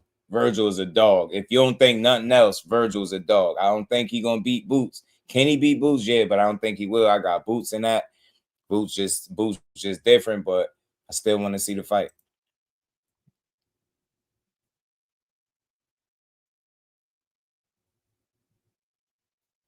To sign the contract, I guess. Now, as I said when we started, 154 pounds, but if the opportunity were to arise with a big name at 160, like let's say somebody you should have fought already and you had to deal with prior, Tim Tszyu, will that fight? Would you do that? I'm definitely open to anything for sure. You know, I wouldn't be opposed to it at all. Yeah. If a move like that were to happen, like let's say, like you said, you were going for the title, so that's Boots, that's Josh Kelly, and that's Pandora. If that doesn't arise, and I know Spence just got beat by Tszyu and retired, if that doesn't arise and the Tszyu fight does come up at 160 and it gets to 160, would you stay up there or would you come back down? I don't know. That's a lot of what ifs. That's a lot of hypotheticals that I don't have answers to any of those. You know, of course I'm open to anything, like I said, but we just want to fight. You know, that's all I'm here for. I'm not here for any politics. You know, I'm a boxer. When I signed up to be a pro boxer, I just wanted to fight people, and that was it. So. A lot of the names in the past that you and I have discussed have gone by the wayside, my man. Spence, Keith Thurman, and all of them like that. I know you said you're not going to call out names, but what names still drive you? What names in boxing still go like, I'd fight him, I'd fight him, I'd fight him, that guy looks dope, I'd fight him. What names still drive you to go like, I want to still do this? Anyone with the belt, man. So, of course, you got Jerron. You can jump in you got Kelly. And like you said, 160. I mean, I'm not sure who has the belts up there. Adames. Yeah, anyone that has the belt, you know. Laura, I believe, Kaya lo tiene. Yeah, like I said, we just want to fight the best. You know, people are saying, how come you're not pushing for these fights, this and that, just because I'm not on social media, you know, calling people out, which I was for a little bit, you know, you were. just because I felt like I needed to, but that's not how I like to come off. We call people behind closed doors. We call the sanctioning bodies. We hit up the managers themselves. We don't need I don't want to be known for calling people out, for just yapping on Twitter. You know, I'm not a Twitter figures kind of guy. And then when people start saying, "Oh, Twitter figures," I'm like, that's exactly what I didn't want to be known for. But then you got the other people, man, how come you're not calling these people out? So it's just like you can't win, you know. So I kind of just, I don't know, just doing what I can, and knowing that I'm doing what I can. We gonna see him. We gonna jump him when we see him. But that's really what I wanted y'all to hear. It was short, man, not too long from Vergil. Vergil is saying nobody wants to fight him. He just eager for a fight, as he should be. I knew he would be, had this kind of energy. Hopefully, when things clear up a little bit at 54, it's a little bit of a log jam, I think, or in terms of people just being tied up. So, and the right opportunity to open up, I'm pretty sure he's going to take the fight, man. I don't think he's scared of Boots. They just didn't have their affairs in order as a team, as a unit. You know what I'm saying? It was clear, and that's why it went the way it did. So we'll see. Yeah, he ain't with the Twitter stuff, but I don't mind hearing more from the fighters. That's the thing. They ain't got to do a whole bunch of tweeting. They could do little short interviews on their own, go live, like talk your shit, pop, you know what I'm saying? Have a presence online a little bit. That's what people be wanting from you. Like this generation full of casuals, they want to be entertained and not just with y'all in the ring. They want y'all, if it's something to be said, they want you to get up there and pop it. That's just what people want you to do. They want to hear from you more. However you choose to make yourself more vocal to your fans is how you do it. But that's what I think overall fans want from the fighters. They want to hear from them more. They want to have more access if possible, right? Be engaged with them more. You know what I'm saying? Outside of just when they fighting. So that's what it is. But look, shout out to everybody in the building, man. We had another dope live in the building. Over 4 hours of giving boxing is just due. Know the Haney hole's still sore, but they'd be all right. We just going to keep building how we do, man. Everybody hit the like button if you didn't. Appreciate all the love. Everybody that hit the super chat. Everybody that hit the like button. We appreciate you. All y'all that stayed to the end of this show. Much love, much appreciation. Not scared, rush and fight Boots. I mean, for me, I just think it's one of those things, Mike, when the fighter wants to ain't lining up with what everybody else is saying. And the fighter is saying, I'll fight him. And he's always been known to say yes, but it's like now your team is saying something like the promoter is beefing with the manager. The manager is talking about millions of dollars. Your dad is talking about how he don't work for Eddie. And they all speaking about your options. And, I think their goal was the same. I think their goal was to all try to see how much money they could get. But I think them not being on the same page didn't allow them to complete the mission to secure the fight and be able to negotiate the right amount of money or the most amount of money for their guy. They kind of put him in a situation where people are looking at him like he don't want to fight. And I put a lot on the team because they were vocally going back and forth with each other. And, Vergil just caught in the middle. Then he probably get advice that lead to him suing Golden Boy and Oscar. Glad they put that behind him and they back cool. Now he's saying he's willing to do whatever it takes to make the biggest and best fights for Vergil Ortiz. Let's hope that he keeps his word on that, and that's what he does. I know Williams Zepeda just lost somebody that he's been building for a while. Oscar's been known to be, take a little bit of tugging to get his golden gooses in the ring in dangerous fights. You know what I mean? Remember, he told people that Brian needed a bat for Tank. You know what I mean? You're seeing how Zepeda kind of swerved Shakur for a bit and then got up in there, right? Now you got a guy in Vergil. You know what I'm saying? The Ryan fight with Tank, like, Ryan done lost twice now. So it's like, you get me? He running out of golden gooses, man. And I think he want to make sure that Vergil at least get a title. And I think, and that's just a scenario. Maybe if you go to Boots route, you might not see that title, fam. You know what I'm saying? But we're going to see. I do think Vergil want to fight. I'll give him credit for it. But I think he recognizes the challenge that Boots is, whether he'll say it or not. He know Boots is that. You know what I'm saying? But I believe he feels like he's that too. But let's see if he's willing to prove it, along with his team being on the same page the next time that opportunity comes knocking, because they didn't take advantage of it in this most recent one. And it's on them right now why they don't got to fight. That's not on Boots. That's not on Team Ennis. They didn't do nothing wrong. They've been all systems go. Boots been about to smoke since he got to 54 and made that demo against Usman Lima. I told people, and one mixtape Boots was going to be a terror to 154. And the show ain't over, man. It continues, but let's see. He get Josh Kelly in there. I'm going rock with it. But that's my time for the day, man. Much love, much appreciation to everybody. I appreciate all y'all time, man. I see everybody tomorrow. Peace to the fans. Representing Brick City, Finding those levels, too. Look at that four-punch combination. It's a masterclass right now from Shakur Stevenson. That's what you're seeing. A masterclass.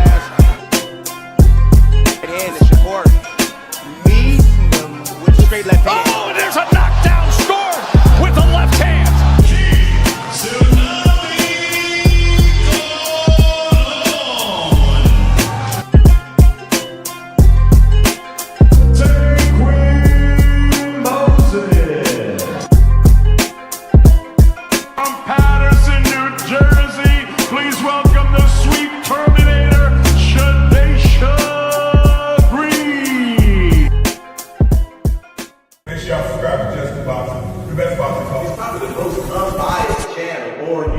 Right now, we're going to give him his just due. Shout out to my brother, Just Due.